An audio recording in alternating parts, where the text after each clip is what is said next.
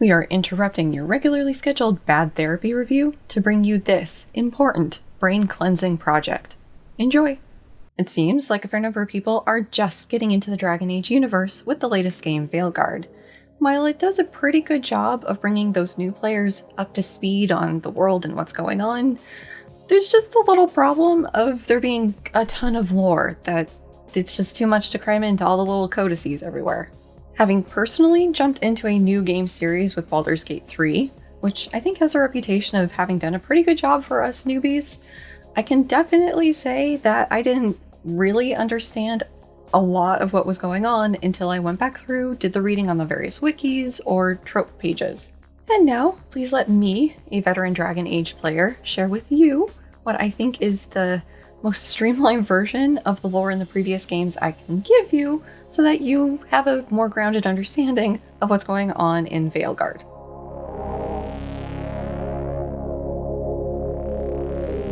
This video made possible thanks to the continuing support and humor of viewers, patrons, and PayPal pals like you. Thanks! To get this out of the way at the top, yes, this is not the next bad therapy review. I am sorry. This cognitive psychologist has found it necessary to just switch off higher thought after the election. And also debunking Abigail Schreier in talking about the kids being too anxious about climate change and it's really overblown and it's going to be fine with the direction our country just took. I can't right now. I imagine you can't either. So, let's escape to a world where there are tyrannical leaders that we can do something about. Yes, I'm using the slideshow. This ballooned out of my initial thought of what this video was going to be. I'll talk about it at the end. And yes, I did end up using Beamer, which is LaTeX PowerPoint replacement, because I started off in PowerPoint and was minorly inconvenienced enough times. I said, no, I know how to do this in LaTeX. I know how to do it better in LaTeX, so that's what I'm going to use. And at this point in the script, my script reviewer / husband was like, hey, since you're like a LaTeX proselytizer, you should probably explain. So Beamer, you can make PowerPoint slides. And it's better than PowerPoint because it's really easy to turn it into nice lecture notes, which is what these are here. And I've got all these boxes. It's the stuff that's not going to show up in the thing. There's all sorts of powerful stuff that you can do in it. It's how I did my lectures when I was adjuncting, and it is the best. And so if you're not yet Team LaTeX, I have a video, never remember which quarter, talking about that stuff. And if you're already Team LaTeX, why not pick up yourself some merch to show everybody that you are Team LaTeX? And this has been described, I shit you not, as the nerdiest shirt some other physicist had ever seen upon seeing my husband wearing it. So with a description like that, you have to buy it. Nerd! So let's get started with the Dragon Age lore primer proper. And just a note, there's going to be spoilers, although arguably if you're already into Veilguard, you know a ton of stuff that was just built up over a decade of the previous games. So some of the stuff is known and treated very much as known by BioWare in the trailer. So yeah, but if you're coming into this fresh, there's going to be spoilers. Also, just as a note, I've played the video games, all of them, all the DLC. I have not really engaged with the side stuff, like the comic books and the books and all of that stuff. So for the most part, this is going to be the stuff you'd find in the video games, specifically the plot of the video games and the lore that you find out in that process. Although if there are important things that come up from the Wikipedia, I'll put it in.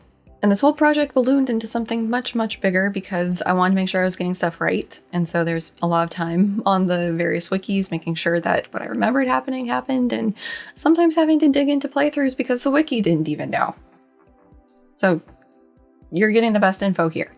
So if you know nothing about Dragon Age, it is a fantasy RPG. So role-playing game, there's elves, there's magic, there's dragons, sword and board stuff, and also it was a tactical RPG.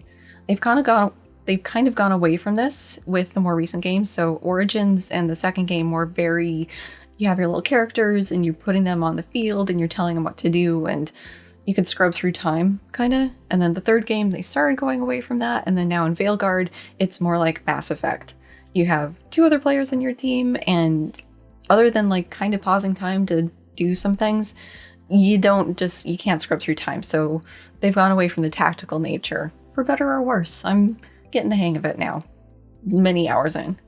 This game is set in Thedas, which is the Dragon Age series, like Thedas. If you're ever stuck for a name and you're writing something fantasy or sci-fi, there you go. So this is Thedas and what we've seen of it so far, and I will try to orient you as we go through things, but just briefly. So Ferelden, down here, is where we start the first game. The second game goes up to the free marches here in the middle, and then the third game is sort of the southern part of Thedas, and now in Veilguard, we're in the northern part of Thedas. So we're still in Thedas and not really too much outside there. Something I have to say I don't know is what the rest of the world looks like outside this. They haven't really said, other than humans, and we'll get into this, but humans came from the north at some point.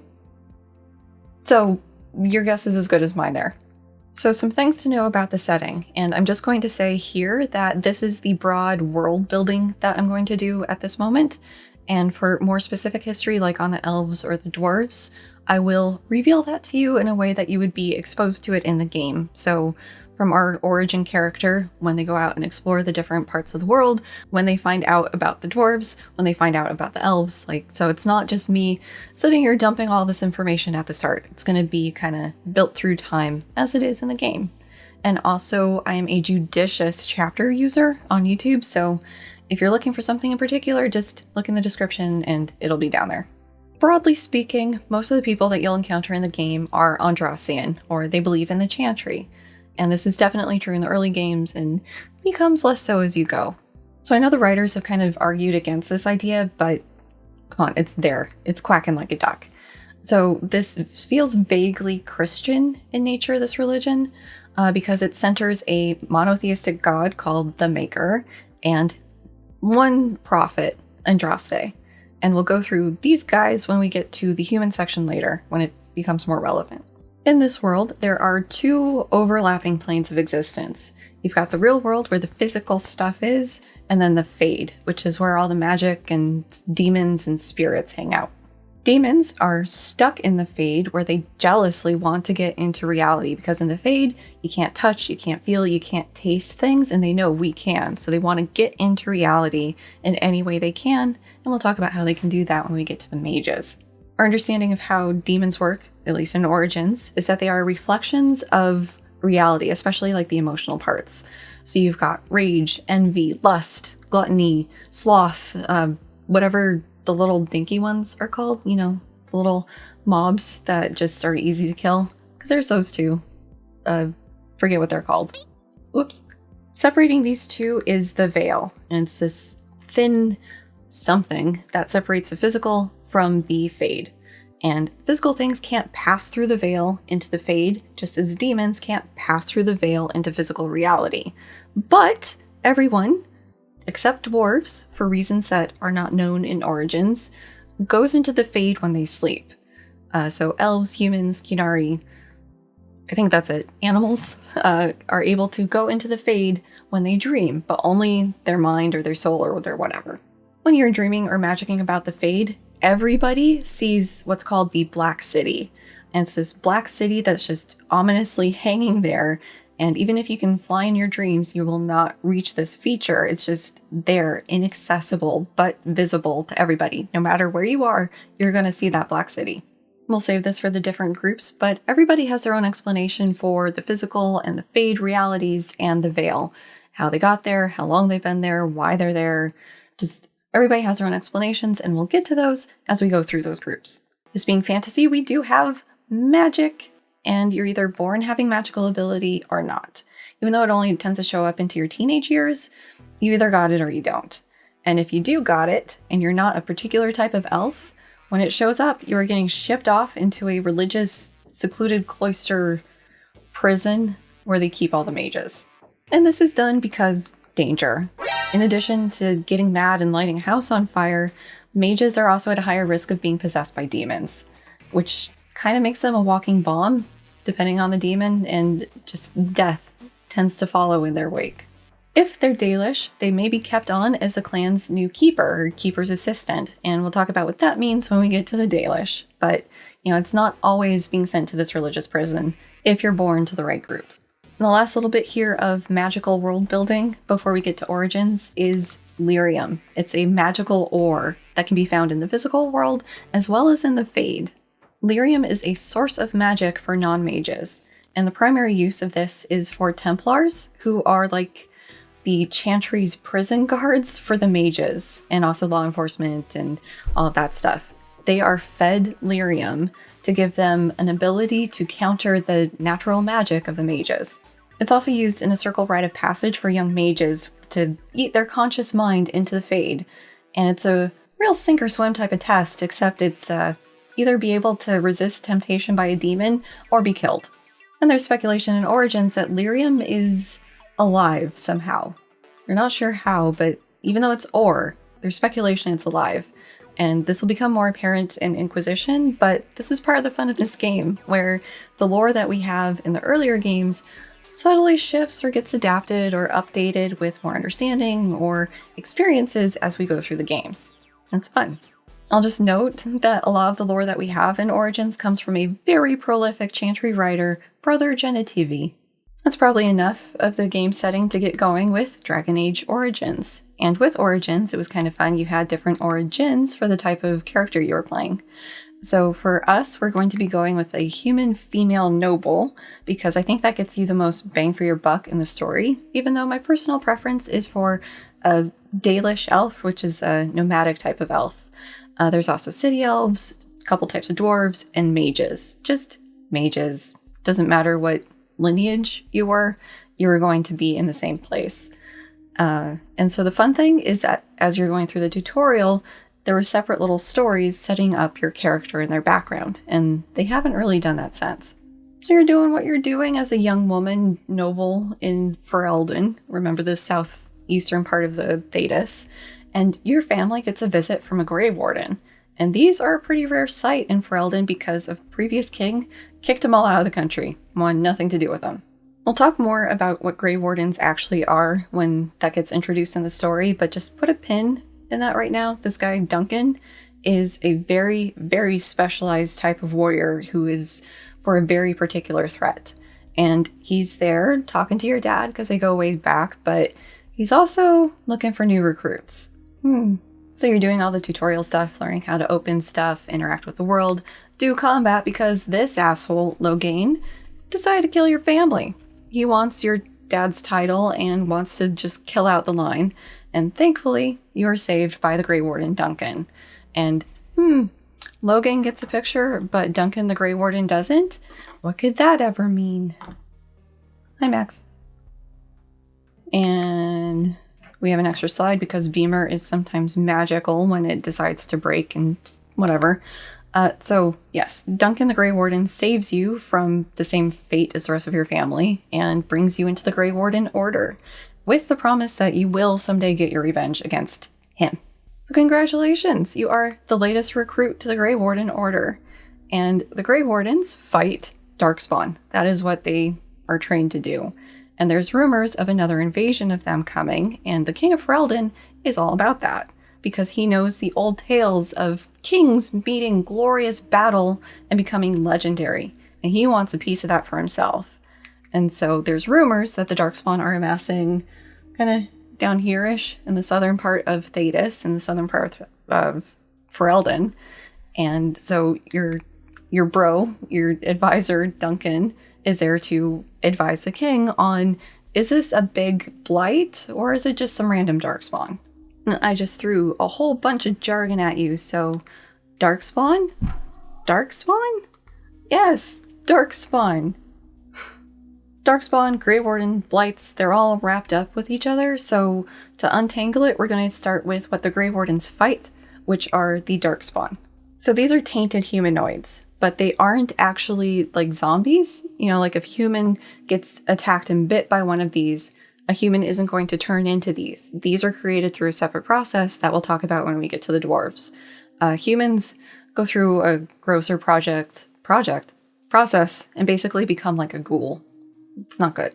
The Chantry explanation for where Darkspawn came from is that roughly 1,000 years ago, the Maker, so God, is sitting up in the Golden City, vibing. He's pretty pissed at humanity for turning away from worshipping him and worshipping the old gods, which are like these big dragon things. And so he'd kind of turn his back on humanity, but he was still there. And so a group of foreign mages, Tevinter mages, they'll come up a lot because they're the Chantry's bad guy for everything, decided, we want a piece of that. We want to become gods ourselves because the old gods are telling us to do this. So we're going to do some very evil magic that requires thousands of lives and tons of lyrium to power us getting access to the Golden City. And they succeeded. Now, the Maker wasn't too thrilled with a bunch of humans showing up on his doorstep, which tainted his Golden City black, which is what the Black City is floating up in the Fade. So he cast them out. They were afflicted with the taint. And yes, the taint is going to come up a lot when we're talking about Darkspawn. They fell back down to Earth and became the first Darkspawn, tainted with the Blight. Jumping to today, in these games, the Darkspawn mostly live underground in abandoned dwarven networks and cities that they had down there, and mostly bother the dwarves. Periodically, they'll pop up on the surface, and basically anybody with any skill in warfare can deal with these guys. The Darkspawn become a major problem when they get smart.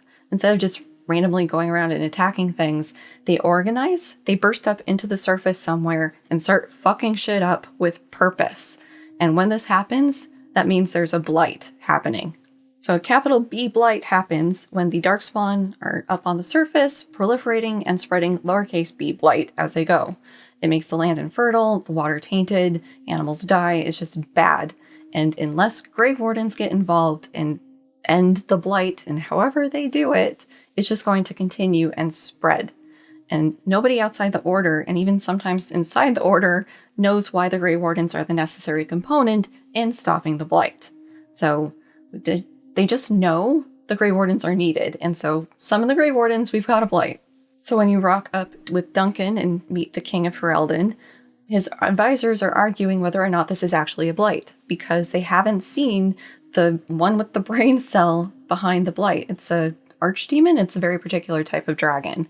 Nobody's seen the archdemon yet, so as far as we know, this is just a random pop-up of Darkspawn that's not going to amount to anything. And power corrupting, the king is hoping it's a blight because he wants that legendary battle to make a name for himself.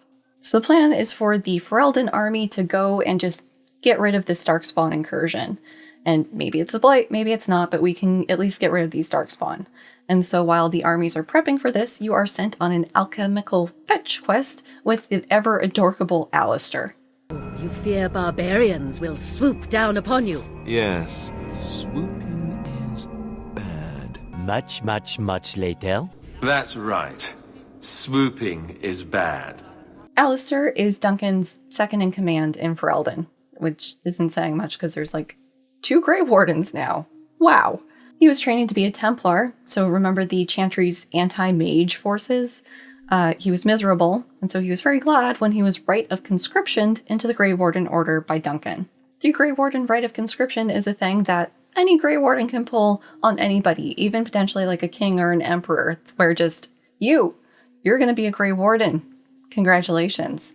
And actually, if you're playing as a Grey Warden in Veilguard, you can do it to a character, and it has some interesting story consequences. Some of the stuff you're getting on your little fetch quest were the ingredients for the joining, which is the initiation process into the Grey Warden Order, which involves drinking some Darkspawn blood in a magically controlled way, so that you become infected with the taint and can be a more effective soldier against the Darkspawn. Most people die from this process, so you want to get as many recruits as you can to have good odds. And in fact, you were one of 3 recruits, and you were the only one to survive this process. The battle plan is for the king's part of the army, plus Duncan, to engage the Darkspawn head-on. And at a certain point, signal fire will be lit, and then Logain's part of the army is going to come in and trap the Darkspawn, so it can just be a slaughter. This is happening. The king and Duncan are engaged in the main battle. You and Alistair go off and light the signal fire, but then Logain sabotage Ogain. He looks at the situation and goes, no, this is a stupid fight. I want no part of this. So takes his troops and fucks off. leaving everybody there to die. And you and Alistair would have died too, but you were saved by a huge fuck-off eagle. Swooping. Huge fuck-off eagle services care of these two rogue apostate mages, meaning they live outside the chantry circles. So we've got Flemeth and her daughter, Morrigan. And they saved you because Flemeth knows you guys are going to be important. And also, hey, you have some important documents that you picked up while you were out there, don't ya? In addition to getting the herbs and the Darkspawn blood, you also picked up the Grey Warden treaties, which are some very old binding documents that the kingdoms of the elves, the dwarves, and humans will come together to aid the Darkspawn Grey Wardens, not the Darkspawn, the Grey Wardens, in times of a blight. So with that, you need to go and convince all of those kingdoms it's a blight and they need to fucking help you. And Flemeth wants you to take Morrigan on this. She's not down, but Flemeth is very persuasive, and so you got yourself a mage too. Swoop. So that is your main job in the game. Getting those other factions on board, and I forgot to mention the mages. Don't forget the mages. To make sure that they send their resources to help you fight the blight so that you can end it. And because this is a BioWare game, you also have your little team of potential friends that you need to make fully friends through conversation and also little gifts. Something that has returned in Veilguard is just, here's a nice little gift for you. Enjoy. Please give me friendship points. Your Friendship is Magic team is kind of a lot of people, and only a couple stay relevant through the following games, so we're going to focus on those. So I've already introduced you to Alistair and Morrigan. Then we've got Leliana, who is originally an Orlesian bard, and Orlais is kind of like France, fantasy France. And bards are like a spy assassin sort of gig. And so she was originally doing that, had a falling out with her boss after a bad job, and found the Maker, and feels like the Maker has a special relationship with her. And so she set up in a chantry in Ferelden, where you find her, and she becomes convinced that she needs to join you as a holy mission. And then there's the rest of them. There's a whole bunch there that we're not going to talk about, but I will draw your attention. You could have a dog. It was a very specific type of dog in Ferelden that in the community became known as Darkspawn, which I think is hilarious. Also draw your attention to Sten, who is a Qunari warrior on a scouting mission, because they heard there was maybe a blight happening and they wanted to know what was up with that. Sten is still kicking, and I saw him mentioned in some of the codex entries in Veilguard, so when you hear the air shock of Veilguard, it's your boy Sten, way back from Origins. He's apparently wounded, but still around. This is a necessary evil of how I'm approaching this video, but I'm not doing any of these guys justice. Each of these has strong characterization, an interesting backstory, and a character arc that you can help or hinder them through. And just, we are focusing on the main story arc and the big lore things that are continuing to be relevant in Veilguard at the expense of the more personal stories. Having very crudely introduced your team, let's talk more about the Grey Wardens now. So their motto: in war, victory; in peace, vigilance; in death, sacrifice. And it really explains everything about the Grey Warden Order, and it's centered on fighting Darkspawn. They're gonna fucking win in war. They need to be vigilant when there's not Darkspawn around, and when they die, it's going to be an act of sacrifice. And the Grey Wardens can absolutely confirm that this is a blight because there is an archdemon, and this is the gnarly looking thing that is leading the blight. Archdemons are Tevinter old gods who have been found and tainted by Darkspawn.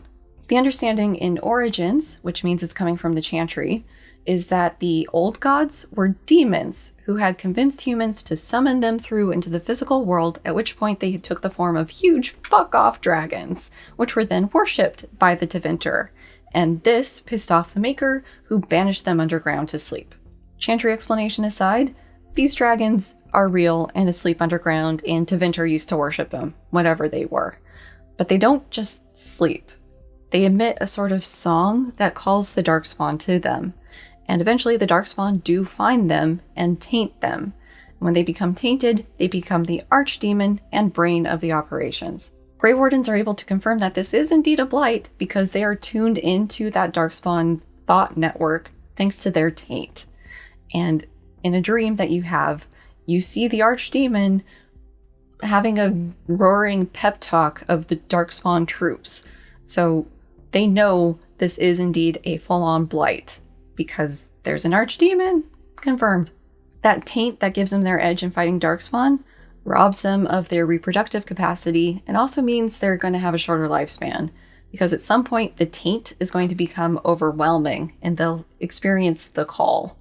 And the call or the calling happens when just the noise from the Darkspawn and the sleeping old gods just becomes too much. And so when that happens, it's time to pack your bags, head down to the dwarven deep roads, and kill Darkspawn until you die. Congratulations. Happy retirement. But remember that this was a magically controlled tainting. If you're just randomly tainted by the Darkspawn, you'll gradually turn into a sort of mindless ghoul. And just, you exist, and you're no longer who you once were, which super sucks. So that's the rough gist you need to know for the Grey Wardens so far. We're now going to go through each of the factions in alphabetical order, and I'm going to super gloss over all of the stuff you have to do for them, but it's basically helping them mitigate the effects they're feeling from the Blight before they can send resources and troops to help you. As said before, we're going to focus on the lore that you pick up in the process of helping them, and we are going to start with the Dalish. The Dalish are a sort of cultural ghost of a once big, proud elven empire called the Elven with an H. And so we're going to talk about what the Dalish know about the Elven before talking about where the elves are today. The ancient elves, the Elven, lived in Elvenon, which translates to the place of our people. And that place was just fucking Thedas. All of this was theirs. And it was theirs for thousands of years until some point later, humans came down from the north and just ruined things for them. Also, again, to reorient you, Ferelden is down here in this little corner. This is where Origins is. And elves controlled all of this. The Elven didn't age, and all of them had magical ability. And even the Chantry, as much as they want to, can't argue with this. Because the cities they constructed, it was clear that magic helped hold structures up or whatever, because with that magic gone, things have crashed down. And there's actually some places still where the magic was done well enough to have survived whatever cataclysm happened that ruined it everywhere else. The main city was Arlathan, and some Chantry scholars have tried to argue that, that was their only city and their only real accomplishment, because where's all their roads? You can't have an empire without roads. And also, this is tinged with racism along the lines of some modern historians thinking that ancient aliens had to be involved because, of course, people in those locations couldn't possibly have built this stuff themselves. The Dalish understanding of the Elven religion is that there were the Evanuris and the Forgotten Ones. And the Evanuris were the helpful good gods that they still know the names of and rules today, and the Forgotten Ones, whose names have been lost to time because they must have been so evil and terrible that just fuck them. So there were 9 Evanuris, and who knows how many Forgotten Ones. And there was also Fen'Harel, who counts in the number of Evanuris, but also got along with the Forgotten Ones. He could go both ways. And he was sort of like a trickster god who eventually fucked over the Elven. So you got the Elven vibing around Thedas, and at some point they met the dwarves. And they were able to co-vibe for some time before the humans show up. And both groups have records of times before the humans came. The downfall of the Elven came when the humans descended from wherever they were up north into Thedas, and they specifically place the blame on Tevinter. So the Tevinter come down, they fight with the Elven, and the Elven ultimately fall to Tevinter, losing their capital city of Arlathan and everything, and become enslaved. And so the Dalish belief for why their gods allowed this to happen is it was the fault of Fen'Harel, that tricky little dreadwolf. The motivation for Fen'Harel doing this isn't given, just he did. Convinced the Evanuris to go up into the Golden City and the Forgotten Ones to go down into the Abyss and shut them away forever, making it so that they can't help the elves who desperately need them. And there is a ton more history here I'm not covering, where the elves kind of tried to rebuild stuff and then got attacked by Orlais, and it just being a whole mess. If you're curious, look up the Exalted March. I think it was the 4th one, where the elves were finally just really smashed down. There's basically 2 populations of modern elves, the city elves and the Dalish. City elves live in the city. It's not a great life. They're kept in slums that are called alienages. They have very reduced rights. They tend to be at best, servants for humans or whoever else they're living with, if not indentured servants or slaves. The Dalish live a nomadic life, traveling in clans, and they travel on these land boats called aravels, pulled by a very special type of deer called Halla that they believe Gillenane made for them. Just for them, because they're very special little deer for this. Doesn't matter what type of elf you are, though. Humans and dwarves can be pretty racist towards you and think that you are a lesser being than them. It's not great. The Dalish view themselves as preservers of the old elven ways, at least what little scraps they have of it. So as they're wandering around, they try to find relics or artifacts that can tell them more about who the elven used to be. There is some population flow between the two groups. So a Dalish might decide he wants to live in the city. A city elf might decide that she wants to go live with the nomadic way of life. And generally, they'll be pretty welcoming of each other unless they left for some pretty bad reasons like murder or other things. There's also two sort of belief populations. Generally, the city elves will be Andrastian and the Dalish will be Dalish-ish. But you can, again, see some crosstalk between the two, although it'll usually be city elves being Dalish and not the other way around. And then there are the magically inclined elves. If they're born in the city, they are being shipped off to a circle, no question. Gotta contain that threat. If they're Dalish, they may be kept on in their clan as a keeper, or to be an understudy for the current keeper and replace them when they die. If there's already too many of them in the clan, they may be sent to live with a different clan who hasn't been so blessed, or, just go out and die in the wilderness alone, because, The last thing to mention for the Dalish are the valleslin, or blood writing, and these are the ritual tattoos that they get as a transition into adulthood. And so, as they're going through this process, they have a long, hard think about which god they feel the most affinity to, and then get the pattern for that god tattooed onto their face. And this is a very deep, personal thing for the Dalish to do, as it also helps connect them to their elven heritage. Also, generally, this is a quick way to identify if an elf is from the city or the Dalish, as the city elves don't do this. It's just a Dalish thing. So you go to where this Dalish clan is, you learn a bunch of stuff about them, and you help them with their problem. And again, I am not doing all the little intricacies of their problem justice, nor the poetry that you meet in this process. So just, they have a problem, you help them with it, so they'll help you. Yay! Up next are the dwarves, who are an old lineage, because I guess that's what BioWare is calling things now. Lineages, species, whatever. As mentioned, they did show up at some point during the Elven time, but predate the humans. Most of the dwarves live underground in 3 surviving cities. They used to have more and extensive underground roads, and we'll talk about what happened to those in a sec. They are called the Children of the Stone, not just because they spend most of their lives underground, but feel that they are of the stone, that it was sort of their parent in some way. Many dwarves also have stone sense, which is basically that they can hear the lyrium in the rock around them and use that to navigate in the stone. There's 2 sort of varieties of dwarves, although it's largely a cultural thing. You've got the average or default dwarves and the surface dwarves. So they don't call them like subterranean dwarves, so it's just you got your dwarves who are down in the dwarfy place and the surface dwarves. Hi. The surface dwarves are viewed as weird or aberrant to the normal dwarves. Like, some of the dwarves that you meet feel like if they see the sky up through a crack that goes all the way up, they'll just have to go live on the surface. They're tainted by that experience, and so they want to remain pure, so don't look up.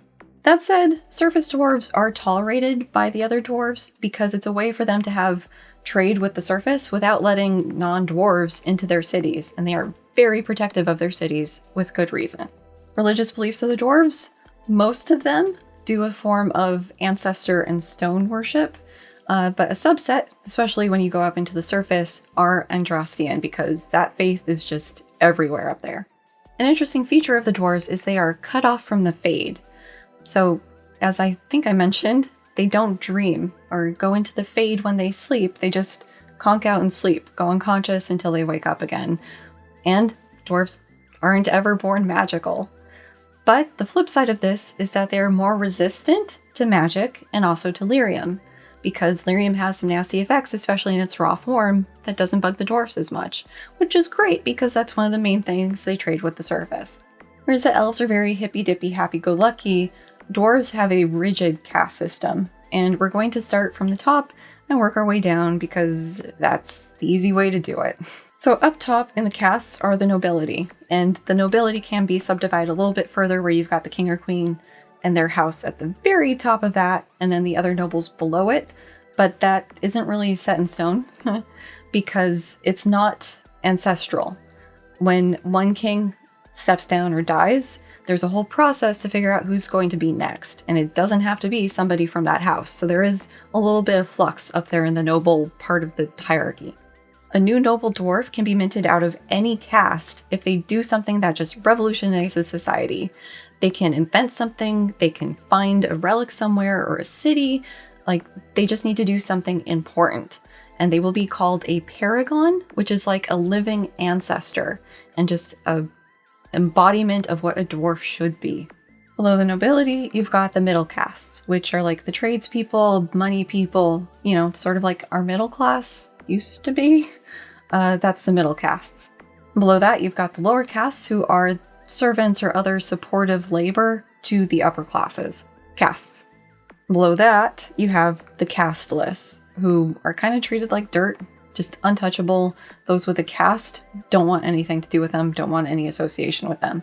A person can be born casteless, or they can be put there as a punishment for a crime or for political intrigue blowing up in their face. Technically, surface dwarves are casteless, but they're not going to be treated the same way that the subterranean casteless are because they're too useful to treat like garbage. Every caste with the caste has a chance for upward mobility, typically through marriage, but again, even the casteless can get their way into nobility if they're able to become a paragon. A notable feature of dwarven life is called the memories, and these are an extensive written record of everything, and it's kept in Orzammar, the main city of the dwarves. This includes things like genealogy, marriages, how people voted in certain things, deaths, important historical events, wars, and goes back quite possibly to the founding of their first city, is an extensive record.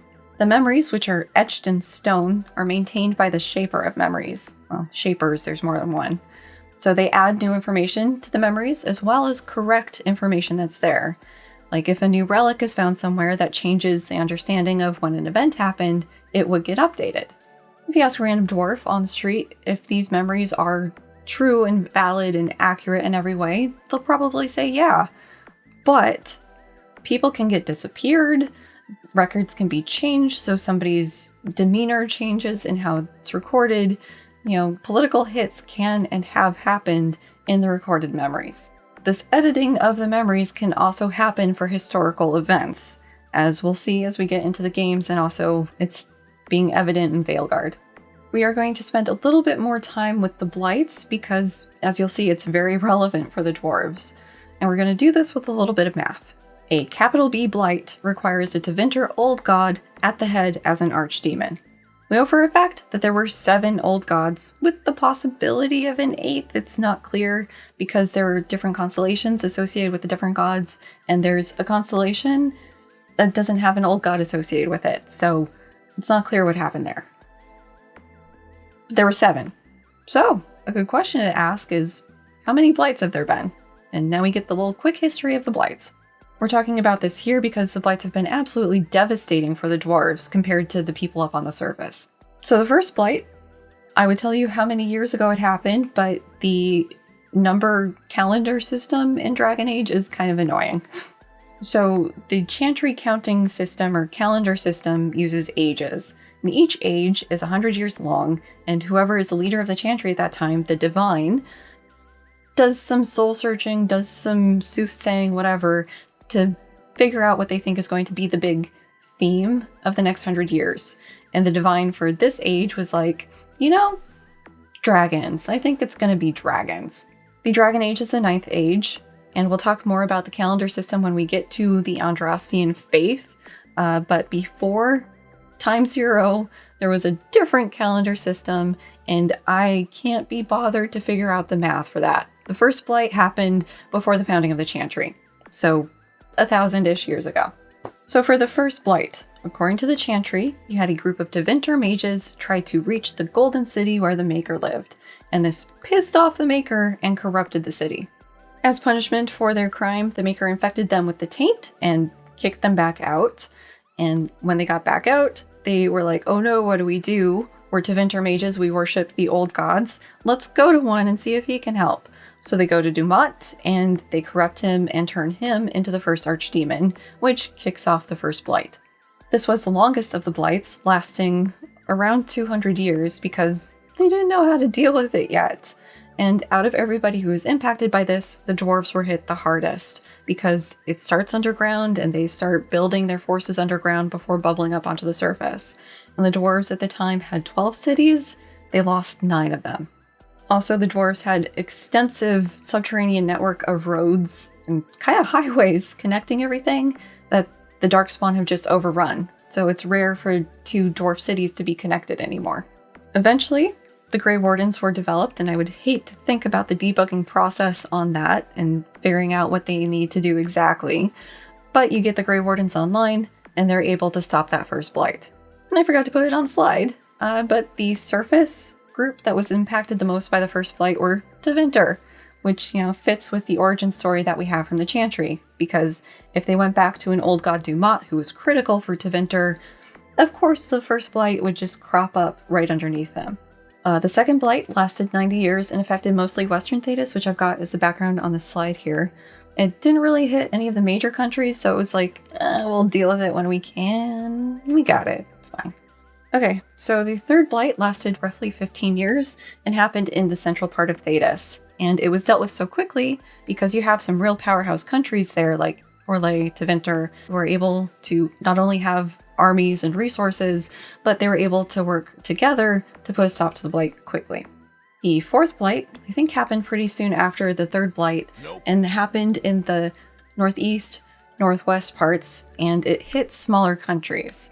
And these countries were less able to deal with the Blight on their own, and unfortunately, those bigger countries were like, we just had one, so you deal with this on your own, you got it.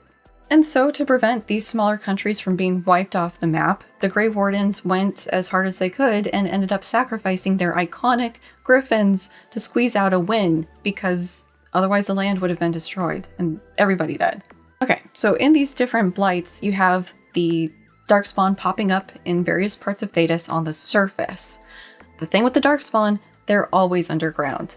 And so they're a constant siege threat for the dwarves because they're always just trying to get into their cities. And they can sometimes retake little parts of it, but when a Blight comes, there's more Darkspawn, and they frequently lose any territory they gain back. And a shitty aspect here is that this is largely ignored by these surface countries. Out of sight, out of mind. You guys, Darkspawn's your problem. Whatever, it's fine, you got this, right? You're dwarves. You got this. And so the dwarves feel a lot of distrust, tension, sometimes outright hatred, because, they're having to do this on their own with no help from the surface. It's great. It's fine. So going back to our quick math, there were 4 Blights. We have an archdemon now, so we are on the 5th Blight. If there were 7 Tevinter old gods, that means there's a potential of 2 more Blights. Maybe 3, if that 8 is correct, but either way. There is an end, maybe? Yay?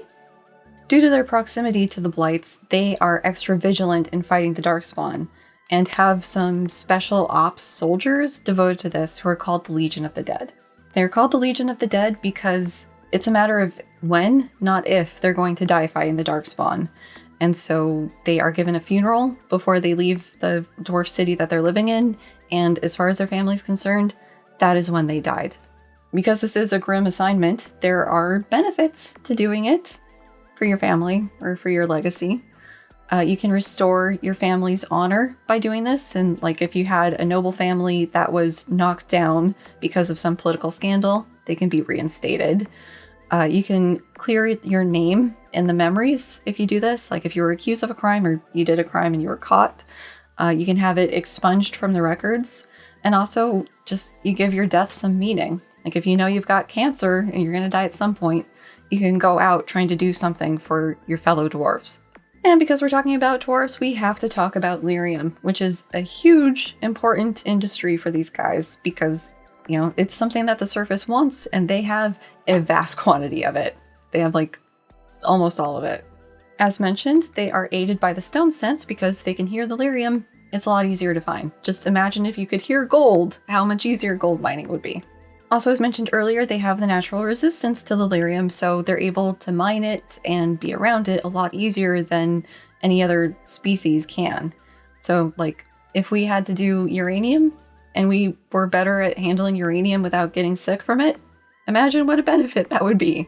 There's many uses for lyrium. So locally, they use it as lighting, they use it in things that they build or create, like armor. Will sometimes have lyrium built into it because it can help absorb, like, elemental damage and stuff. The biggest buyer is the Chantry, because keeping a Templar army running to control all your mages and controlling the mages isn't going to be cheap or easy. The final major use for lyrium is enchantments. Lyrium can be worked into items to give them different properties, like more fire resistance, and they can also be worked into runes that add spell effects or damage or various things to gear.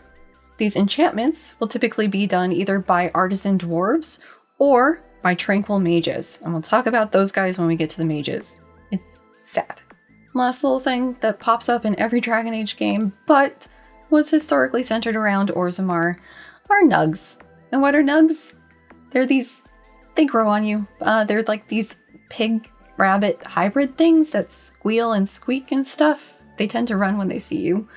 You have a humble nug in its very basic form. They have hands. But they're quadrupedal, but they have hands. And we're introduced to these in Orzammar as a food source, but also as entertainment because you can race them. Or have them as pets.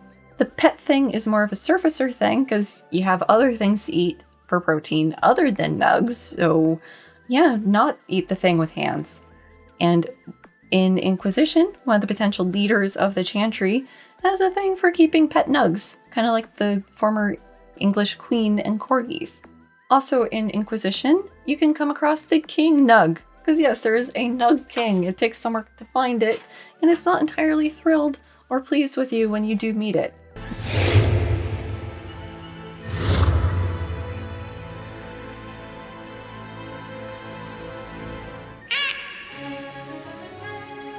Well, shit.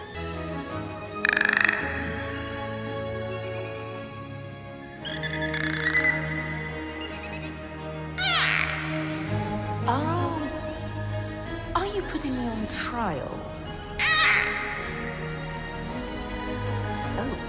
Oh, well, thank you. It is your home, after all.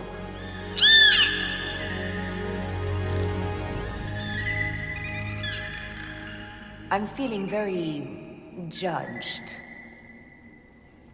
And also in Inquisition, they kind of went nuts with the nugs. You could ride nugs as like horses, like mounts. You had a nug you could ride. This one was my favorite. It was like the Avar nug, who are sort of like a Viking-ish group that were pretty cool. And so there's just a nug that you could ride, and with its hands. So creepy. So cute. Yeah, so helping out the dwarves. They want you to go to a place to do a thing or find a thing, but the important thing here that we're going to spend a little time on is we get a sort of birds and the bees for where Darkspawn come from.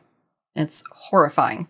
I wasn't able to find a video of this, but there is a creepy poem that's said to you by somebody in this process, describing the process, so I'm going to spare you that and just describe the gist. When the Darkspawn attack, they will also raid and take survivors back with them to their nest or wherever they're living. And they will preferentially take women. You know where this is going. Kinda. In a time-consuming process, these captive women, human, dwarves, Qunari, elves, are fed tainted meat.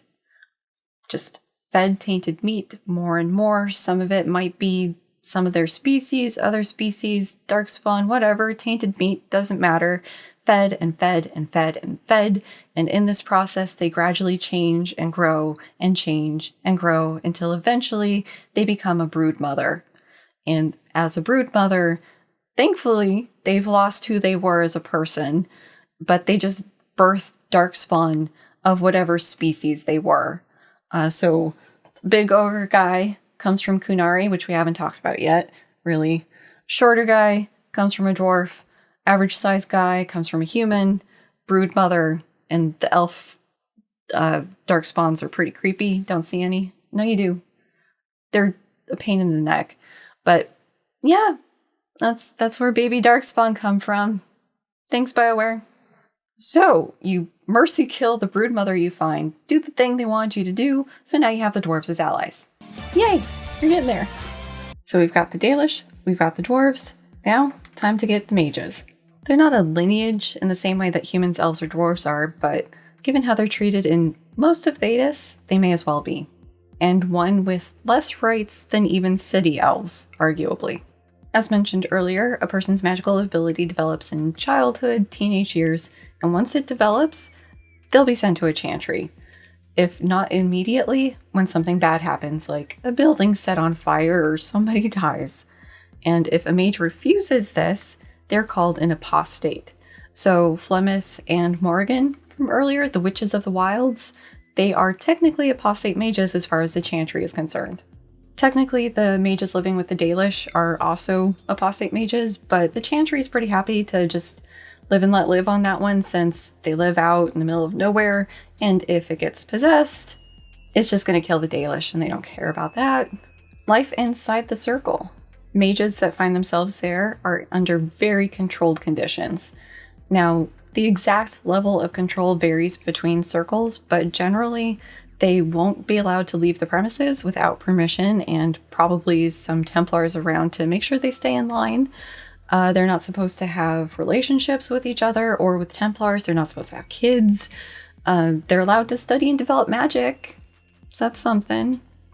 And if something does happen of a relationship, like somebody gets pregnant, it will be dealt with and the relationship ended. Like, if it's between a Templar and a mage, that Templar is probably getting reassigned, at the very least. When a mage joins a circle, a sample of their blood is taken and kept in a phylactery in a room full of these things. Nothing like your jailers having an immutable physical trait to always be able to find you wherever you may go. And that's the point, is for them to be able to find you if you should escape one day. This also varies depending on the circle, like some are absolutely not. But others are more willing to let their people go with a permission slip sort of thing.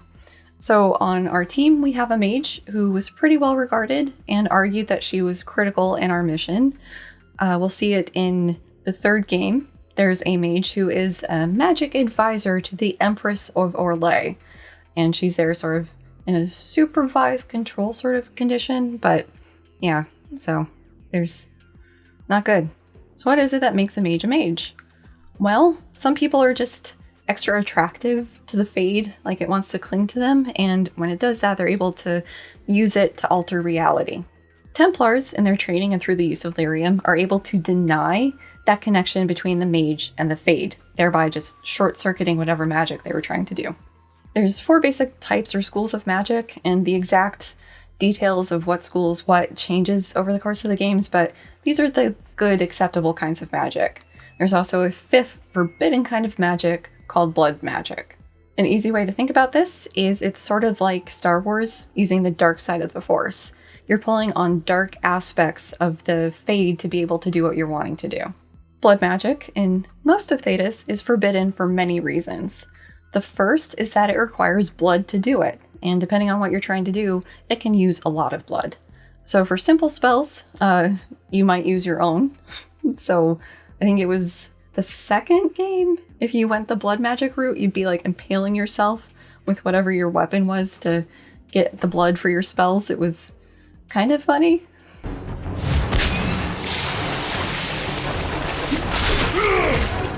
Big spells, big spells, takes lots and lots of blood.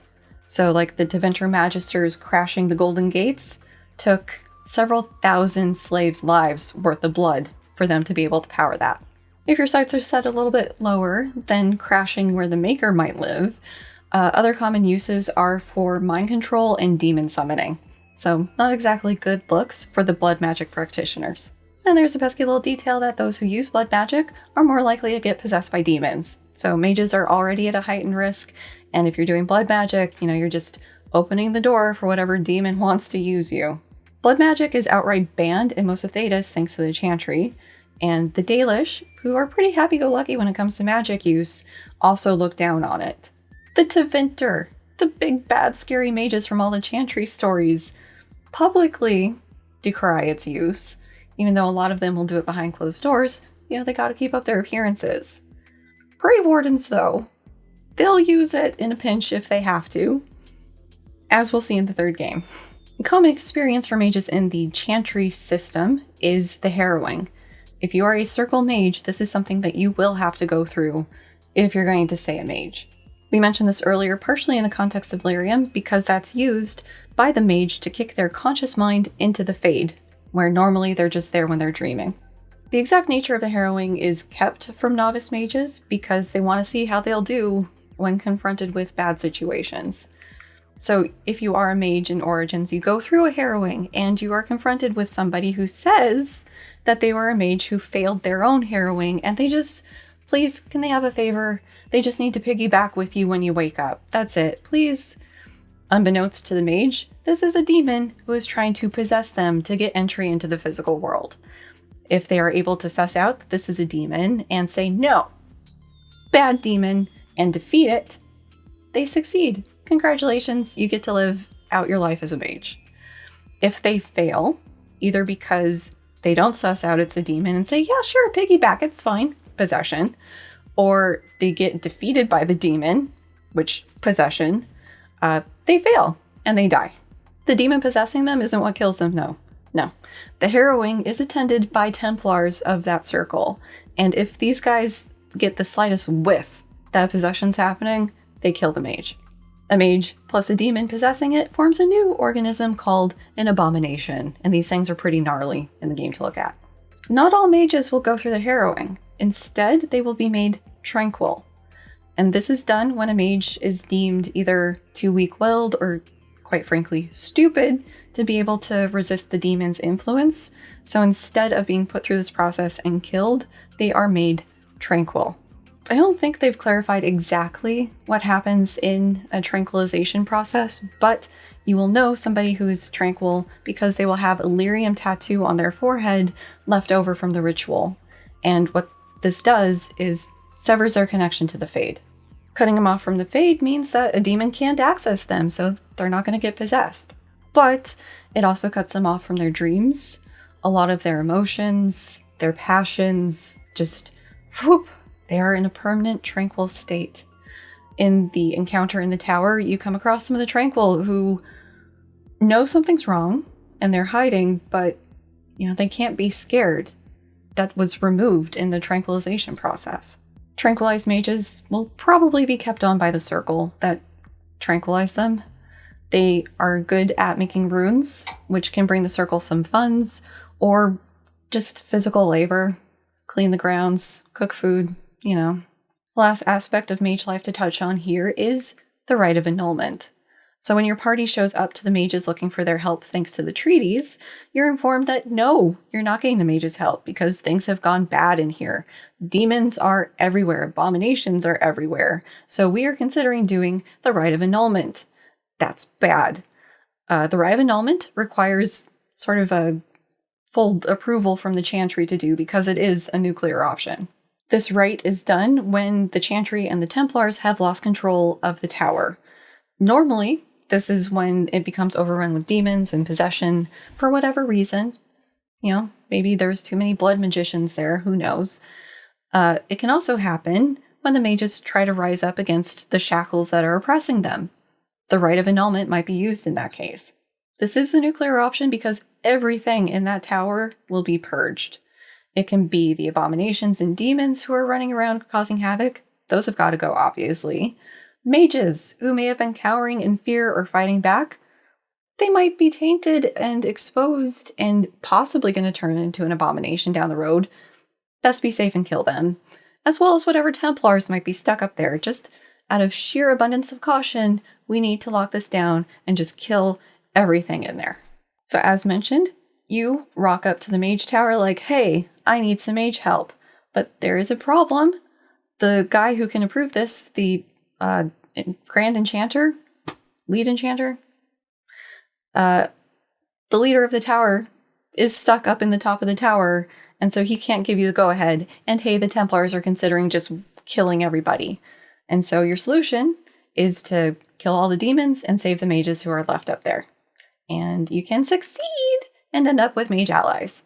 And this being a BioWare game, there is, of course, a choice involved where you can say, you know what, Templars, I think you're onto something. Go ahead and just wax everything. I don't feel like doing the mage quests. If you do that, you have the Templar help instead of the mages. And so much blood on your hands. And last, alphabetical, only because we're going to Redcliffe last, are the humans. And this was usually my last stop because one of the things involves going to somebody in the mage tower for help, and it's hard to do if you haven't fixed the mage tower situation. So the people in Redcliffe Castle is who you need to get on board, because they'll help you with some other stuff to get the human kingdom on board to fight the Blight. The castle is under the control of Arl Eamon, who happened to have raised Alistair, and on your way to Redcliffe Village, Alistair lets you know that, hey, actually, you know the king who died at the Battle of Ostagar back there? Yeah, that was my half-brother. My dad was his dad, so technically I'm the bastard son of the former king, so I'm kind of next in line. Do it that way you will. Swooping. Also, Arl Eamon is Alistair's uncle, because his dad was Arl Eamon's brother. Yeah, so all sorts of family stuff. But oh no, things can never be easy. The Jarl is sick and locked in the castle, and the village that surrounds the castle is being overrun every night by undead who seem to be coming from the castle, and their defenses are basically going to give up the night you get there. Congratulations, you successfully helped the village defend the night. So the question is, where are those undead coming from, and what's going on with the Jarl? So you need to go to the castle to investigate. Your team is able to infiltrate the castle because Alistair grew up there, he knows a back way in, and you find out that the Jarl's son is a mage, but his mom hid that fact to prevent him from going to the chantry because, it's her beloved boy. And at some point, the Jarl took sick, so the son, not being trained in what he's supposed to do as a mage well, took up with the Desire Demon to try to fix his dad, and is now possessed.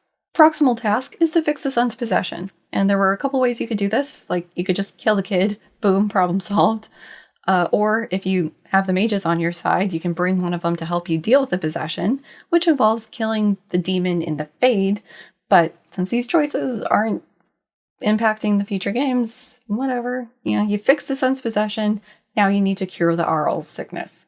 Whatever's wrong with the Jarl is pretty bad, and so the only thing people can think of to fix him is this holy relic called the Urn of Sacred Ashes. And here is where we're going to talk about the Andrastian faith, and we're going to start with the history of it, the beliefs, and all that stuff before talking about this urn. Sort of like how you have to talk about Jesus to talk about Christianity, we need to talk about Andraste to talk about Andrastianism.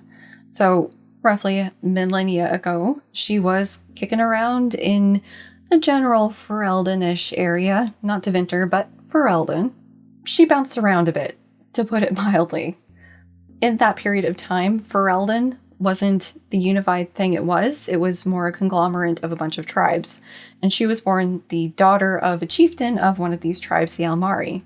And she married the chieftain of a different tribe called Mafrath, making a union between the two of them. At some point, she is out with a bunch of her people and get captured by Tevinter slavers, because that's part of why Tevinter are the bad guys. They're all about slaves. While she was enslaved, she believed that she found the Maker and was able to touch his heart through her song, singing about how she wanted her people to be free. She believed that she was able to reach him and get him to forgive humans for turning against him to worship the old gods under Tevinter. She's also called the Bride of the Maker because he wanted her to be his bride and rule with him for all eternity, but she said, no, I want my people freed first before I let that happen. And so eventually, Mafrath, her human husband, was able to secure her release from Tevinter, but only her release. Their people were still enslaved. So when she returned to Almari lands, she started proselytizing about her beliefs, that her song had touched the heart of the Maker and gotten him to forgive them for ever not believing or worshipping him as they should have. And he wanted to forgive them, and he wanted them to be free. And of course, this was a message that people were on board with, so she started just amassing followers, which helped secure Mafarath as the guy for this tribe. As they were amassing all of these people and believers, fervent believers, they had enough might to march against Tevinter. And they did this to free the people that were under their control, as well as to topple the old god worship, as the Maker had said he wanted, I guess. And on their way there, they were aided by just good weather on their end, bad weather against Tevinter, which they saw as a divine sign from the Maker that they were on the right path. So this exalted march goes all the way into Tevinter territory, up to the capital city of Minrathous, and at the gates, Mafarath betrays Andraste, just trades her to Tevinter for some land and a guarantee of peace between his tribe and that country. And there's some speculation that part of why Mafarath did this is out of jealousy, for Andraste being the chosen bride of the Maker. So in Tevinter, the lead guy is called the Archon, and the Archon at that time was Archon Assyrian, and for her blasphemy, he had Andraste burned at the stake. But it's said that as she was sitting there on fire, he had a change of heart, and ended up driving his sword through her heart to just mercy kill her instead of letting her burn to death. And it is part of the Chantry's teaching that with Andraste martyred, the Maker turned his back on humanity. It's like, he gave you guys a second chance, and this is what you did? He's done. We go from Andraste to Andrastianism pretty quickly in the grand scheme of things. Immediately after her death, a bunch of cults popped up about it. And after about 200 years, it crystallized into two main sects. You've got the Orlesian Chantry in Orlais, and you've got the Imperial Chantry in Tevinter. And they have some differing opinions on things like, how do we count years? So as mentioned earlier, you've got the ages of the Orlesian Chantry, which are 100 years defined by the divine, the Pope-esque person at the time. And as mentioned, I think, I'm not sure if it's in this or not. Oh, it's a long night. The current age is the Dragon Age because the divine at the time felt that this age was going to be defined by dragons. And hey, you can enter your own Dragon Age by picking up the Citation and merge with a very cool, very metal Chaos Dragon. Year 0 in the Orlesian Chantry system is when that Chantry was founded. So Andraste's death happened roughly 200 years before that, so almost an age. But then you have however many ages. I think we're in the 9th age, the Dragon Age. So, it's roughly 1,000 years between her and now. We'll go through the differences next, but they do have some shared beliefs between the Imperial and Orlesian Chantries. One is that the Maker will return and forgive humanity again once the Chant of Light is sung across all 4 corners of the world. And so for the Chant of Light, imagine if Jesus had been more musically inclined and did everything as a song. That's what Andraste did. All this, everything she taught was a song. And so it's the chant of this biblical or religious faith. The other similarity is that they have chantries, which is the place of worship. And in-game, these, again, strike me as very Christian church-looking things, because you got the stained glass windows portraying the story of Andraste as you go through it. It's a church. All right, now let's go through all those differences. The first is the size. The Orlesian Chantry is significantly larger than the Tevinter Chantry. Chantry? I was saying Chantry, whatever. The Tevinter Chantry is pretty much localized to Tevinter, whereas everybody else is Orlesian. One of the biggest reasons there's two is what one part of the chant means, what it means for magic to serve man. So the Orlesian Chantry thinks that magic corrupts and so needs to be controlled. It was the Tevinter mages, after all, who got up in the Maker's shit, corrupted the Golden City, and kicked off the Blights and Darkspawn.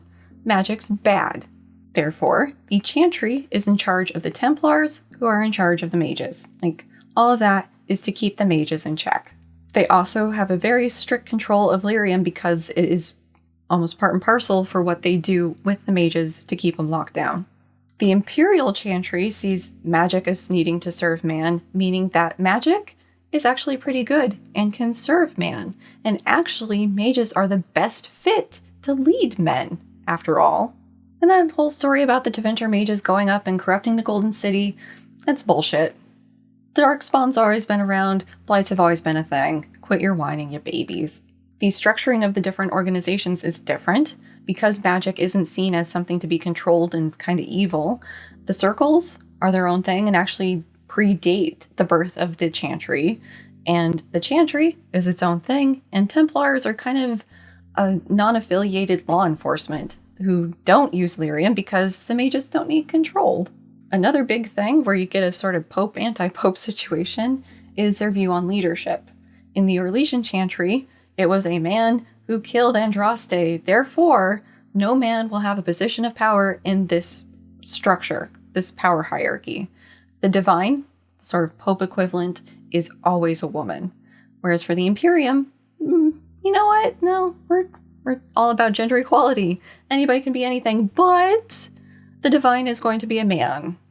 And similar to Christianity, there's tons of holy relics floating around of varying levels of authenticity. There's however many swords of Mapharath or Archon Hysarian that were the sword that killed Andraste, or were the sword that led whatever into battle. Like, you know how it is. Grift's gonna grift, no matter the universe. Which brings us to the Urn of Sacred Ashes. And this relic says it's the urn that is holding Andraste's ashes that were scooped up after she was burned at the stake and killed before she entirely burned. And so one of the questions is this actually a thing that says it is, and is it actually going to do anything to help us? And it'd be really great if it did the thing it said it does, because it's purported to have magic healing properties, which is exactly what Orlesian needs out of this thing. And this artifact is very well hidden. So hidden, in fact, that this weird heretical cult has it, who thinks that a dragon is going to be the reincarnation of Andraste, because fire, dragons breathe fire. And so they're trying to use the ashes somehow to get the dragons that they have to be the reincarnation of Andraste. So you have to fight all of their dragons and baby dragons to even get to the sacred ashes. It's a whole thing. And it's a whole thing, but eventually you get to the temple that contains the sacred ashes, and you get some, and you bring it back, and yay! You cured Orlesian, and he's able to help you in the next step of the process to get the humans on board with fighting the Darkspawn. But, you know, a prominent Arl doesn't just heal spontaneously, so it's just a matter of time before people realize, like, oh, you guys use this, and you came here and healed him after being this other place? Oh, Temple of Sacred Ashes. That's where we need to be. So now there's some odds and ends before the end game, including all this little political stuff you have to do to make sure that you have the humans on your side. And that is the lands meet, where all of the landed gentry is going to decide who's the next king. Orlesian, again, the uncle of the dead king and brother of his dad, the king, does his part to rally all of the various lords, banorans, whatever, behind Alistair.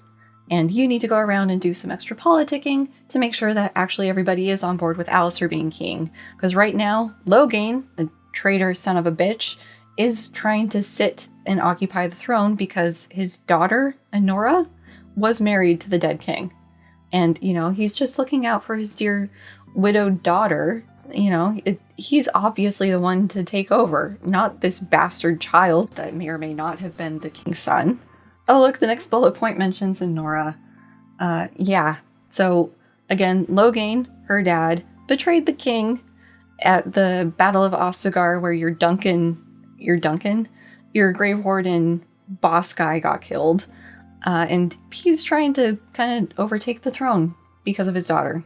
You do your moving and shaking cards right, and Alistair wins the lands meet, which, yay, that means he gets to be king, but this leaves Loghain pretty pissed off, so he demands a duel. And as a noble human who has been slighted by Loghain because he killed my family, I duel him, and I kill him dead, so fuck him. There's all sorts of outcomes, like you can actually have Alistair lose the lands meet, in which case Honora continues to reign and she ends up giving you support. But for all intents and purposes, for this playthrough, we have King Alistair and the Queen Consort, me. My canon playthrough is a Dalish elf, so Alistair ends up ruling alone because Honora doesn't want to marry the guy who killed her dad because fuck Loghain. So, just so you know, other outcomes are possible. You got the humans, you got the Dalish, you got the dwarves, and you got the mages. Let's go kick some Darkspawn butt, right? And kill the archdemon? Right? At some point around here, another Grey Warden has arrived, I think from Orlais, somewhere else. And he tells the crew what they need to do to kill the archdemon because Alistair didn't know, it wasn't part of his training, and you sure as shit don't know. So, the thing that needs to happen to end this blight is one of the Grey Wardens has to sacrifice themselves to kill the archdemon. So the thing about archdemons is they're able to body hop to other tainted beings around them. Normally this is Darkspawn, so if you try to kill the archdemon, cut off its head or whatever, its little soul will transfer to another tainted body and take it over. Boom, you've got another archdemon, or the same archdemon in a new body, and the blight continues.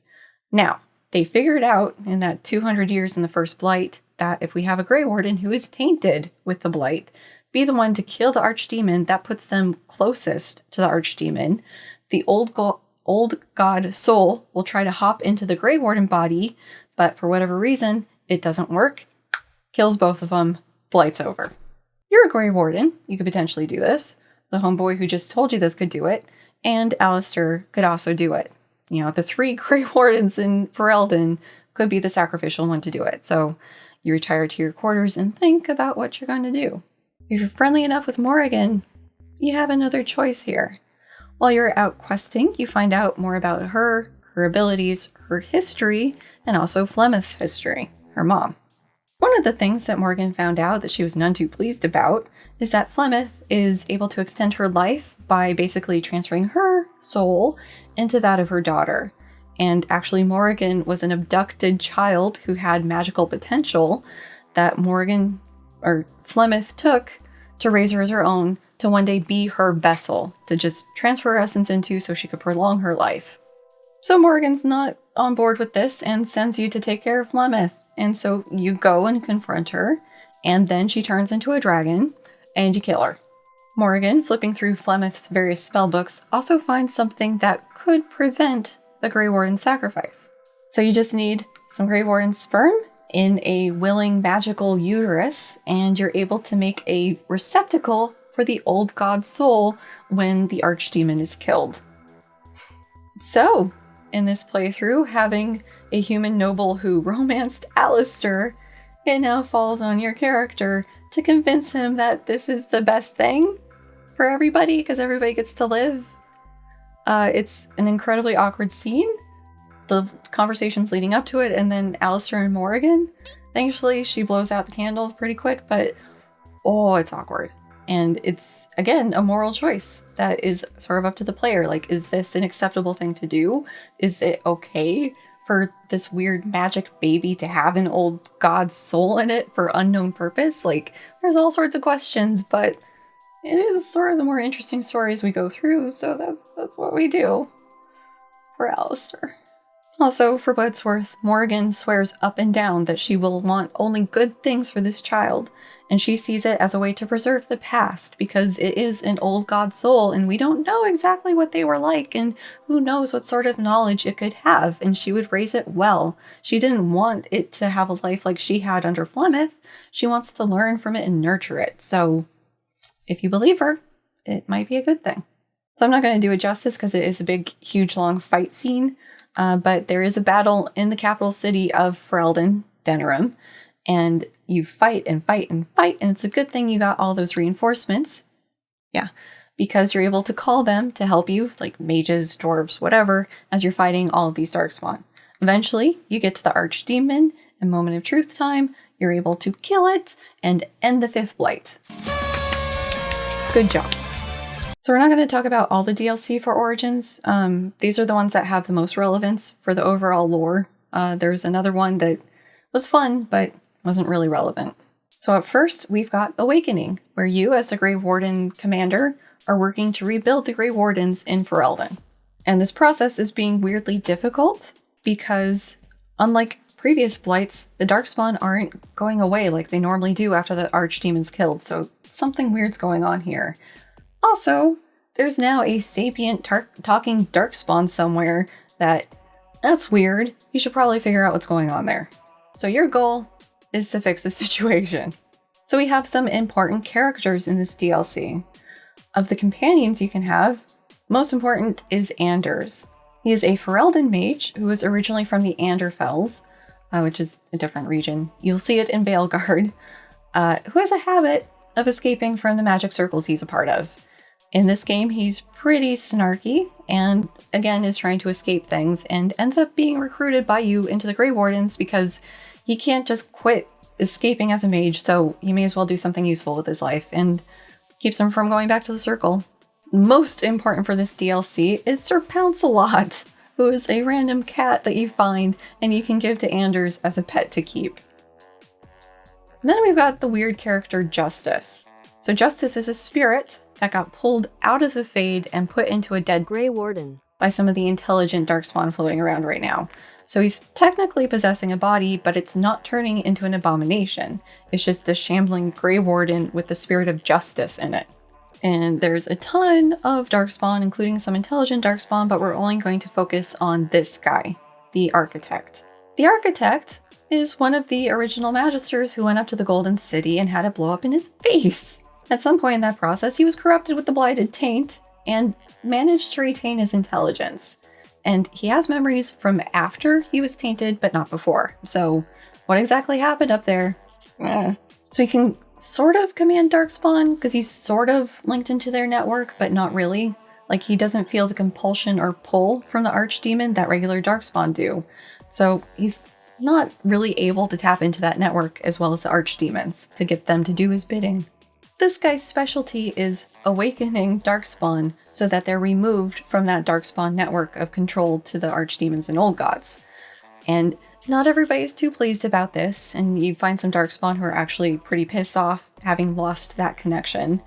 But because of that, he thought, I'm going to get the Old God that I was affiliated with, and I'm going to awaken it. Whoops, I kicked off the 5th Blight. Whoops. But hey, his intentions were good. He just wants peace for everybody. It's just the architecture of him crafting peace is have everybody be tainted with the Blight, which, people living aren't too thrilled with. So of course, you gotta kill him, and you do. Great success. The other DLC we'll talk about is called Witch Hunt, because you're hunting a witch.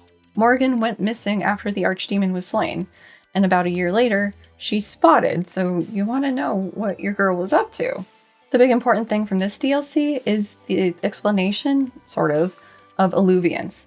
If you are a Dalish elf, you get to see one that's super busted, but a big part of this DLC is going around and learning what they are, what they do, and these things are basically portals to other Eluvians. These can be portals between Eluvians in physical space as well as in the Fade. So from this, if you find an Eluvian that is housed in the Fade, you could physically enter the Fade, in theory. And this was pretty big news back in the day because it was previously thought you could only mentally enter the Fade, but now we're finding out that no, you could physically enter the Fade, and presumably the Elven were doing this. Now, Tevinter being Tevinter, they got their hands on some, but they've only been able to get it to work as communication devices. So they don't have cell phones, but they have these huge fuck-off mirrors that they can use to the same effect. So eventually you find Morrigan and she lets you know she got one of these things working. And, her son's alive and safe, hidden somewhere. She needs to keep him safe and hidden from Flemeth because she just knows she wants to do something with him. She doesn't know what, but she just feels like it's going to be bad. Oh, also, she's certain that Flemeth is alive, that you killing her as a dragon didn't work. Doesn't know how, but she knows that Flemeth isn't dead. Also, I'll mention that if you played as a guy, you could have the baby with Morrigan. It could be your kid. So then this takes on a whole deeper connection of wanting to find her, wanting to find out what happened to your son. So in addition to protecting herself and her son, she needs to go elsewhere to prepare for the ominous whatever's coming. So at the end of the DLC and at the end of Origins, Morrigan leaves through the portal and leaves it up to you if you go with her or not. Either way, she closes it off behind her. So at the end of Origins, we're left with a couple questions. First, what is the true nature of the Blights and the Darkspawn? There's little agreement about what actually kickstarted the Blights and the presence of the Darkspawn, although the major protesting party is the one who's blamed by the other parties for starting it. And assuming they haven't always been around, where'd they come from? What started it? Was it the Magisters going into the Golden City corrupting it, or is there more to the story than that? Following my math, are we guaranteed to have 2 more Blights, or is there something that could be done to prevent further Blights from happening? The other question, what is Morrigan so afraid of? What does she know? What does she think is coming? Because that's pretty ominous that a pretty powerful mage is like, I need to go prepare for something bad coming down the pipes. With that, it is time to move on to Dragon Age 2. And the second game uses a narrative device that the first game didn't. So we start with the dwarf Varric Tethris being interrogated by the Seeker Cassandra. What exactly a Seeker is in the Chantry is not really established until the third game. That's okay. Yeah, I'm not done talking yet, dude. We're just halfway. It's only at the end of the game we find out why Cassandra is interrogating Varric as persistently as she is, so we're going to follow suit, and I'm going to leave that a mystery until we get there. This game more closely follows a 3-act structure than the other games, where you have a well-defined act that happens in one place in a different period of time, and so that's what will be changing as we go throughout the game. After the prologue. We open the prologue with the surviving members of the Hawk family who are on the run from the Blight and Ferelden right when it kicked off. The city that they were living in is right next to Ostagar, where that first battle happened where the king died. So of course, that's one of the first cities hit by the Blight. And that just so happens to be a city that the Grey Warden and all their little friends passed through in Origins and picked up Leliana. So, fun little coincidence there, if coincidences can happen in narrative stories. So there is the player character, you, Hawk, who's just referred to as Hawk, even though everybody in the family has that last name. And you could also be a mage, warrior, or rogue, and other than some conversation options, it doesn't really change much in the story. Then there are the twin siblings, Bethany and Carver. Bethany is a mage, Carver is a warrior, and that causes much tension because Carver's angry at mages. Then we've got the mom, Leandra, up in the back there, and she is just a regular human. She was rich in the city called Kirkwall, up in the Free Marches, and she left that to move in with Hawk, or to run away with Hawk, I should say. And her family disowned her for that. And they're hoping to flee back there and hopefully be forgiven in the face of the Blight. Oh, also, when they left Kirkwall, the Hawk dad was on the run from the Circle, and also they were trying to protect their unborn child. You. Sir not appearing in this picture is the dad Hawk. He was a mage and had died some years prior, so nothing to do with the Blight. He was just already dead. On your way out of there, you meet up with a warrior chick who was in the battle at Ostagar, and her husband, a Templar warrior. The husband has been basically fatally wounded, and she's trying to protect him as best she can. And these characters, I don't think show up really other than like side comments in future games, so they exist. So, prologue gonna prologue, gotta get the introduction to combat, so as you're escaping, your family gets attacked by Darkspawn. And things are looking really bad, but eventually you get saved by a dragon. And that dragon just happens to turn into Flemeth. Small world. And also, in this process, one of the twins die. So Hawk's class that you pick determines which twin dies. So if you're a mage, Bethany dies. If you're not a mage, Carver dies. So you sort of have a well-rounded party as a consequence. And there's some differences story-wise between which twin lives, like what path they end up on, but again, it doesn't really have a bearing on the future games and lore, so it happens. And Flemeth got a glow up in between the two games. Like, look at her now. Queen! And granted, part of this could be explained away as Varric elaborating on the story for what Flemeth looked like, but that's also how she looks in Inquisition when she pops up, so nice. Flemeth bothered saving Hawk and company because she needs to extract a favor from them. She knows that they're going to go to the Free Marches and they're going to make it there, and so she needs them to deliver something to the Dalish clan that's there. And as long as they do that, she's happy to have saved them and wishes them on their way. After insisting that they put the Templar out of his misery before he turns gross. So that's nice of her.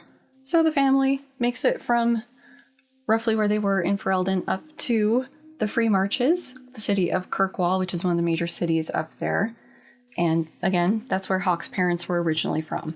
But due to the Blight, there is a huge refugee crisis with a ton of people fleeing all of the Darkspawn and carnage following in their wake.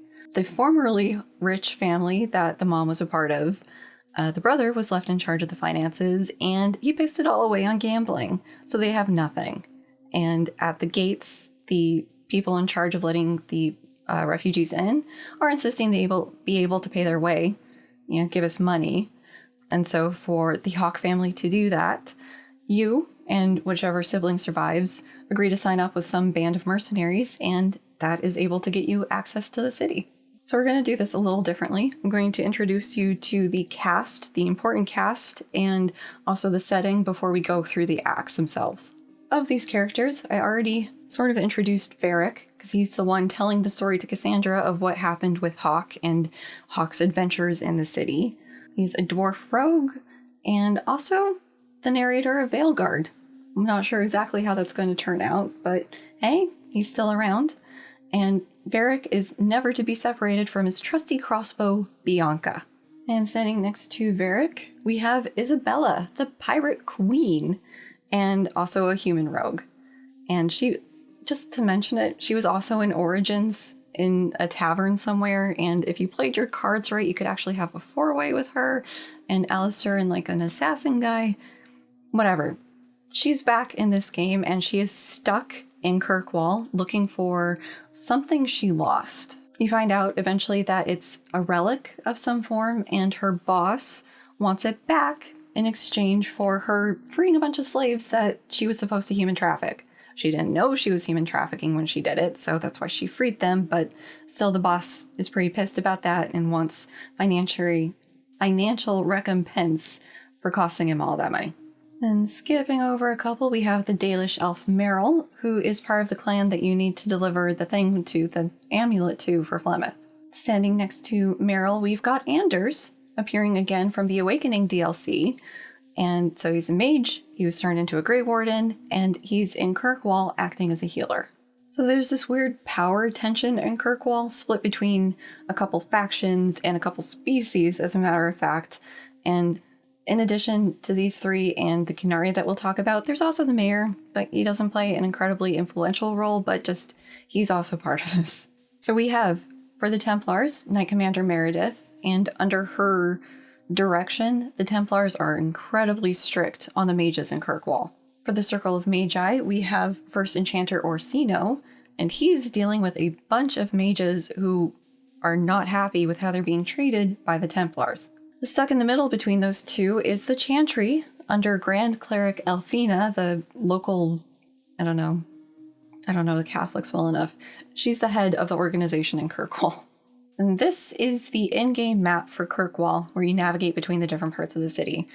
There's also some stuff not in the city that you get to separately, but that's okay. So you've got the mages held down here in this prison cuff area called the Gallows. It's very fitting. This is also where you'll typically find Templars you need to talk to because, they're down there oppressing the mages. Up in the nice part of the city, we've got the Chantry and also like the mayor office and where all the fancy people live. And then here in the harbor is where you've got the Qunari, and they basically have control over almost the entire district. So let's talk about those guys now. To properly introduce the Qunari, because there was one technically in Origins that you met, and he didn't have horns to make it easier on them. Like, I guess BioWare wanted horns on the Qunari, and then it just didn't make it happen for that character model. But they have horns in this game, and they had reasons for Sten being super special awesome for being born without horns, whatever. The Qunari are the people of the Qun, and this gets pedantic Oh no, pedantic, incredibly quick. So you've got the stereotypical Qunari, where if people are talking about Qunari, this is probably what they're talking about in the games. They have a taller build than humans and elves, especially elves because they're short. They have a metallic shade of skin and horns. But, and I forgot to put this on the slide, you also have Vishoth, who are Qunari-esque, but don't follow the Qun. And then there's Talvishoth, who were Qunari, who followed the Qun, who left the Qun for various reasons. Oh my god. So then, you've also got the Vidithari. And these are people who aren't this type of person who follow the Qun. Usually it's converts into it, so elves, humans, or dwarves who adopt the Qun as their way of living. But, you could also be born to parents of that and not be of the species, and I think you would still be considered Vidithari. And so this gets really confusing because Vidithari are technically Qunari because they are followers of the Qun, even though they wouldn't be called Qunari inside of Qunari territory, they'd be Vidithari, but for all intents and purposes, they would be Qunari. But I think BioWare generally keeps those separate, so it's just a pedantic thing they introduced into the way this is talked about in some codices, but not universally. Now you know. So on screen now is from the Dragon Age wiki, which is the description of the Qun with its little symbol-y thing. It is a written work that provides a very rigid way, instruction for how to live your life in all aspects of it. It includes a philosophical approach to life, legal code, instructions for how to run a society, just everything is covered by this. And adherents need to follow it to the letter, lest they risk being cast out and possibly even hunted as Talvishoth. Similar to Andrastianism, there is a goal for the Qun to be spread to everybody everywhere. However, the Andrastianism version of this is, everybody is singing the same song and the Maker comes back. The Qun's not so happy-go-lucky. It's more forceful, and that everybody needs to be brought in under the Qun to save themselves from their own self-inflicted torment and decadence, and it's seen as an inevitability that at some point everybody will be living under the Qun. So the structure of society, the Qunari view the entire society as one organism, and so people are the different functional parts of that organism. And this organism has three parts: the soul, the mind, and the body. So the part of society that makes up the soul are the priests, and this is led by the Qun, who can be of any gender. The mind is made up of the tradespeople, and the leader of the tradespeople is the Erigena, and the Erigena is always female. It might be Erigena, I'm not sure. And the body of the Qun is made up of soldiers, and the leader of the body is the Ereshok, and the Ereshok is always going to be male. So then the three leaders of the three parts of the body make up the ruling triumvirate. If you're playing Veilguard, you know that this goes pear-shaped majorly. So life for a Qunari, the parental involvement ends at birth. At that point, they're handed off to Temasrans, who are a specialized part of the priest class who raise the kids. These kids are raised in large age cohorts, sort of like a classroom that is just your entire life. And like a classroom, they're given a general education, largely about the Qun and how to live under it and all of the rules and dictates of it, but, it's something. I'll also mention that the Temasrans kind of do some genetic engineering in that they decide who gets to breed with who to develop whatever traits or maintain traits in the population. That's part of their bag. At the age of 12, they are assigned into the role that they will fill in their life. So they could be a soldier, priest, baker, educator, janitor, whatever the needs of the Qun are, they will be assigned into that, and that is going to be their life. That said, there can be exceptions made for natural talent. So a character that we meet in Inquisition, the third game, the Iron Bull, was bred to be a soldier, but he was really good at lying, and so, alright, fine, you can be a spy instead. If a Qunari is born unable to meaningfully contribute to the needs of the Qun, they are still cared for by the Temasrans and other people in the society, so somewhat based. So bureaucratically, they'll be identified by the name they're given at birth, but that's largely for record keeping. Their name will typically have something to do with the role they serve, But, nicknames abound. Other interesting aspects of Qunari society are a complicated relationship with gender, and not in the way that, Western society is complicated. So there is some element of genetic determinism, where, soldiers are male, priests are female. Then there's this concept of a Qun athlock.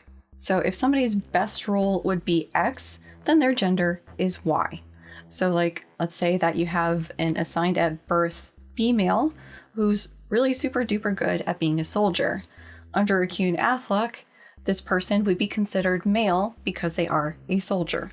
And this is an allowment by the Qun so that they are best able to serve the purpose that they seem to be built for.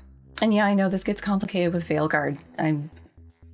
We're not going there right here.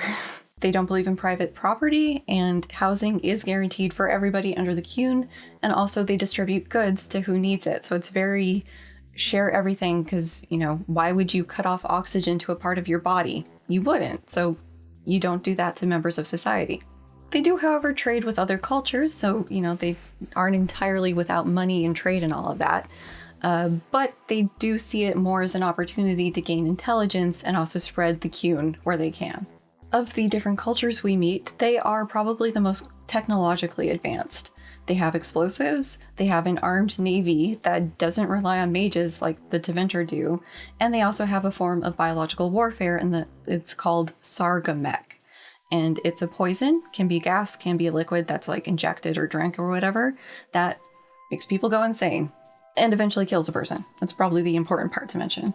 The Qunari have an even more negative view of magic than the Chantry in Thedas.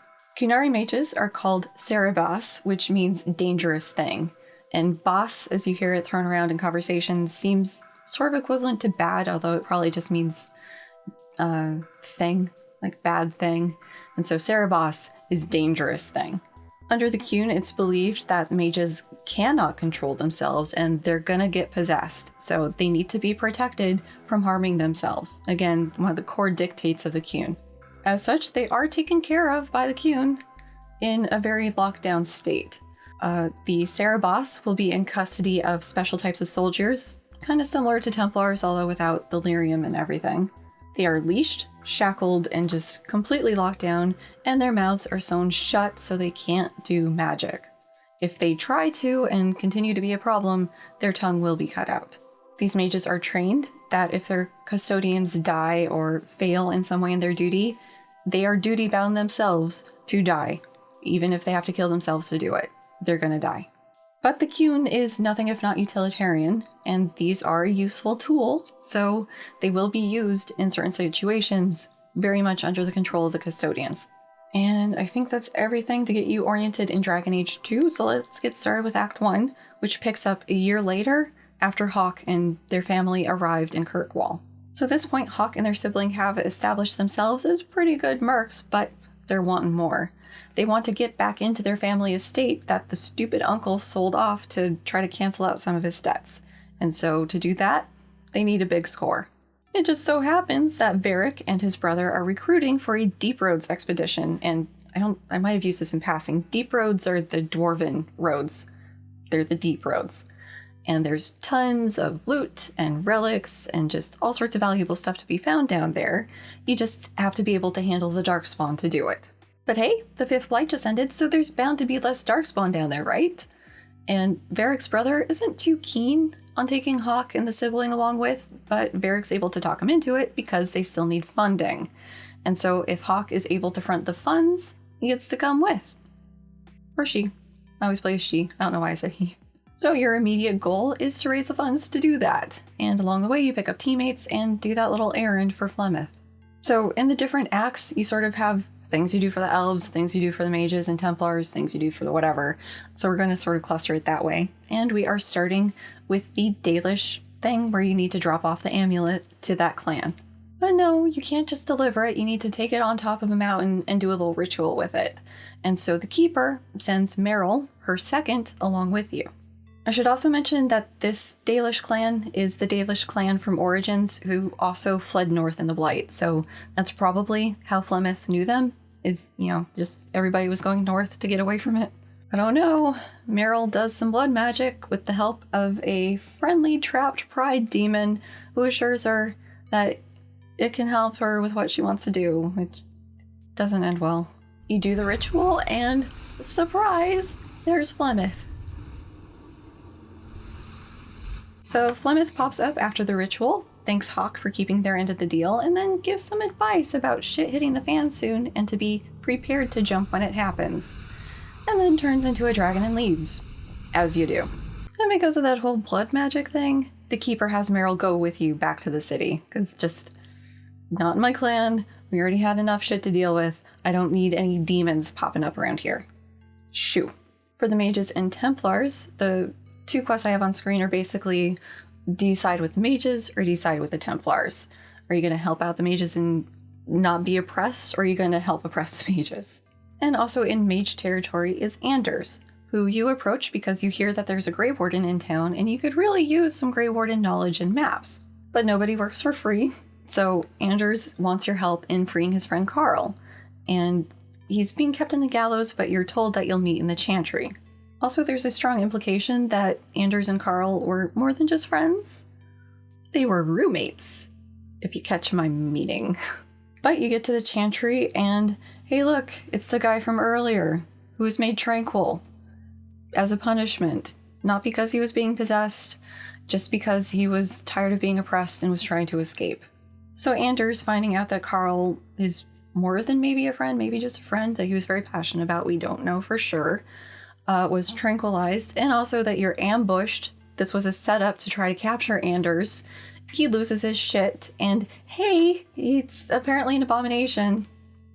To explain the abomination thing now, he tells you that he allowed himself to be possessed by Justice. Remember the spirit that was trapped in the decaying Grey Warden body by some intelligent Darkspawn? Yeah, good job. So, Anders allowed himself to be possessed by Justice because Justice was stuck and suffering on this side of the Veil. And he was a very good friend. And just Anders, being Anders and the little escape artist that he was, mad at mage oppression, may have transformed Justice into vengeance. And when he loses control of his emotions, like he did in the Chantry with Carl, justice or vengeance comes out and he loses control. And this idea of a friendly spirit possession also showed up in Origins. I just didn't mention it there. The friendly little mage healer that we had was actually killed in the whole tower encounter, but she was healed by a spirit who possessed her and kept her going and let her mostly take the reins, except for one time you get ambushed and basically wipe the party, but the spirit's able to resurrect everybody. So spirits can possess people too. It's just generally more benign.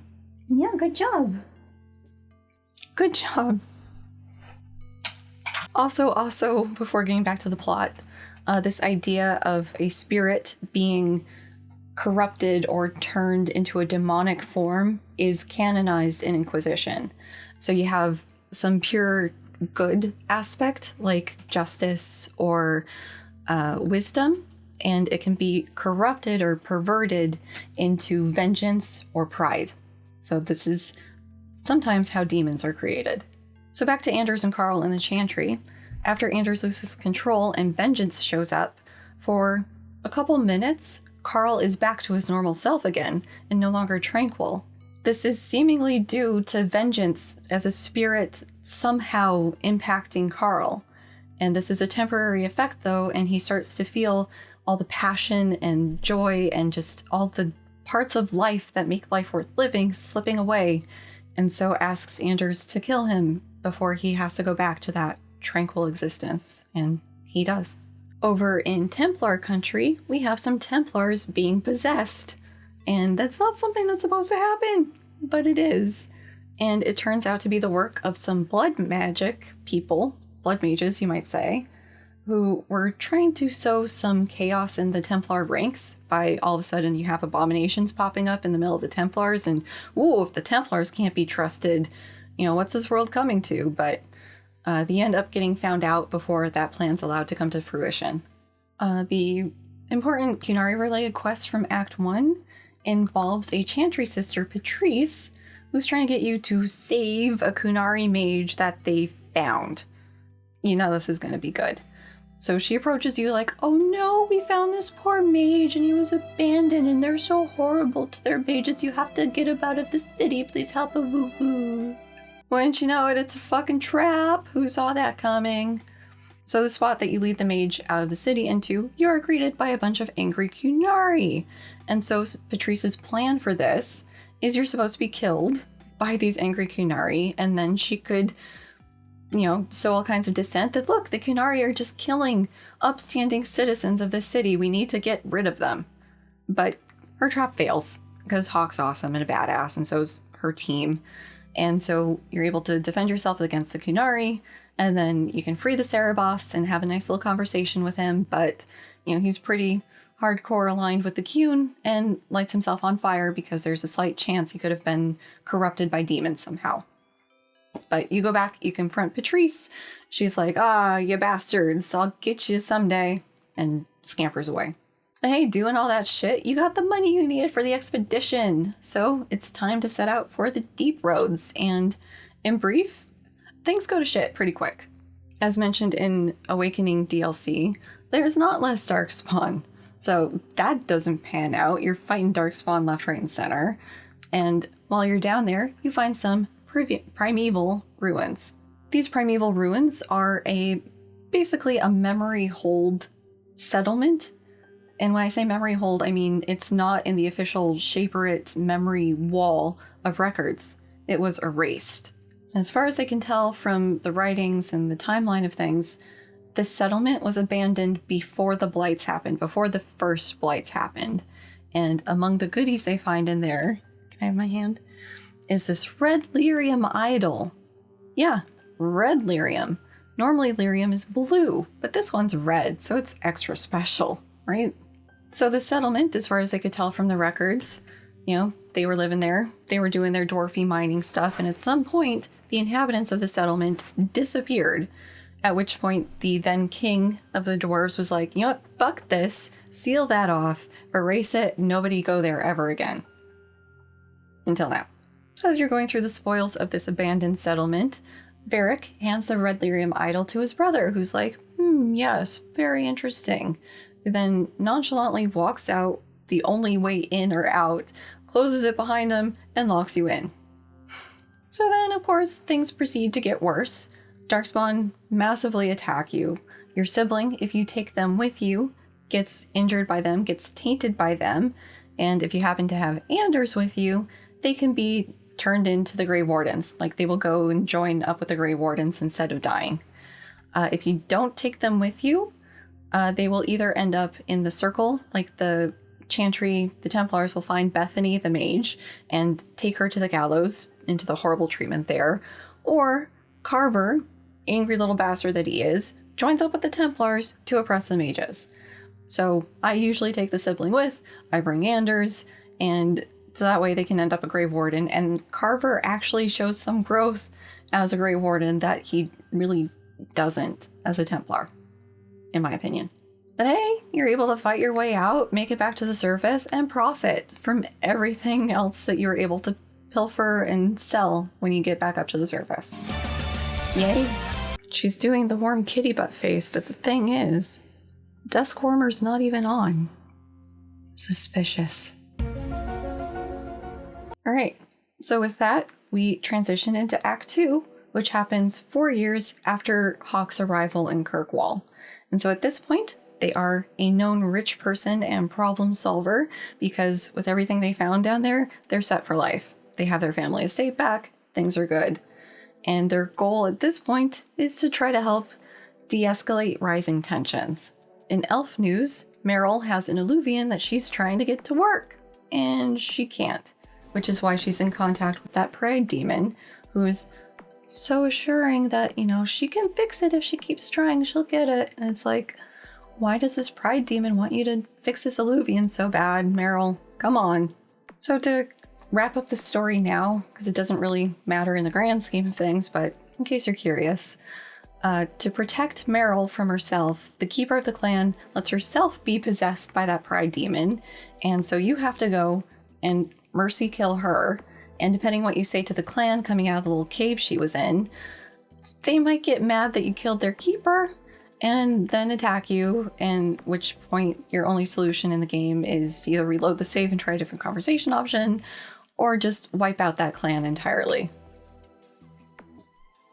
In other elf news, many city elves are joining up with the Qunari, and this isn't entirely a strange or uncommon phenomenon in places where the Qunari have a large presence, because, again, the city elves are treated like absolute garbage, and under the Qun, they have some hope of being respected as a person, and not just, a gross thing that they have to tolerate. It makes sense why they would sign up with that. In the mage front, Anders is part of some mage underground that's working to get mages out of the gallows and out of Kirkwall, because it's looking like things are only going to get worse. In your adventuring, you discover a plan from a rogue Templar to just tranquilize all of the mages. Just everybody's tranquil, problem solved. And you can convince Anders to bring that to the Grand Cleric of the Chantry to try to rein in the Templars, which he says he'll do. Good plan. On the Chantry Templar side of things, Sister Beatrice is back, and now her team is torturing Qunari, which is great. A lot of them are dead. You can stop this endeavor, but then you have all these dead Qunari who are obviously tortured in the city of Kirkwall, and so you basically advise the mayor to either tell the Arishok of the Qun there, or to try to hide it from him. Oh, excuse me, Viscount. He's not a mayor, he's a Viscount. My bad. Deviating a little bit, there's some family trouble for both Varric and Hawk. Varric, his brother, he's able to hunt him down finally after he absconded with the red lyrium idol, and the idol kind of drove him a bit crazy. At some point pretty early on, Varric's brother sold it to an unnamed buyer, but he still hears it singing to him, and he's obsessed with this song from it. And he lost whatever hold of sanity he had and is torturing all the people in his house. And it's up to Hawk, basically, what happens with the brother. You might be able to convince Varric to let him live, be more humane to let him die. If you have Anders along with, you can get a moment of clarity and ask for death. So, pretty grim. Keeping up the bleak fest that is Act 2, Hawk's mother ends up killed by a necromancer, and resurrected in part because he was trying to rebuild his dead wife, and it's an absolutely heartbreaking scene altogether. Hawk running down and trying to save their mom, and then just it being too late. Yeah. Also, building the tension, there is escalating things happening with the Qunari. Early into the act, the Arishok tips off Hawk that some of their Sargamek got stolen. Sargamek being the poison gas that makes people lose their minds and then die. So, maybe you want to do something about that, but it's up to you. I have fulfilled my obligation. Hawk is able to trace down the stolen bottles and find the person who's responsible. And she was a city elf who was very, very beyond upset with the Qun and the Qunari who are there. And so she was helping a group of humans who are trying to stir up anti-Qunari sentiment in the hopes that these poison gas things that are very clearly Qunari in origin being out, making people go crazy and die, would be the fault of the Qunari, and that would be enough to kick off a war and get rid of them. And this elf in particular was angry at the Qunari because of all of the converts of the city elves to the Qun. She felt that they were abandoning their culture, and she couldn't stand it anymore. As a sort of thanks and sign of respect, the Arishok deigns to have a bit of a conversation with Hawk, and the question gets raised of why don't the Qunari just leave if everybody's so angry at them and they're not happy being there? And the Arishok reveals that they can't leave until a lost item is returned. I am not here to fight. I am here to satisfy a demand you cannot understand. And when will that be? It will take as long as needed. No ship is coming. There is no rescue from duty to the Qun. I am stuck here. And the Qunari also round out the act. The Viscount's son, who had previously been curious about the Qunari, converts to the Qun. and the Viscount has Hawk check the situation to make sure that this was done of his own free will. So the Hawk goes to Arishok to confirm that, everything's on the up and up, and the Arishok's like, yep, he converted of his own free will, but just so you know, we just got a letter, or he just received a letter, to meet you at the Chantry. So you haul ass to the Chantry, and fucking Sister Patrice, yet again, was involved in killing the Viscount's son. Because again, we're trying to stir up that anti-Qunari sentiment and kick off a war, and we're going to do it any way we can. But because she took part in killing a new member of the Qun, they protect their own, and so they kill her and her team. Not too long after that, 2 city elves convert to the Qun and are hanging out in the Qunari compound. And there's an issue of whether or not they converted out of true intention to the Qun, or if they're doing it to avoid murder charges. So the city guard marches up and demands for these 2 elves back so that they can face justice. There's a very intense conversation about what we're going to do about these 2 people, and finally the Arishok snaps. He's done with all of this petty bullshit. It is time for the Qun to be brought to Kirkwall. I cannot leave without the relic, and I cannot stay and remain blind to this dysfunction. There is only one solution. Arishok, there is no need for... Vinekathas.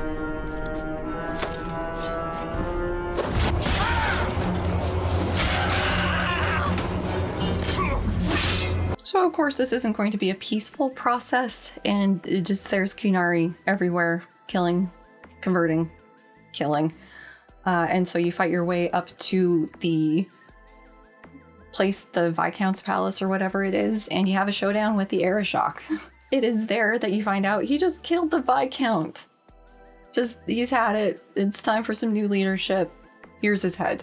This next part has a BioWare canon sort of option, so we're going to skip all of the different trees and everything. So Isabella shows up with the missing relic that the Qunari wanted, and she stole it off the ship that the Qunaris were on, and then everybody crashed because of some bad weather. She hid the relic, they wanted it, and so they didn't know where it was. But now suddenly here she is with it, and she's trying to give it back to him so they can leave and everything can just please be settled.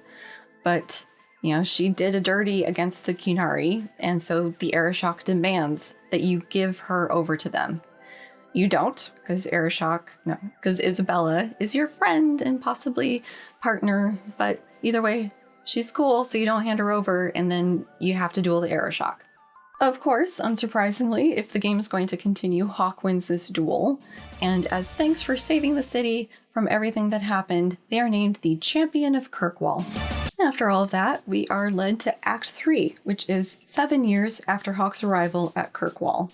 And at this point, it's a couple years after the Viscount was killed, but, Meredith, the leader of the Templars, is dragging the process along of naming a new Viscount, which is annoying everybody else in the city.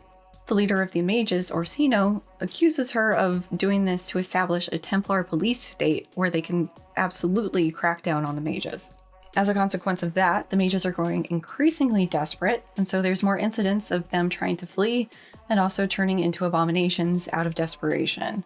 As a consequence of that, the Templars crack down harder on the mages, and the Mage Underground is destroyed.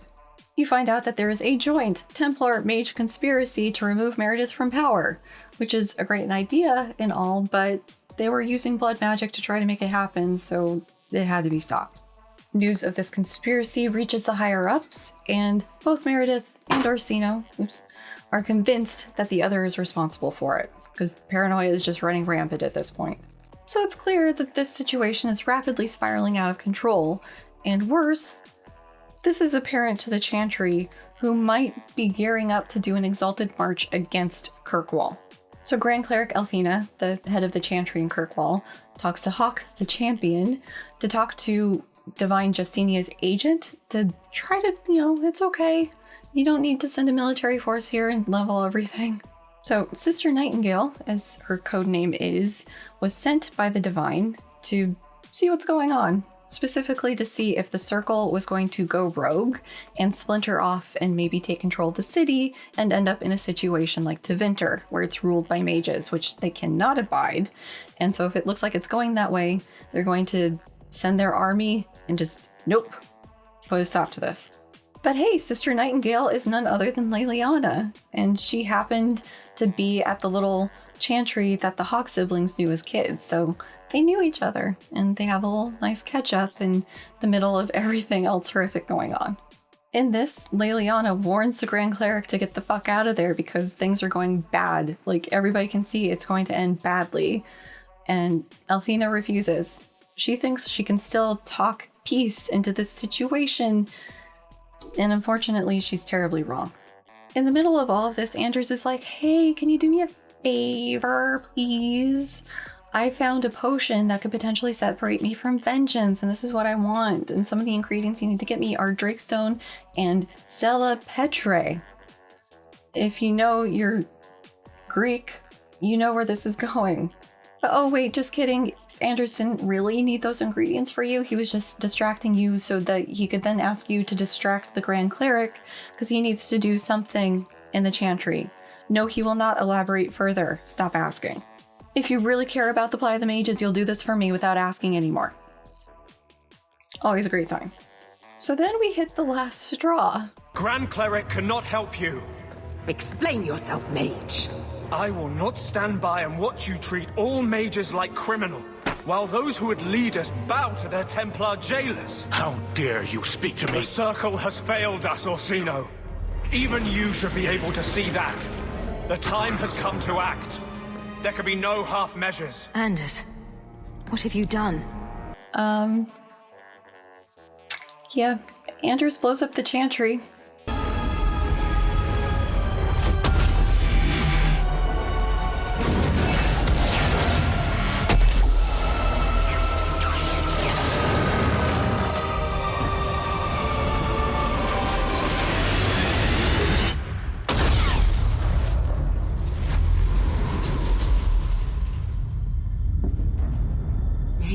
Mercy.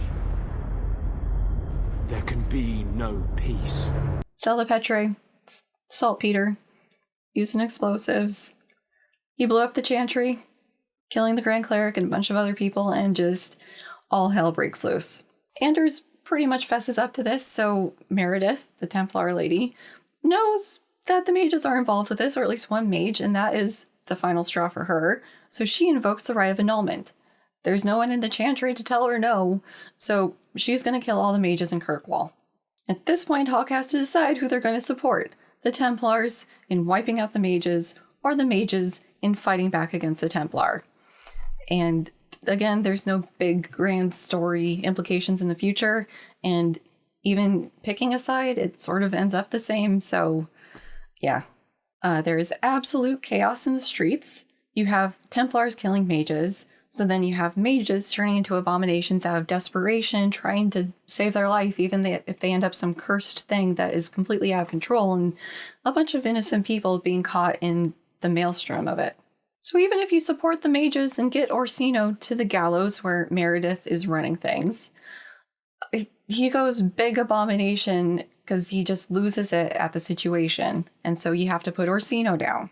And with that done, you have a showdown with Meredith, because she was the anonymous buyer of the red lyrium idol and couldn't let that go to waste, so she forged it into a sword, which drove her crazy because red lyrium is bad news.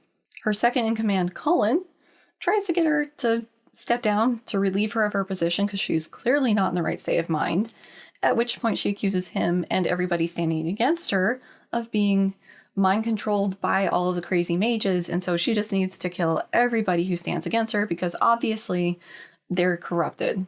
Fight, fight, fight, and she is defeated as her sword shatters. I will not be defeated! Make her hate your humble servant!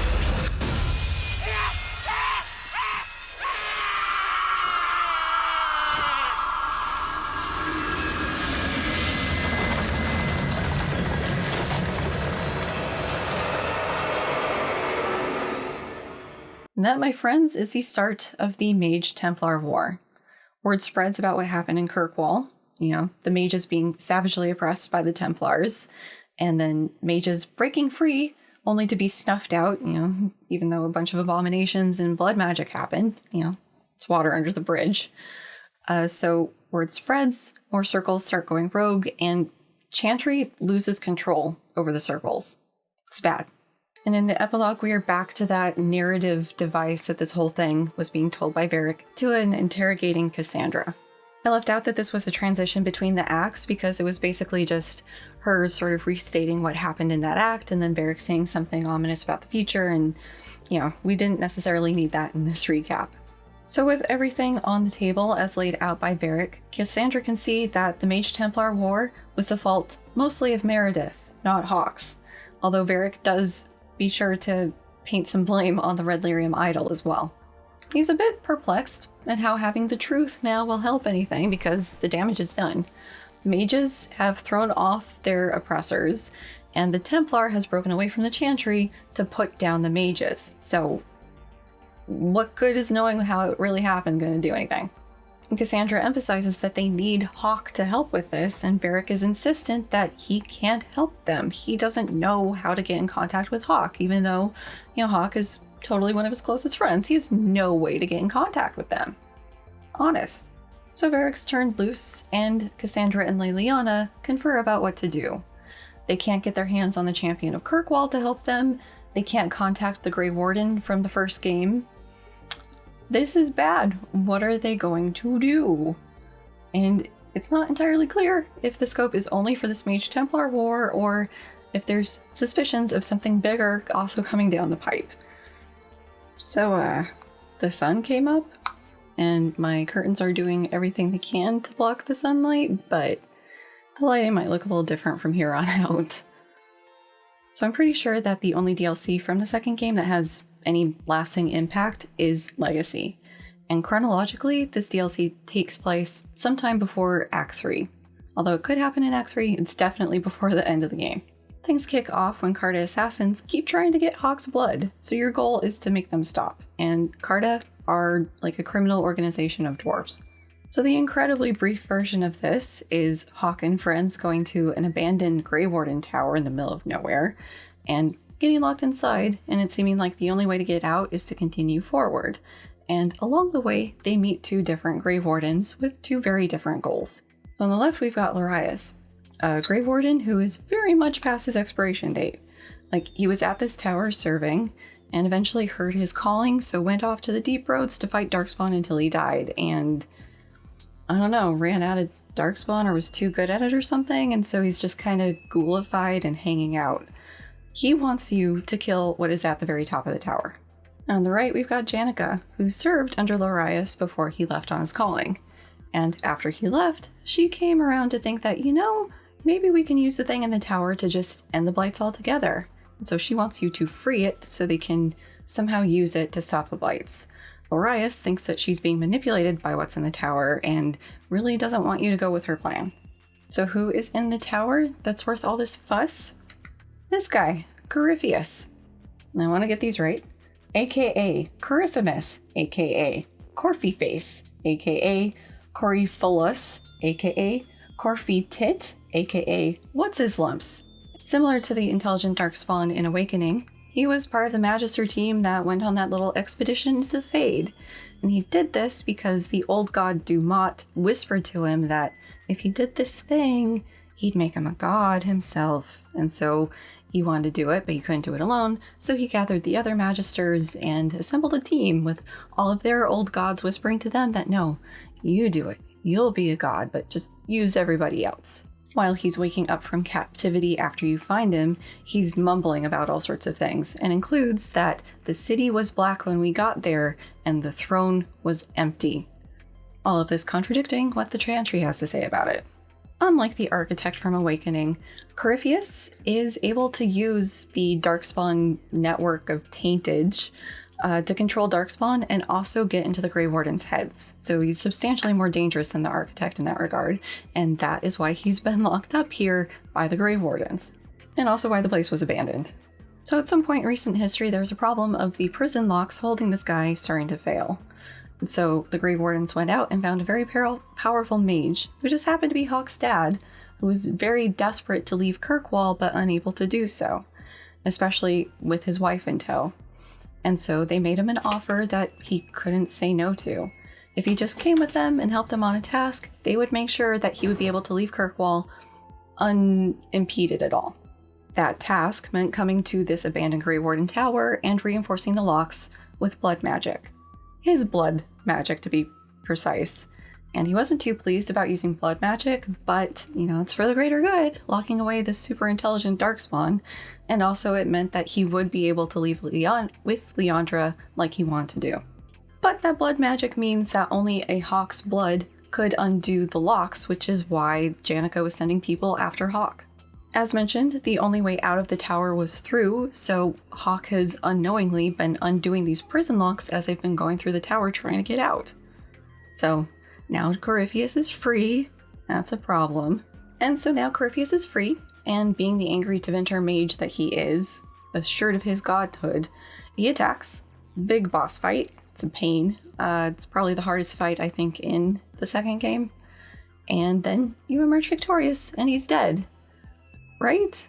So in the course of this, there's a choice about who you're going to support, Janica or Lorias, and grand scheme, it doesn't really matter. They're able to work it either way, but whoever survives starts talking to you in a very different way from the way they did before. Very high and mighty and self-important, and we know what happens, right? He is an uber-powerful Darkspawn who's able to do the body hop thing into a nearby tainted creature, and he's got one right there, and just needs to not pop out in his Corypheus form until the coast is clear. We are still left with some lingering questions here. Again, what is the true nature of the Blights and Darkspawn? Even more so than at the end of Origins, it seems like the Chantry's explanation for these is at the very least incomplete. And what does that mean? Does it mean that the Maker had no part in this? Is the Maker even involved with any of this? The new question is, what's with the red lyrium? Regular blue lyrium doesn't seem to make people go absolutely batshit crazy, whereas the red lyrium does have that effect on people. What is it about red lyrium that makes it do this, and where does it come from? Like, what is its deal? Also, it seems to have been quarantined in that one abandoned dwarf settlement. That was intentional, right? Where does it come from? Was it quarantined there? Does it come from there? Does it come from elsewhere and it just ended up there? Like, so many questions. Finally, why is the Chantry so desperate to find Hawke and also the Grey Warden from the first game? Is it just the Mage Templar War, or is there bigger stuff on the horizon? Third game, Dragon Age Inquisition. At the start of this, we are 10 years out from the 5th Blight ending. So this is after the end of the second game too, because the Mage Templar War is ongoing. And at the tippy start of the game, like in the game loading screen, we see a bunch of, Templars and mages filing in towards where the peace talks are happening, held by Divine Justinia at the Temple of Sacred Ashes. And they're just filing in so peacefully, and when you push any sort of start or continue, the temple explodes.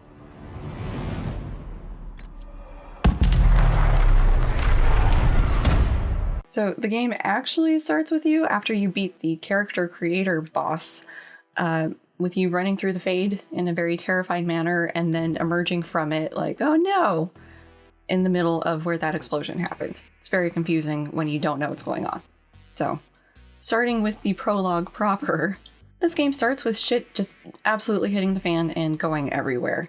The Temple of Sacred Ashes has exploded, killing everybody inside. Just everybody is basically vaporized, if not turned into weird little statue ash things. Except for you, the player character. You're the only survivor who's left in the middle of it when people rush in to see what happened. I'll mention that Inquisition has pretty similar character options to Veilguard for the lineages that you can be, the character choices, and also, not to the same extent, but the different lineages have different little backgrounds. So like the Dalish are there to be spying on what's going on. human mage is there to represent their circle and whatever. Like, everybody has their little stories, and it may tweak some dialogue here and there, but it's nowhere near like Origins, where you had a fully fleshed out backstory to the character that you got to experience. And we are going to treat this as my moving forward canon playthrough, because we know the 4 choices you get to import into Veilguard from all of the previous games.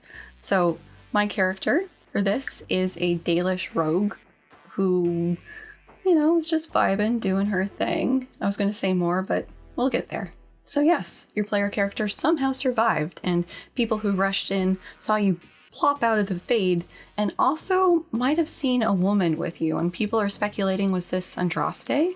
Did Andraste save you from this horrible accident? But, you know, nobody knows what's going on, so it's just speculation.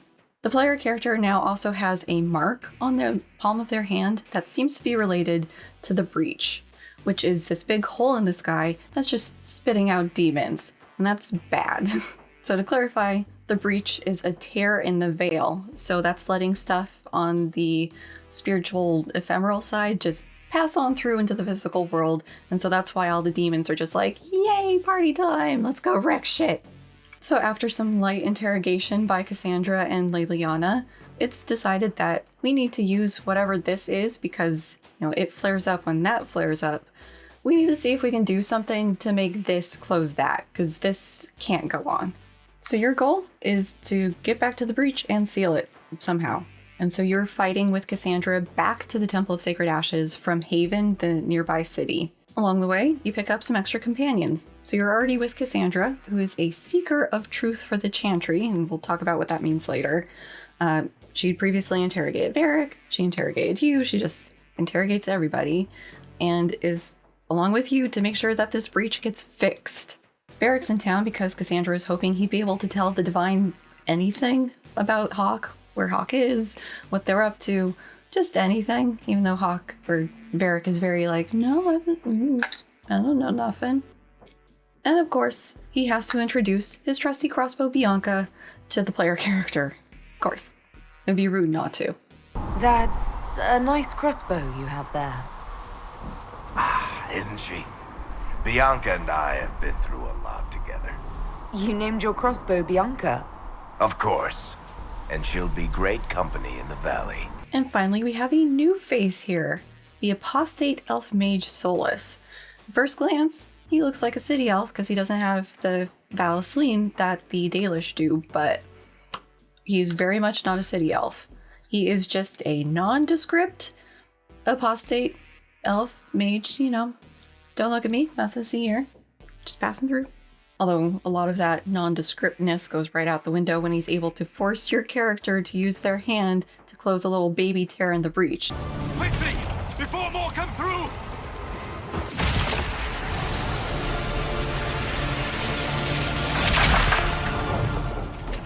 What did you do? I did nothing. The credit is yours. And it's like, how'd you know to do that?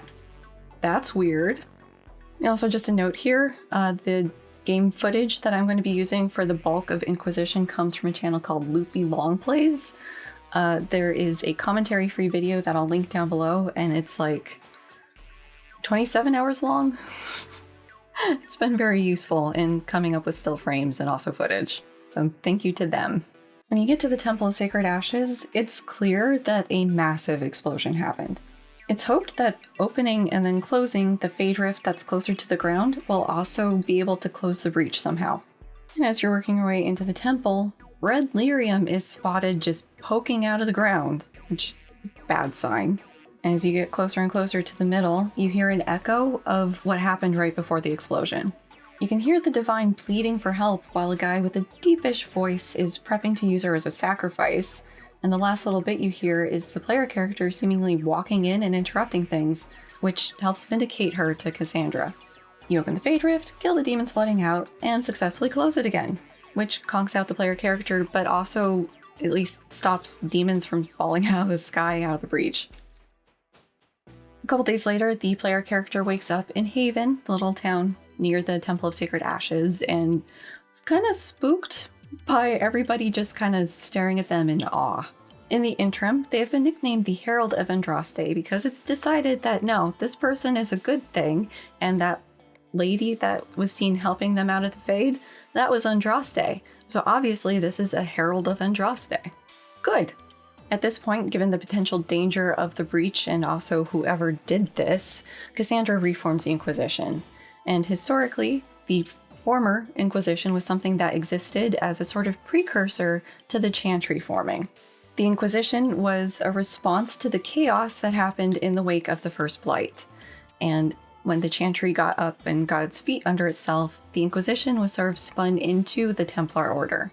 So in addition to Cassandra, the other leaders of the Inquisition are faces we've seen before, Leliana and Cullen. Cassandra is a Seeker of Truth, which is a sub-organization of the Chantry designed to keep the Templars in check. So, the Templars don't get to have free reign over everything. There is a sort of check and balance there. Cassandra herself was the right hand of the Divine who acted in her stead in matters of diplomacy and, stuff that you do on the table. Or interrogating Varric, as the needs demand.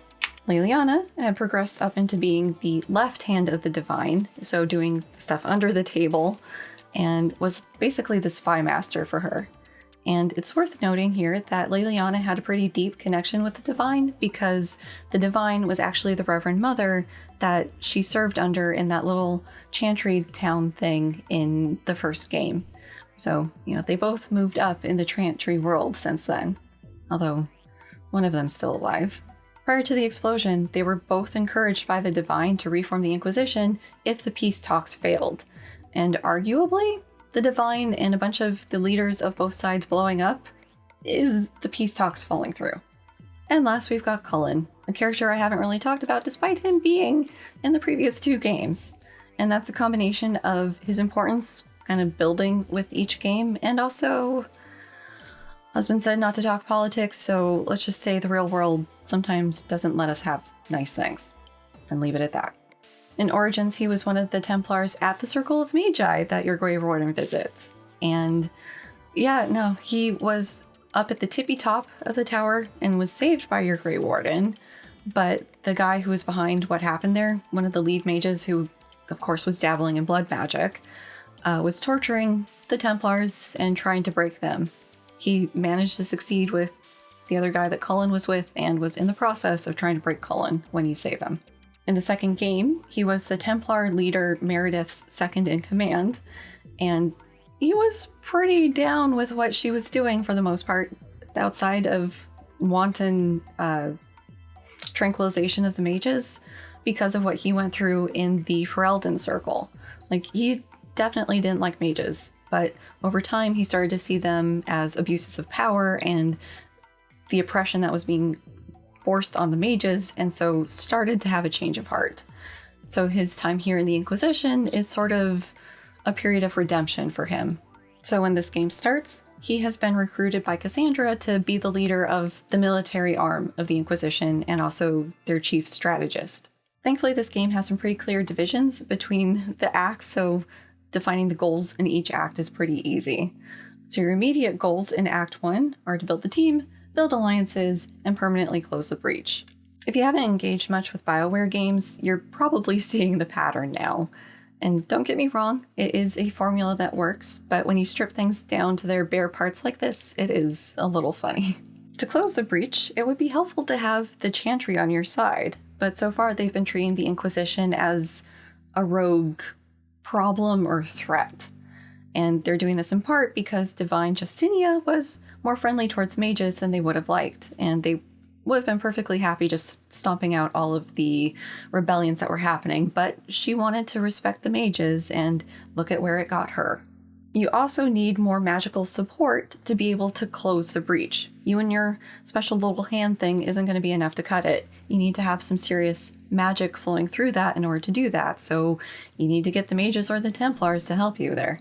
The scope of this game is bigger than we've seen. So first game, we were down in Ferelden. Second game, we were up in the Free Marches. So this one, we are in southern Thedas. So Ferelden, Orlais, and some of the stuff around there. So while we're spending our time down here, there will be characters from other places. So we'll have a guy from the Tevinter Imperium. We'll have a guy from Parvalin, which is where the Qunari are from, which is not appearing in this map. It's north of here. Yeah. Speaking of, let's introduce the team. And again, this is a huge roster.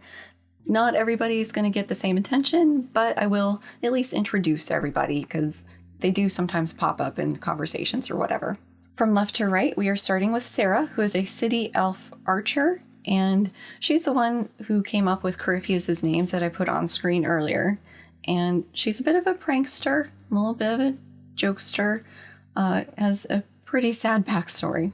Then we've got Cassandra, who's the only one of the Inquisition's founders who will be a companion that you can take with you on missions.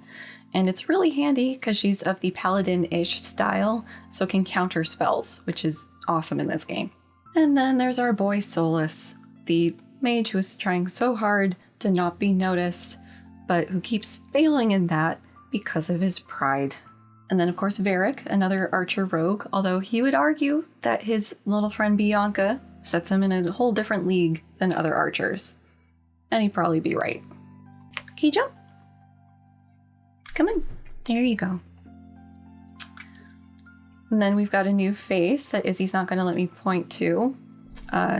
Dorian, a Tevinter mage. Not Magister, not in this game. And it's through him, talking with him in kind of long conversations. It doesn't feel long the first time, but when you're doing a repeat playthrough, it's just skip, skip, skip, skip, skip. Anyways, you talk to him, you learn a fair bit about Tevinter. And next to Dorian, we've got Blackwall, who is a human Grey Warden, who seems to know next to nothing about how Grey Wardens actually work and what they do, which is weird. And then we've got Iron Bull, the Iron Bull. The article is part of his name because it makes him sound like a thing, which he likes. He is part of the Ben Hasrath, which is the spy arm of the Qunari stuff. And he tells you this flat out because he figures that eventually you and or Leliana would figure it out, and that would cause you to distrust him. So just lay it out on the table, and let's just swap intelligence because we have a united threat here. Let's make this work for both of us. Second to last, we've got Vivian, who is a human mage and leader of one of the circles in Orlais, and one of the advisors to the Empress of Orlais. And hiding here in the corner is Cole, the human-ish melee rogue. She's not a companion in this game, but I'll mention her here, is Scout Harding. She was a fan favorite that just grew and grew in popularity as the games went, and so in the DLCs she got more prominence as you went, and now she's one of the companions in Veilguard. And I know it was definitely nice having her friendly face greet you at whatever hell site you're showing up to with intelligence on what you're looking at, expecting, and just, she's cute. She's fun. It was great seeing her every time. All right, so the last of the civilizations or cultures, I guess, that we'll talk about here are the Tevinter. We finally get to hear what's up with them. Confirming what we've heard from other sources, Tevinter is a mageocracy.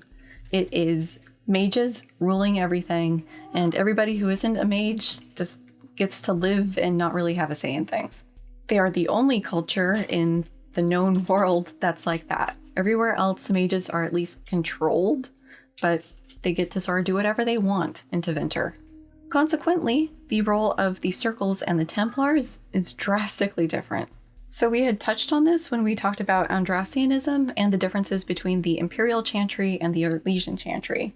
In Tevinter, the Circles aren't mage prisons in some form. They're just sort of places for mages to hang out and improve their craft. Magic isn't seen as a curse, it's a blessing.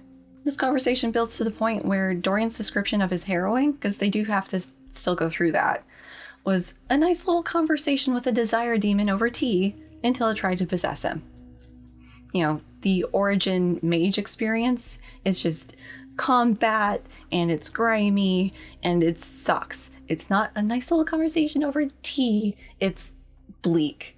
But picking up on this difference between Orlesian and Imperial Chantry, we can be pretty sure that the Tevinter version of events for the forming of the Blight is wrong. When the couple magisters who are now Darkspawn we've seen contradict that no. There was always Darkspawn. It's probably not right. Tevinter history. And this is worth going through because they're basically the first kind of civilization of humans in Thedas. So they have the longest reaching history out of all of the different human countries. Also, this stuff can include a little bit before the official founding of Tevinter, but close enough. So the relations with the other species groups that were there, lineages, if you will, they've always had good trade relations with the dwarves, because, the Imperium is also going to need a lot of lyrium with all the mages they've got. The elves, it was always kind of not great, in part because the elves blame the humans arriving for them losing their super special elfiness, like the not aging and magic and all of that. They blame the human arrival for that. And at least as far as early history is concerned, the Qunari weren't there yet, so they weren't fighting yet. So kind of coalescing at the same time, you have the founding of the Imperium. You have the old gods start getting worshipped because they are just whispering, just, hello, powerful mages, you want to worship me? Yes, yes, come to me, yes. And also the founding of the mage circles as places of study. And then, they start accumulating enough power. They go into open conflict with the elves after about 2,000 years. And Tevinter wasn't messing around. They march down, they sack the city of Arlathan, and take a bunch of elves as slaves. So then, full of their own power, you start seeing the civil wars about who gets to rule, who family gets to keep ruling, I don't like your face, civil war stuff. And they get those wrapped up finally, just in time for the first Blight. And you may recall that the first Blight was particularly devastating for the Tevinter Imperium. Jumping forward 1,000 years to modern Tevinter, blood magic, as I said earlier, it's not endorsed publicly, but it's kind of an open secret that a lot of people use blood magic for various purposes, and it's just, don't get in trouble, don't get possessed by a demon, don't kill too many people, just, don't make it obvious. You'll be fine. Another great feature of Tevinter is slavery's legal, and there's all sorts of processes for people to get into and out of slavery, but it's not great. Dorian acknowledges that's not great and will eventually be a part of a group that tries to get rid of it. And this conversation, it really was relatable, and I'm sorry I'm going to drop into politics for a little bit, kinda. So talking about all of the negatives of Tevinter, the Herald can ask, why do you want to go back to Tevinter? Like, there's all these horrible things about it that you acknowledge. Why do you care? Why do you bother? And Dorian says something to the effect of, he knows it's flawed, he knows it's broken, but, it's where he's from, it's his country, and he needs to fix it. And hearing that, I think it was like 2013, 2014-ish, I related to it and have only related to it more since. Tevinter society is a hierarchical society based on both your bloodline and also your magical ability.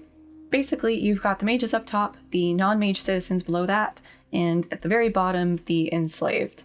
Even if there's a mage in the enslaved, they're still enslaved.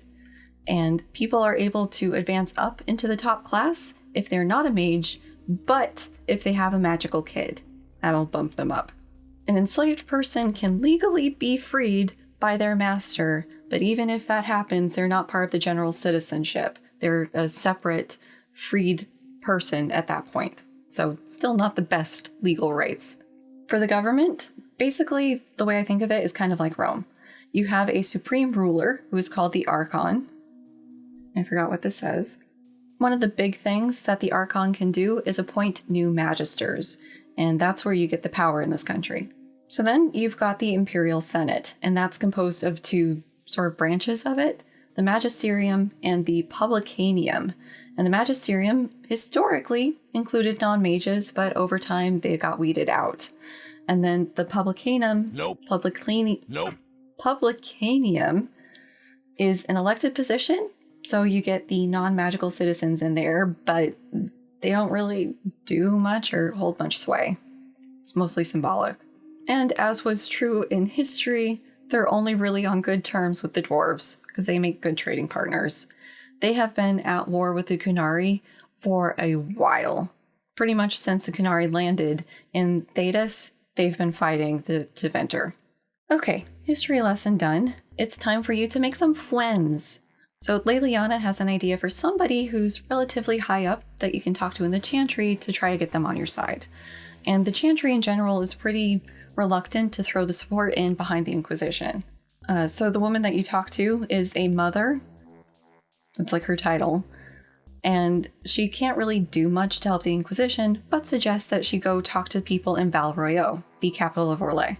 So you go to Val-Royeaux, and the Chantry people you talk to are convinced that the Inquisition had a hand in killing the Divine.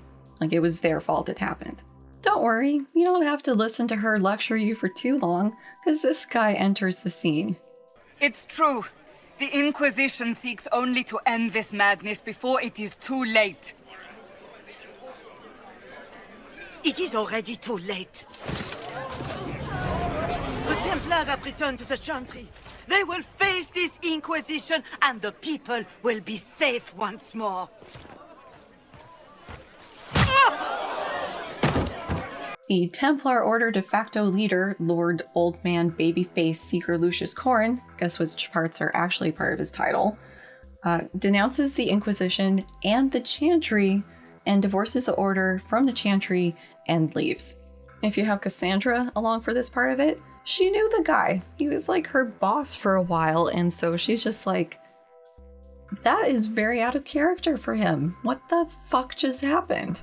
On your way out from what seemed to be a pretty solid failure, the leader of the Mage Rebellion, Grand Enchanter Fiona, catches your attention and is like, hey, I want to meet with you privately. Catch me in Redcliffe Village. So you don't have anything concrete yet, so you have a choice. Who are you going to pursue? The Templars or the Mages? And you have to pick. There's no way that you can find a third option and swing both of them. You get one or the other. And personally, I tend to be a bit more sympathetic to the Mages than the Templars, so unless I'm doing a bad playthrough, I go for the Mages. So that's the storyline we're going to follow here. Plus, I think it's a bit more informative for what's going on in the world than going and supporting the Templars, but, yeah, differing opinions may happen there. So you get to Redcliffe Village, which is the village that you had to save in Origins. Remember, with Arl Eamon and the possessed son of his, all of that stuff, the undead. Same village. It's recovering from that 10 years later. So you show up there, you meet with the Grand Enchanter, and she has no memory of meeting you. Also, she informs you that if you're looking for the Rebel Mage help, sorry, you're a little bit too late because they just pledged their services to Tevinter. And they did this because they felt like they had very desperate options and no allies. And wouldn't you know it, this whole deal went down suspiciously close to the explosion of the temple. And it's not just that they pledged their services to Tevinter, they actually signed up for a kind of indentured servitude, to put it one way. So to get their help, you have to go through the person that they pledged themselves to, Magister Alexius. So you're having your witty repartee with the Magister, and it's cut short when his son enters the frame and takes ill, which freaks him out immediately, and they go to take care of him. But on the way out, the son slips you a note to meet him in the Chantry. But oh no, this meeting in the Chantry was a trap, and that's where Dorian pops in to help with the rescue.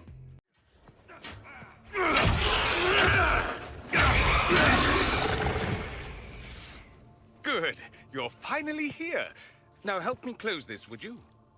So when I say it was a trap, it wasn't that Dorian or the Magister's son, Felix, set the trap. It was just there was a Fade Rift in there, and oops, oh no, it tried to kill you. And then, that's the way the trap went. So with the trap dismantled, Dorian and Alexius's son, Felix, fill you in on what Alexius's deal is. So Dorian was formerly Alexius's student, so he knows what sort of research Alexius was doing, which happened to be a form of time magic. And it would appear that he finally cracked the secret on it, which is how he was able to get to Fiona as fast as he was and convince her that she needed to sign over to him.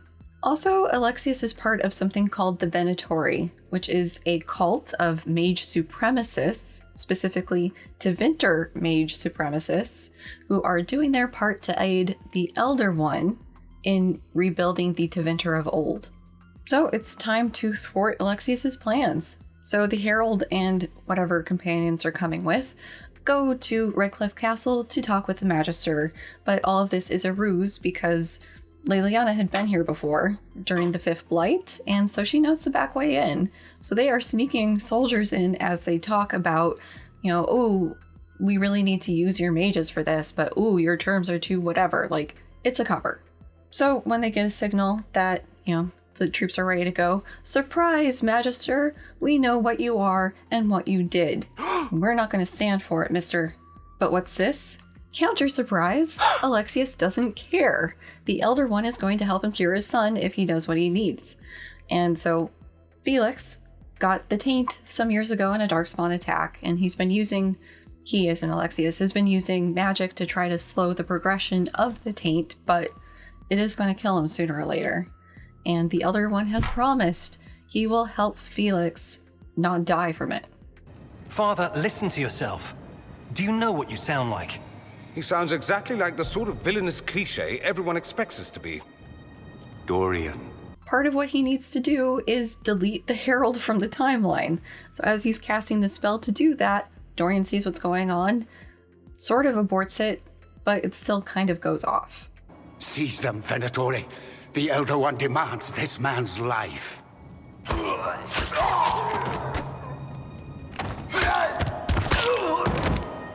Your men are dead, Alexius. You are a mistake. You should never have existed.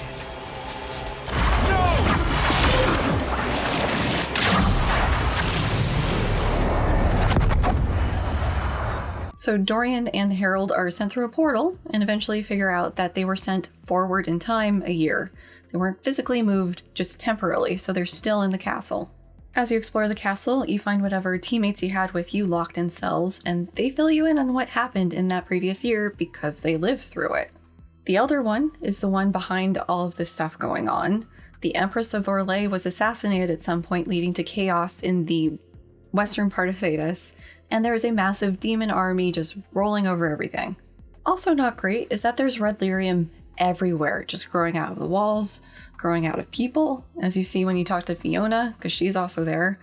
It's basically like a biological contaminant that just spreads where it is. So your immediate goal is to go back in time and stop Alexius in whatever he did that sent you forward, and also not let him delete you from the timeline. So basically all of your future crew die defending Dorian while he's trying to cast a spell to send you back a year, but he's able to fire it off right at the last minute, and you pop back, stopping Alexius dead in his tracks. But hey, Alexius is stopped, although he's pretty heartbroken that Felix is going to die, but Felix reminds him that sometimes there's things worse than death, and being a ghoul would be one of those things. And with that, the Rebel Mage help is secured. And there's a choice in what level of allyship they have, if they're taken on as full allies, or if it's more of a conditional sort of thing of, you're still going to be under the lock and key of the Templars that we have, because, mages can't be trusted. Whatever deal you make with them, they are encouraged to take it, because Alistair, King of Ferelden, shows up to see what the heck is going on with the Castle of Redcliffe, because first it was occupied by the mages, and then it was occupied by Tevinter. What the ever-loving fuck? And so Alistair marches in, like, Fiona, I want you gone. And so basically, like, whatever deal you're getting from the Inquisition, you better take it. Alright, so thanks to that little time trip adventure, you have new goals. Figure out who the Elder One is, stop the assassination of the Orlesian Empress, and figure out this demon army and stop that before that happens. But before you do any of those things, you need to seal the breach. With the extra magical help you got from the Rebel Mages, you are finally able to secure the breach, and it's sealed, at least for now. It's not the tenuous thing it was. And with that, it's time to party. True story, my first time playing through this, I was like, that was a short game for BioWare. That's weird. Oh well, it was fun. guess I'll replay it, explore more of the lands that I didn't get to. Like, I didn't go to one space, so, you know, it'll be nice to try it again with a different class. Then, very rudely, an army of fucked up Templars crashes your party. So these messed up Templars, the Red Templars, because they've been altered with red lyrium, are preceded by Cole, who warns you about him. And as he points up towards the neighboring mountain, we can see that the old one is Corypheus. There is a massive offensive against Haven, and not just from the red lyrium tainted Templars, but also a corrupted dragon. Herald and friends are able to facilitate the people of Haven sheltering in the Chantry, but that's not going to last. They will be overrun. There's an argument about what they're supposed to do. Do they try to flee somewhere through all the onslaught, or do they make a last stand? And at this point, an obstructive jackass of a Grand Chancellor of the Chantry remembers that, hey, there's a path I used to take out of here that we could escape through. And also, he's been mortally wounded, so he's probably not going to live too much longer. But for everybody to have time to escape, they're going to need a distraction, and the Herald volunteers. And after fighting forces swarming Haven, the Herald confronts Corypheus. And Corypheus, being a good villain, monologues for a bit about how the Herald stole the anchor from him, so the thing on the hand, and he wants it back. He has some sort of orb magical focus thing that he uses to try to pull the anchor out of your hand, and it doesn't work. He turns mega piss baby when it won't come out. I once breached the Fade in the name of another to serve the old gods of the Empire in person. Beg that I succeed, for I have seen the throne of the gods, and it was empty. Thankfully, you see the signal flare that everybody who's going to make it out has made it out safe, so you provoke Corypheus before escaping through an abandoned mine. Well, Haven's fucked. You're not going back there. So the Inquisition is now homeless, and there's some discussion about where are they going to go. The Chantry Mother, who suggested earlier that you talk to the higher-ups in Valoroyo, is able to pull some hope out of the situation with a song that will make me cry every time I hear it. And after this nice little touching moment, Solas catches your attention, because he has some thoughts. Solas, being an expert in all things ancient elfy, knows about the orb. He's seen it before, in various drawings or whatever. And he knows it's elven in origin. So if that gets out, there's a good chance that elves are going to be blamed for everything Corypheus does. But he has a way to distract people from that, because he knows a place the Inquisition can set up shop. There is a place that waits for a force to hold it. There is a place where the Inquisition can build, grow.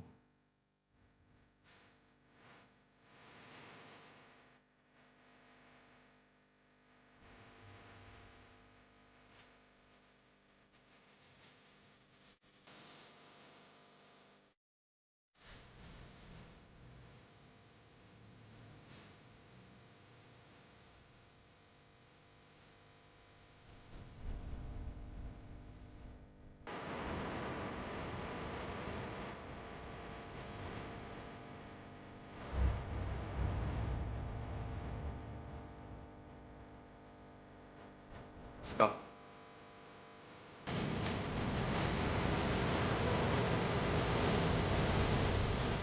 That's a pretty dang cool castle for a base of operations, no? Plus, there's no fall damage here, so you can go from the tippy top all the way down to the garden and be totally fine. Just thump. That was definitely my preferred way of navigating the different aspects of it.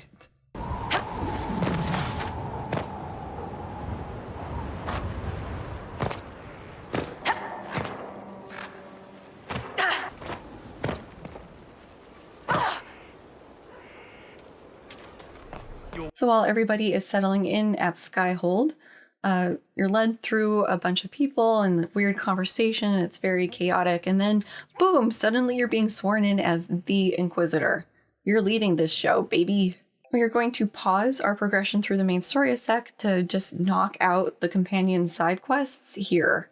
So this is a BioWare game, as I keep repeating, so that means you've got to build up your relationships with all of your companions for them to be at their optimum efficacy. Sometimes it's about building their confidence, or helping them get over something, or learning something about the world through their growth. So not everybody has had a lasting impact on the lore. You know, it's a recurring theme here. So we're going to briefly talk about the ones who just for trivia, I guess. So if they do show up in Veilguard, you know a little bit about them before going into the ones that have more detail. And also, we are breaking the flow in doing this. Like, it's peppered through the Act 2, Act 3, but we're just knocking him out here. Our friend Blackwall here says he's a Grey Warden, represents himself as a Grey Warden, but he's not. He's actually a soldier, an Orlesian soldier, who was also doing some merc work on the side.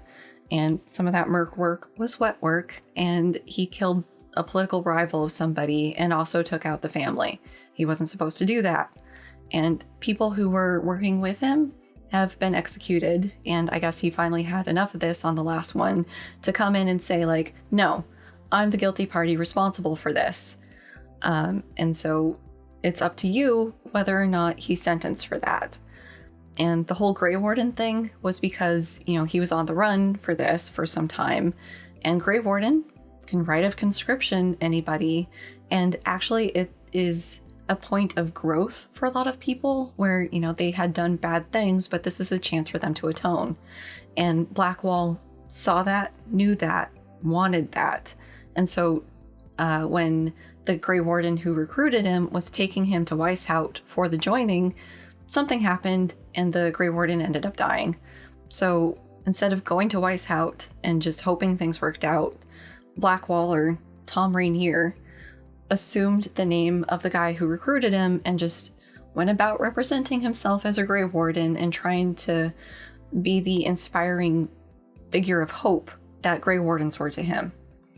So, as I said, it's up to you whether he's sentenced or not, and there's all sorts of options, like he can just be executed and boom, no more Blackwall, or you can turn him over to the Grey Wardens when things are done. You can have him join the Inquisition as Rainier, you know, whatever. The choice is yours. Cullen wants to kick his lyrium habit because turns out Templars, at least in the Orlais Chantry, are addicted to lyrium. They're sort of kept that way by the Chantry as a means of control. Yes, it gives them their ability to fight mages on equal footing, but it's also a lifelong habit for them, and the Chantry is their supplier. They have to be good little soldiers and do as they're told, otherwise they risk being cut off, and withdrawals from lyrium can be fatal. Cullen, being part of the Inquisition and sort of being over the whole Templar thing, wants to be free of that control from the Chantry, so decides, you know, I'm done with lyrium. And you can support him in that, and he grows as a character, or you can be like, you know, I don't think it's necessarily the best thing for you right now, and encourage him to stay on the lyrium, which kind of kills him a bit as a person. Our friend, the Iron Bull. His comes down to where his loyalties lie.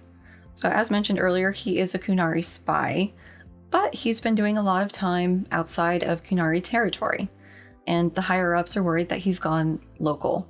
Higher-ups of the Qunari, in my opinion, set up a situation where, you know, they're going to get a clear answer of which side he's on. So it comes down to him either being able to save his little mercenary band, his found family he made, or Qunari war assets, their specific type of ships that are going to get sunk by Tevinter. So he can either save his company, or he can save the ships. And depending on which way he goes, he either is cut off from the Qun, so he's considered Talvashoth, and they make a official warning that he is such by sending a couple of assassins that he just brushes off as like, yeah, no, this is a message. I'm not wanted anymore. Or he stays loyal to the Qun, in which case, you know, a lot of his humor dies because he is part of the greater organism, and the parts of himself that grew free of that have to be cut off. My personal choice, unless I'm doing my bad playthrough, is to have him save his little merc family, in part because it's more humane to me, but also because that means he can have his little romance with Dorian. I will sit through hours and hours of just running around like one of the last areas, hoping the conversation things trigger so that they can start their romance. I'll also include here I think it was this game, the Iron Bull mentions that, some people think, it's just superstition, but they think that the Qunari are descended from dragons. Then we've got Ambassador Josephine Montillier, and I haven't mentioned her yet, which I'm sure is the fate of many an ambassador, at least the ones who are doing their job. She is critical for keeping the Inquisition running and on good terms with people, but, she's not part of your adventuring crew. She's a desk jockey. Anywho, she comes from a family that used to do merchant stuff in Orlais, but at some point they were forced out. She's trying to get them back in there, in part to support her family because she is the oldest child of her parents. And then all of a sudden, a bunch of Antivan crows start trying to kill her. They're doing this because they have a contract on the books that if anybody from her family line tries to reestablish themselves in Orlais, they are to be killed. This is despite the fact that the family that put in that contract no longer exists as a noble family. Like, the noble line died out. So you have to do a bunch of little politicking stuff to get her, or to get that family back into nobility so that somebody from that family can call off the hit. Leliana has a crisis of faith of sorts. She's posthumously instructed by the Divine to lay down her burden. The Divine over time grew to feel like she was using Leliana in the same way that Leliana's former boss had been, and also partner, just as a tool of brutal force, and she really didn't like that she was doing exactly the thing that had led Leliana to the Chantry in the first place. What this ultimately means for Leliana depends on a whole bunch of things, including some actions far earlier in the game, but basically it comes down to her either doubling down on the cruel thing that she's become as the left hand of the Divine, or she's able to grow past what she had been shaped into and see that there's more to life than that. Sarah was a city elf who was growing up in Denerim, the capital of Ferelden, when the 5th Blight hit, so she got to see all the carnage that happened there in that big battle. Afterwards, she was taken in by a noblewoman who was raising her and, trying to do right by her, but was embarrassed that she couldn't bake cookies for some reason, and so told Sarah that the baker hates elves, instead of just admitting that she buys cookies from this baker. It was a mess, but Sarah had some complicated feelings about that this woman who seemed to be trying to be nice to her was also so incredibly cruel and self-centered to make her think that somebody was racist against her. And you can help her appreciate cookies again. Vivian is a hardcore circle mage supporter who resents what the rebel mages were doing. And it makes some sense because Viv did benefit from the circle. Like, she is in a high position and has access to a lot of nobility. Her little questy thing is that her lover is dying of something and she wants you to get an animal gland that she thinks might cure him. You can get the actual gland in question, you can replace it with a different gland that isn't what she wants. Either way, the guy dies. Starting the companions that have more far-reaching aspects, we start with Cassandra, and she's noticed that the other Seekers of Truth have gone missing, so she wants to know what happened to them. She's afraid that they might be captives of Corypheus and so wants you to investigate, and she was kind of right. We find out that they were sold as guinea pigs to a heretical sect of, I think, the Templars. So the Seekers of Truth have a higher tolerance to red lyrium than other people, and Corypheus really wanted to know why, because red lyrium is a big part of his plan. And so you have the Seekers captive in this tower, or castle, I guess, being just implanted and fed red lyrium, like to a point that would kill most people. And when they're super infected with it, a demon is implanted in them that will eventually become an abomination. And just know that it takes a lot of magical interference to get a demon to implant into a non-mage, and doubly or triply so for a Seeker. So she confronts Lord Seeker Lucius, Commander Babyface, about this, and he basically tells her that he turned astray from the path of the Seekers because of the truth. And he gives her this book that is all of the secrets of the Seekers. After killing him, she pokes around in the book and finds out what kind of made him crack. The truth is that the Seekers are all people who had been tranquilized as part of the process and had that reversed by a spirit of faith. Now, this is a lengthy process that requires tons of training and I think she said weeks of meditation for it to finally happen, but just finding out that 1, she had been tranquilized without her knowledge, and 2, that it's reversible and that this is just something that's known by the Seeker higher-ups, kind of made her lose faith in the organization. The Seeker's tranquilization being reversed by a spirit was sort of set up in the second game, with Anders being able to temporarily reverse people's tranquilization with the spirit possessing him vengeance. So the choice with her is, what do you tell her to do? Do you encourage her to rebuild the Seekers with that knowledge being more open and people consenting to that? Or do you let it be a relic of the past and something that she moves on from? Also is the issue of what you do about the Rite of Tranquility being reversible, because this is a threat used against mages, and it's reversible? What would that even mean for a lot of people? What could that potentially do to the credibility of the chantry if that got out? I'll also include that she is a fan of some trashy little romance novels that Varric writes when he needs money, and she has you encourage him to write more because she wants to know what happens. And then we've got our spooky boy Cole. He is a spirit of compassion that somehow manifested a body, and with his combat specialization, he is basically a compassion assassin. After you figure out what's up with the demon army, Cole wants Solas to bind him to prevent him from being turned against his nature and turned into a demon. So you find the little trinkety thing that's involved with this. Solas tries to do it, but it's not working. And so he tries to do the spell. Cole makes like a noise, so Varric gets involved because he cares about our spooky boy. So the thing that's preventing the spell from working is the truth of Cole. The human Cole was a mage who was left to die alone in his cell by his Templar guard. And our Cole, being a spirit of compassion, was drawn to this to try to ease the Cole's suffering as he died, and somehow in this process got pulled through and manifested a body. The Templar in this is still carrying around a massive amount of guilt over what happened, and that is what's preventing the spell from working. You have 2 options for what to encourage Cole to do here: amnesic forgiveness or painful growth.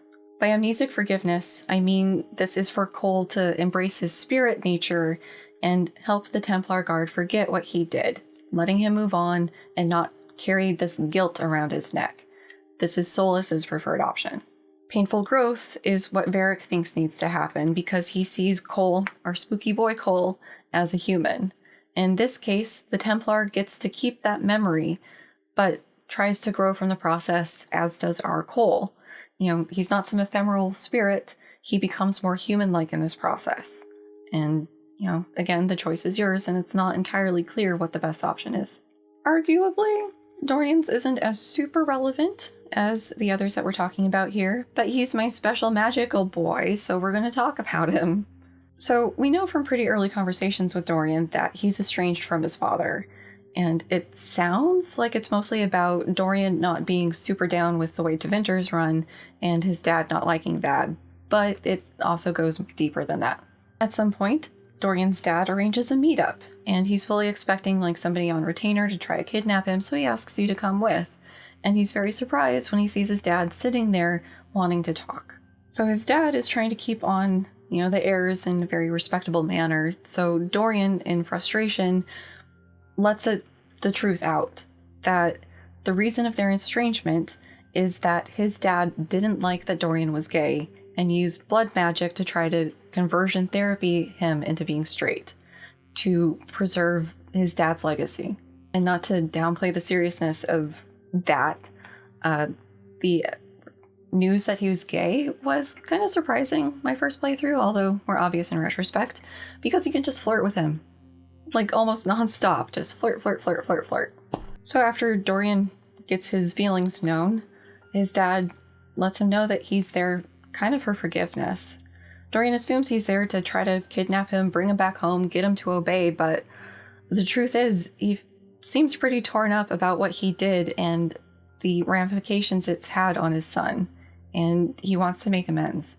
For better or worse, your choice here is whether you encourage Dorian to just cut his dad out of his life entirely or to try to rebuild a relationship with him. And whatever you choose doesn't really have impact on his standing with you or favorability of you, so at least Bioware didn't force that on you.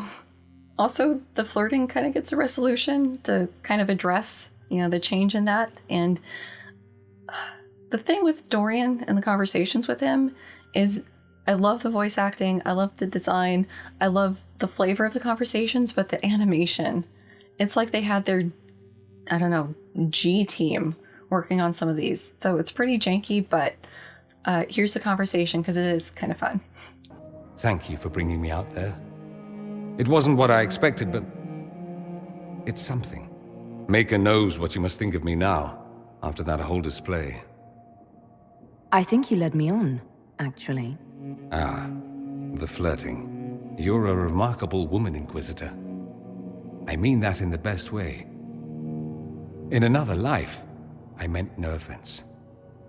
I'll desist if you prefer. Desist? Don't you dare. I stand so instructed. At any rate, time to drink myself into a stupor. It's been that sort of day. Join me sometime, if you've a mind. And also, as I mentioned, the Iron Bull and him can build a relationship, which has a lot of interesting flavor throughout. So, another point for Dorian. Solas. So yes, this is my canon run because my Inquisitor hooked up with Solas, or at least as much as she could, because he is a prickly son of a bitch and very inconsistent, and he has his reasons why, but it better have a resolution in Veilguard. I haven't gotten this far to know if it does or not, but relatively soon after the fall of Haven and you're set up in Skyhold, you're back there having a conversation with Solas, which is kind of weird, and eventually you figure out, oh, this is a dream. You change everything. Sweet talker.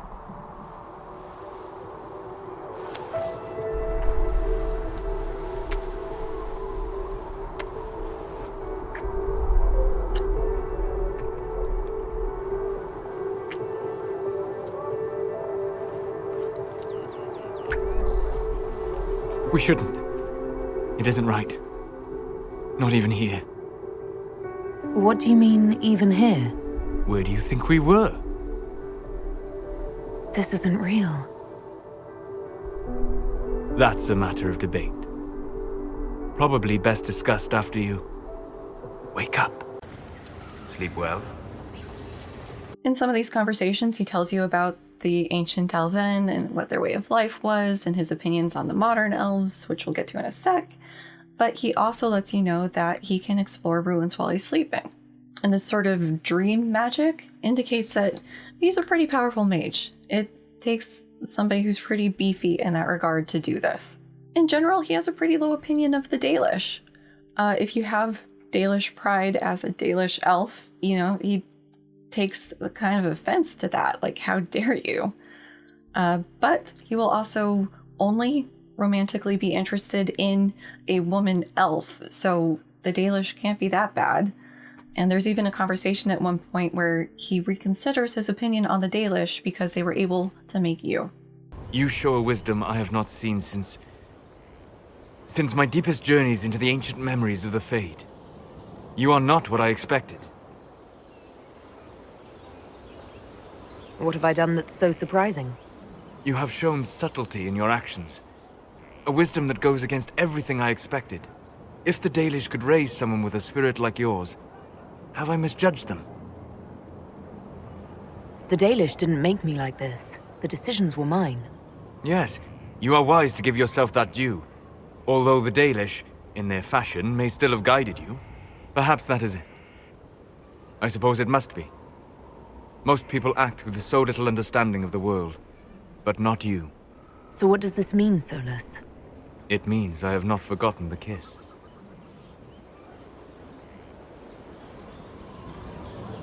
Good.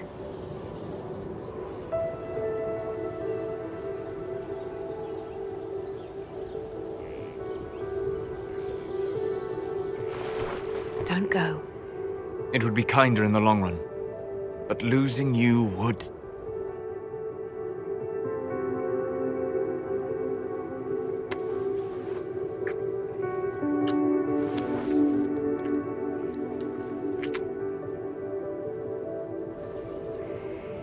Arlath Mavanan.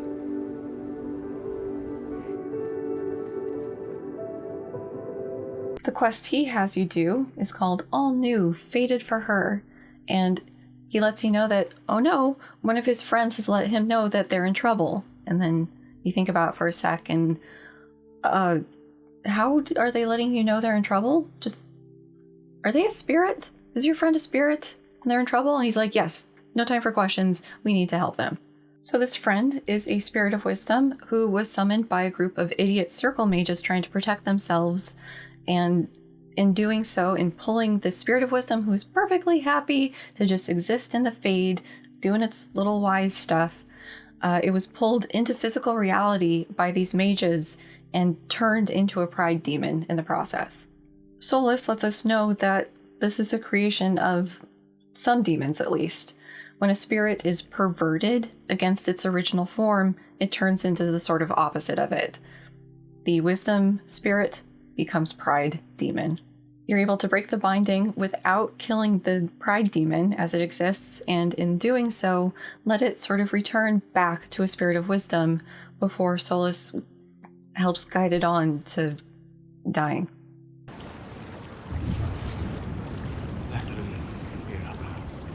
Tel Avalos en Asel at Alim. Mamilava Halani. Manasuladinadas. Magilani Midinan. Manuvinen.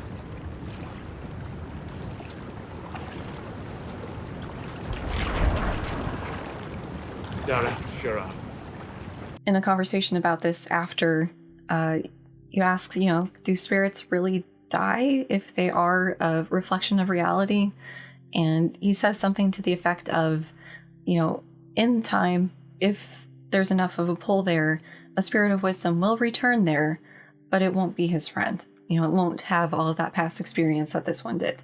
So your choice here is if Solas gets to kill the mages or not. I tend to let him do it because they were kind of pricks about it. Finally, we get the doozy with Varric. We are introduced to Bianca the crossbow's namesake, Bianca the dwarf, who made Bianca the crossbow. Bianca Davry, at your service. Your name is Bianca? It's a common name. Because she is quite the effective engineer, basically, there's talk of her being considered for being made a paragon, which is unique because it doesn't tend to go to surface dwarves, which she is. And in their witty dialogue, we find out that they have an on-again, off-again relationship of decades from the sounds of it, which has been made more complicated by her getting married to somebody else. And I believe her family has a threat against Varric where, if they ever hook up again, they'll have him killed. Or they'll try to again. It's a mess. She stops by because she happens to know where Corypheus is getting his red lyrium from. And it just so happens to be the place that Varric, Hawk, and his brother, Varric's brother, found the red lyrium idol in. It's that same place. And they're mining it for red lyrium, so your job is to go down there with them and relock it to make sure they can't get back in for more. Now, the question comes up, how did Corypheus find out about this location? Well, Varric told Bianca about this spot because they're close, and also she's really good at figuring stuff out, and red lyrium is all full of question marks. And so in doing research for it, she ended up crossing paths with a Grey Warden mage who just happened to be Larias or Janica from the end of the Legacy DLC that Corypheus was in. It was Corypheus before bopping back into his Darkspawn form. She didn't know that at the time, and she is right now trying to set that right. But it wasn't entirely a bust because they figure out that red lyrium is basically regular lyrium infected with the Blight. It's blighted lyrium, which is further evidence or support that lyrium itself is some sort of living thing. So with that companion quest aside out of the way, we can get into the new goals. And these are sort of revamped of the previous goals. We figured out who the Elder One is. It's Corypheus, and he absolutely needs to be stopped. So we need to stop the assassination and figure out the demon army still. But hey, the breach is sealed. Just because we're going to start with the assassination attempt on the Empress Selene of Orlais. Despite Ambassador Josephine's best efforts, you cannot get a warning to the Empress. And so you have to go meet her in person, which is a very difficult thing to do because she's a busy lady. But there is a civil war happening in Orlais, part of why she's busy. And somebody who's one of her cousins is holding a ball in an attempt to have peace talks to get everybody happy-go-lucky again. So the civil war is between the Empress Selene and her cousin, the Grand Duke Gaspard de Chalon. And yeah, so the one holding the ball is Gaspard's sister, Florian. And also, you are the invited guest of Gaspard, which is weird. So it might be kind of hard to see, but these guys are all wearing masks. And politicking in Orlais is complicated. Politicking in Orlais is just complicated because it's full of this hoity-toity doublespeak where you can't just say something plainly, you have to cloak it in metaphor or analogy or symbolism or something and hope that the other person's able to catch it and that you're catching everything they're intending. And honestly, it reminds me of a lot of the dialogue in something like Dangerous Liaison. You refuse me a simple favor, then you expect to be indulged? It's only because it is so simple it wouldn't feel like a conquest. It's the same vibe. And this is so ingrained in their society and their culture, it's called the game, because it's just how they do things for fun, I guess. And they wear the masks to make it harder to be able to suss out true intentions from people's expressions. Like, it's their pastime and also just main time. It's how they do things. And also, they all have French accents, because of course they do. So not only do you need to stop an assassination attempt, you need to uncover all of the plots and counterplots happening at the palace, and figure out a resolution to the civil war so that you can get Orlais' help in whatever happens. And also, because things can even get more complicated, Morrigan's there. She is the magical advisor to the Empress. Why not? Morrigan benefits from this relationship because being close to somebody this high up, as an apostate mage with a son who has an old god soul in him, helps keep everybody safe. Morrigan, being Morrigan, offers the Inquisitor some cryptic advice and, yep, sends you on your way. The ambassador does have eyes and ears everywhere, does she not? Proceed with caution, Inquisitor. Enemies abound, and not all of them aligned with Tevinter. What comes next will be most exciting. Figuring out the plans, counterplans, plots, all of it is a complicated mess, so I'm just going to try to run through it quickly here. So, we've got Florian and Gaspard. They are siblings. Selene is their cousin. Briala is there as the elven ambassador because she's formed a network of elves who are messing with both sides and just annoying everybody. And part of this is because she, Briala, used to be Selene's spy master and also her romantic partner until this allegiance and alliance became too much of a political inconvenience for Selene at which point she cut off Briala. Did I leave anything out? No. So, Selene is hoping also in this process to get in good standing again with the elves. So to entangle all of the different plots and everything, you need to talk to a bunch of people and do the game a bit with various people, gaining yourself court points so that you can better maneuver things in the future. And also some light breaking and entering, you know, just a little in a royal palace in the middle of a civil war. During the breaking and entering portions, you figure out that basically everybody except Selene has agents there. So you've got elven agents working to do Briala's work who've been killed by Venatori agents who've been snuck in by somebody. There's human mercenaries there working for Gaspard doing something. And also there's a Fade Rift spitting out demons. Why not? TLDR, Florian is the one who is working for Corypheus and is going to try to assassinate Empress Selene. And if she succeeds or not, and how this all plays out, is up to you and how the conversations have gone and what decisions you make. Like, seriously, one of the options is to let the assassination succeed and then have Gaspard step up. Personally, I think it's kind of fun to reunite Celine and Briala, because, you know, you find a locket that Celine had held on to after all these years because she really did care about Briala and didn't want to cut her loose, but felt like she didn't have a choice because her ascending to the Empress seat was a little tenuous, as evidenced by the Civil War, but you can reunite them at the expense of Gaspard. However it plays out, chaos is averted thanks to the help of the Inquisition, and whoever's left in charge decides that, you know, I think you could use Morrigan than we could right now, and so she joins up with you guys.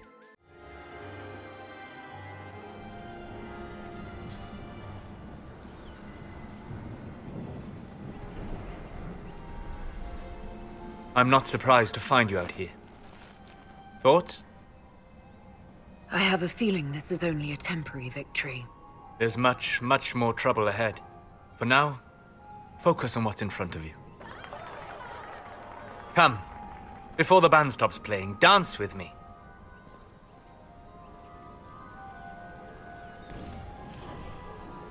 I'd love to.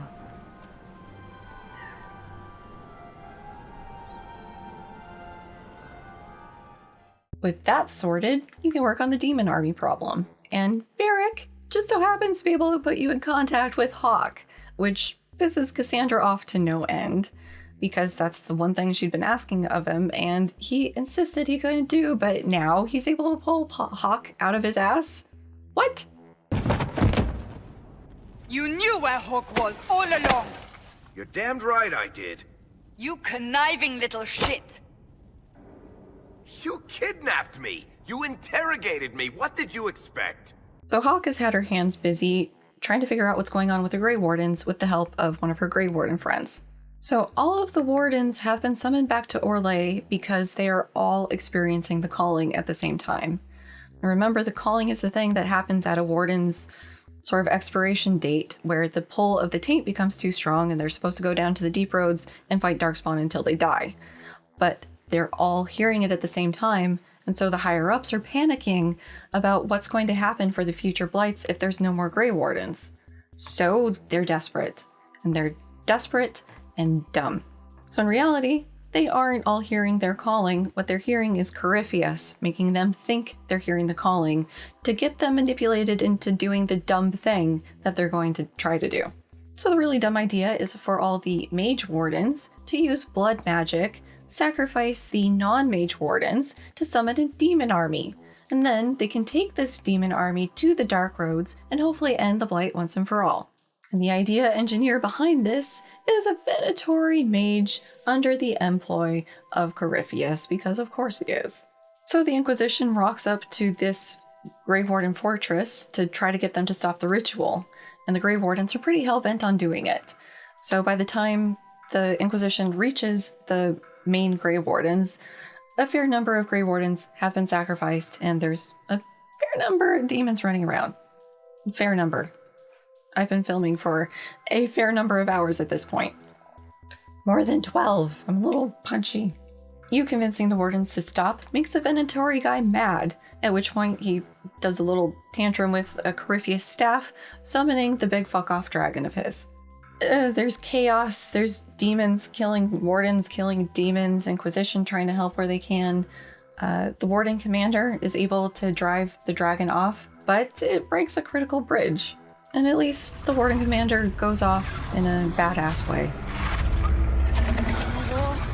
Victory. In peace, vigilance.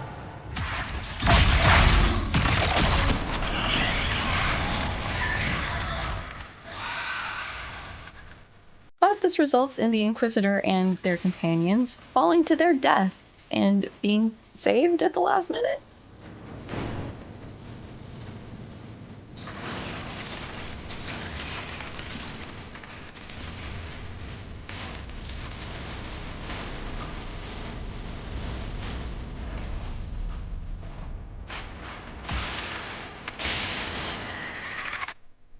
So the thing that saved them was on their way down, the Inquisitor opened a Fade Rift, and they fell through into the raw Fade. So this is a new experience for everybody, and by the way, Hawk and the Warden friend is with them. Yeah, normally when you enter the Fade, you do it with your mind, and you leave your body behind. You do it when you're dreaming, you do it when you're meditating, you do it when you're yeeted into it by the Harrowing if you're a baby mage, but your body doesn't come with. But they are physically in the Fade. The thing about this is what Corypheus wanted. That's why he wanted the anchor and why he's so mad that the Inquisitor has it. He wanted to go into the Fade and finish whatever business he had there the first time. So when you're dreaming in the Fade, normally it's not that big of a deal, especially if you're not a mage. If you're a mage, you have to be more on your guard because, demons be lurking. But, in the raw Fade, there's just demons everywhere. And even more so because they know about this ritual that's happening, so there's a good chance for them to get pulled into the world where they can do some damage, which is what demons want to do. So you've got a ton of demons who are very excited about getting into the physical world, who are now being told that, that ritual is off the table, so they're extra angry. Your goal right now is to get the fuck out of the Fade. As you're working your way towards the exit, your team stumbles across something friendly that bears some resemblance to the former Divine. And also in this process, the Inquisitor is able to recover memories that were stolen from her by a nightmare demon. And these memories were what happened at the Temple of Sacred Ashes before it exploded. So basically, the Inquisitor's walking around doing the whatever she's doing and stumbles across the ritual that's happening and finds the Divine tied up by Corypheus, ready to be sacrificed. And the Inquisitor walks in, "What's going on here?" Which is enough of a distraction for the Divine to knock the orb, the elven orb, out of Corypheus's hand, and it rolls towards the Inquisitor. She picks it up, and kaboom! Somehow in this, the Inquisitor and the Divine were able to be yeeted into the Fade, whereas Corypheus was probably incinerated but able to do the body hopping thing to near Darkspawn. As our party has seen, the Raw Fade is not a friendly place for physical creatures, and so they were being attacked as we saw in the confusing prologue of the game. But, unlike we saw in the prologue, the Divine is there with you, helping you, and at some point she basically sacrifices herself to make sure you can survive and get out of the Fade. When the Inquisitor fell out of the Fade after the explosion, what people interpreted as Andraste was actually the spirit that had echoed the Divine who had just died, similar to how the Compassion Spirit echoed Cole and became our spooky stabby boy. So you have an exit plan. You just need to make it past the Nightmare, which is a huge fuck-off nightmare demon that looks like a spider, although there's some discussion about things looking different depending on what phobias you have, whatever. You need to get past it. The not Divine Spirit is able to do some distraction and damage to it, but you still have to fight a whole bunch of demons, and even then that's not enough. The Nightmare comes back, and either the Warden friend or Hawk has to sacrifice themselves for your team to get out. And it's your choice who gets to stay behind in the Fade. Personally, and I'm guessing it's not something that's ever going to pan out at this point, but I would say Hawk, purely because of what Flemeth told her on that mountain. The big things are coming, and that she needs to be prepared to jump when it's time. I felt like that could be related to this. So, Hawk got to stay, and the Warden got to come back through, much to Varric's dismay. So with your team back through, you close the rift, and no more demons are coming through, which is great. Which brings us to another choice time. What do we do with the Wardens? This is a very well-established and generally well-esteemed order that also just proved itself to be a little quick on the trigger, to say the least, and sacrificing a good chunk of their order in a misguided attempt to fix a problem that wasn't even a problem in the first place. So the options are to exile them from Orlais entirely, or to have them join up with the Inquisition. And also, another reason to bring bring the Warden back with you is he can act as leadership because he is relatively senior in the order. And if you didn't have him, they'd kind of be rudderless, which doesn't seem great in the middle of a maybe Blight. And that wraps up our to-do list from Act 2. bringing us into Act 3, where it's decided, you know what? Let's go on the offensive. We just ruined all of his plans. It's time to hit him where he hurts and mess whatever plan that he has next.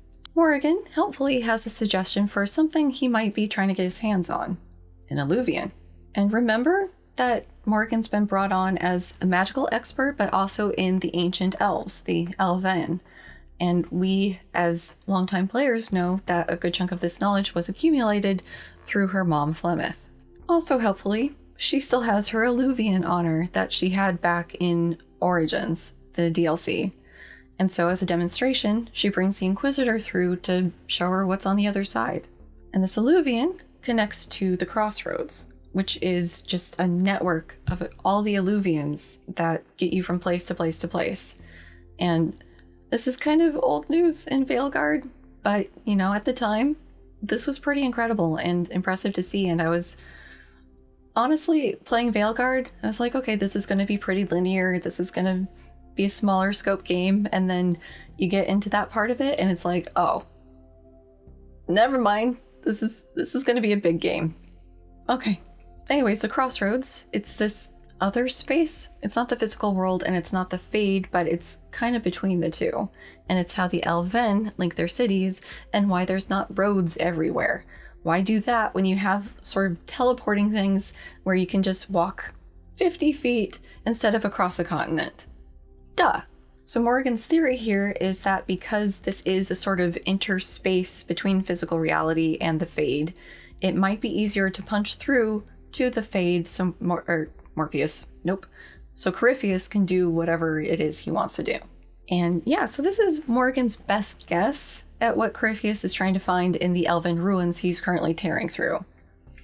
And it's a guess that ends up being wrong because, you know, her elven knowledge isn't perfect, but we forgive her. So if you haven't played Inquisition yet and you're going to, I absolutely, it's not even a suggestion, you have to bring Solas for this because they squabble about different historical facts, myths, and just, you know, Morrigan and Solas arguing. It's good. So the place you end up is a temple of Mythal in the middle of the, I think, Arbor Wilds. Not that it super matters. And you go through and you eventually figure out that the thing that Corypheus is actually looking for is the Well of Sorrows. And Morrigan isn't sure exactly what this is, but is sure that they need to stop Corypheus from getting it, whatever it is. These elven ruins seem to be guarded by a weird type of elf that they haven't seen before. I mean, they're still elves. I mean, you only have so many character models in these games, but there's something different about them. And the leader of them is Abelos. So you find out that these elves are actually holdovers from the Elven. They've been kicking around for a while, defending this temple and what's in it. So the Well of Sorrows is sort of a literal well, but also a metaphorical well at the same time. It's kind of weird. So this well contains all of the knowledge deposited by followers or servants of Mythal at the end of their life. So it contains just all of this knowledge of the Elven culture and history. So drinking from this well gives you a couple things. For one, it gives you control over the temple's Eluvian, and it also forever binds you to the will of Mythal, and potentially some other things. With the clock rapidly running out and Corypheus practically breathing down your throat, it's either you or Morrigan who consumes the well and you drain that dry. It doesn't terribly matter who does it as long as somebody does it, and basically deprive Corypheus of what he wanted. So whoever did end up drinking from the well gets to hear whispers from that accumulated knowledge. And it's a little annoying, because if it's Morrigan, it's like, yes, it's whispers, and this is fine. But if it's you, she's like, whispers? That's all you're getting is just whispers, and it is just like, pss, pss, pss, and then you say whatever it is they told you. And she's annoyed at that, and sort of indignant that if it was her, she would get more than whispers. How dare you? Anyway, whoever got the Well of Sorrows has some intel that's helpful on taking Corypheus down. Basically, Corypheus imbued part of his essence into that dragon, and that is part of what helps keep him immortal and unkillable. So if you're able to take the dragon out of the equation, Well, you've rendered him killable, and also it'll fuck with his ability to body hop for a bit. So, you gotta take down that dragon. And this is all terribly exciting and everything, but where'd her son go? I don't have this in the slides here, but you do interact with Morrigan's kid a bit, and he's fairly normal, although he does seem to have some weird knowledge of like the ancient elves and other things that just make him seem a bit odd. And, it's the influence of the old god's soul floating around in him, but it suggests that, there's the sun and then the old god sort of cohabitating in there to some extent. So you find out that he ran into the Fade. He was able to use her Eluvian, which is weird because he's just like a little kid. And also, it didn't connect where it always connects, the crossroads. It went to the raw Fade. You go with Morrigan into the raw Fade to try to find her son, and after some very panicked mom running around looking for her kid, you find him talking to Flemeth. Uh-oh. So, turns out, she's not just Flemeth, a powerful witch of the wilds. She's actually the vessel for Mythal, one of the elven gods. One of the elven gods who, in the myths up to this point, you've heard that she was killed by the Dread Wolf, Fen'Harel. But she clarifies that no, it wasn't the Dread Wolf who did it, it was the other gods. The other gods are the ones who fucking killed me, and now I'm just like a fragment of what was left of Mythal in Flemeth.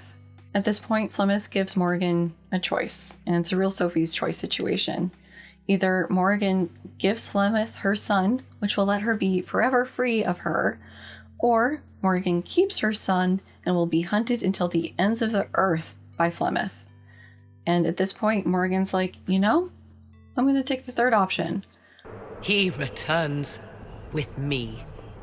Decided so quickly. Do whatever you wish. Take over my body now if you must, but Kieran will be free of your clutches. I am many things, but I will not be the mother you were to me. Mythal respects this. It works. At this point, Flemeth adds that, Morrigan, you were never in any danger from me. The possession can only happen in a willing host. So you were safe. And at this point, she takes what I think is the old god's soul out of the sun and has her own purposes for it, I guess. And this isn't like he's being tranquilized or anything. It just means he's getting rid of all of that weird influence from that old god, which is probably going to be for the best for him. And Flemeth, Mythal, whichever, shares a dragon solution. So if it was Morrigan who took the Well of Sorrows, she learns the spell, or finds the spell in her memories to turn into a dragon to fight Corypheus' dragon directly. Or if it was the Inquisitor who did it, there's a special grove where you can find a Guardian of Mythal, where if you beat it in combat, it will be your loyal servant, and it can fight the dragon. Solas. So as mentioned, this is my now canon playthrough given what's happening in Veilguard, and yeah. If you know anything about the Solas Mancer tragedy, you know what's coming. This is where the heartbreak starts with him. Solas takes the Inquisitor to a nice little secluded spot to have a little talk, and it seems like, this is going to be a nice moment for them, and it is in a way. He shares the truth about valleslin with the Inquisitor. Then what I must tell you, the truth. Your face, the valleslin. In my journeys in the Fade, I have seen things. I have discovered what those marks mean. They honor the elven gods. No, they are slave markings. Or at least they were in the time of ancient Alathan. So this is... what? Just one more thing the Dalish got wrong? I'm sorry. We try to preserve our culture, and this is what we keep? Relics of a time when we were no better than Tevinter. Don't say that. For all they got wrong, the Dalish did one thing right. They made you. I didn't tell you this to hurt you. If you like, I know a spell I can remove the valleslin. The Inquisitor can either accept or reject this. I had mine accept it because, everything is just crashing down around her at that point. So, of course, she doesn't want to be some old god's property. No. So this is a beautiful moment that seems like it's going to go in the natural progression that these romantic moments do go in BioWare games, but then it stops. Sit.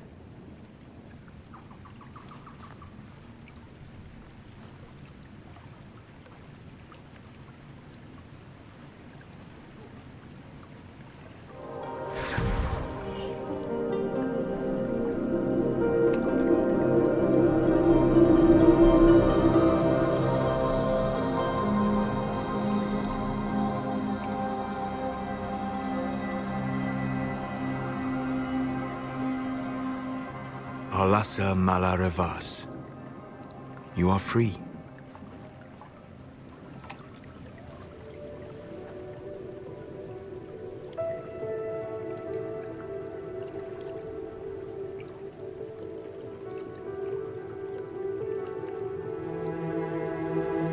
You are so beautiful.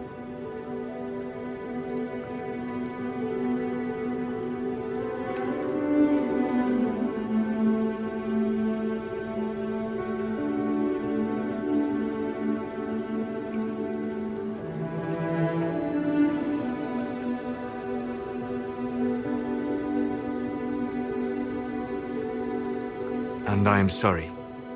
I distracted you from your duty. It will never happen again. Solas. Please, Vanan.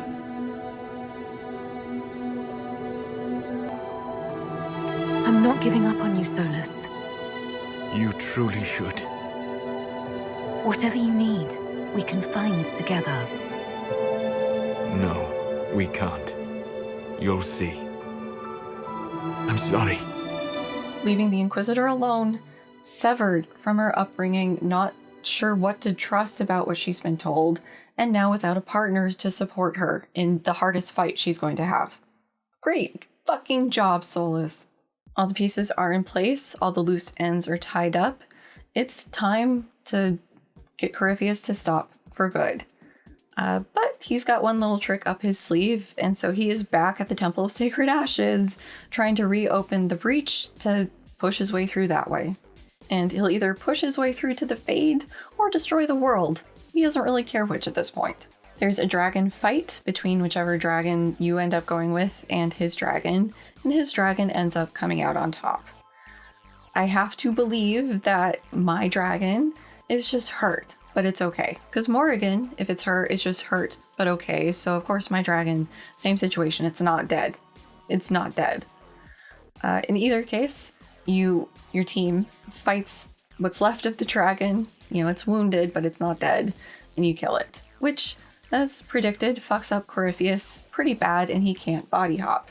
So then it's finally time for your direct fight with Corypheus. And in this, the Inquisitor is able to rip the orb from him and permanently seal the breach. And then, in a moment of peak irony, she opens a Fade Rift inside of him, destroying his body and sending his spirit into the Fade, presumably where he can stop doing damage.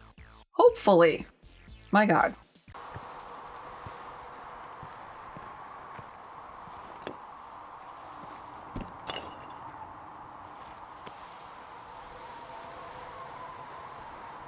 Solas? The orb. I know you wanted the orb saved. I'm so sorry.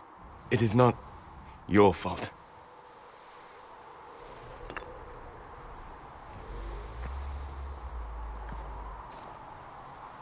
There's more, isn't there?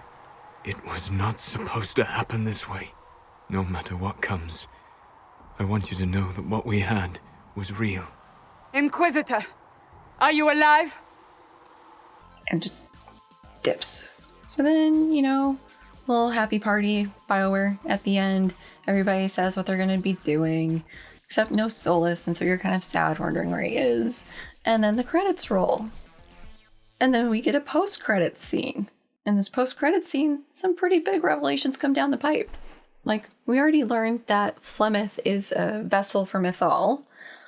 So she's sitting there doing her thing with an Eluvian, and who walks up behind her but...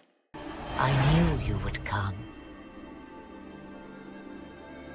You should not have given your orb to Corypheus, Red Wolf. I was too weak to unlock it after my slumber. The failure was mine. I should pay the price. But the people... they need me. I am so sorry. I am sorry as well, old friend.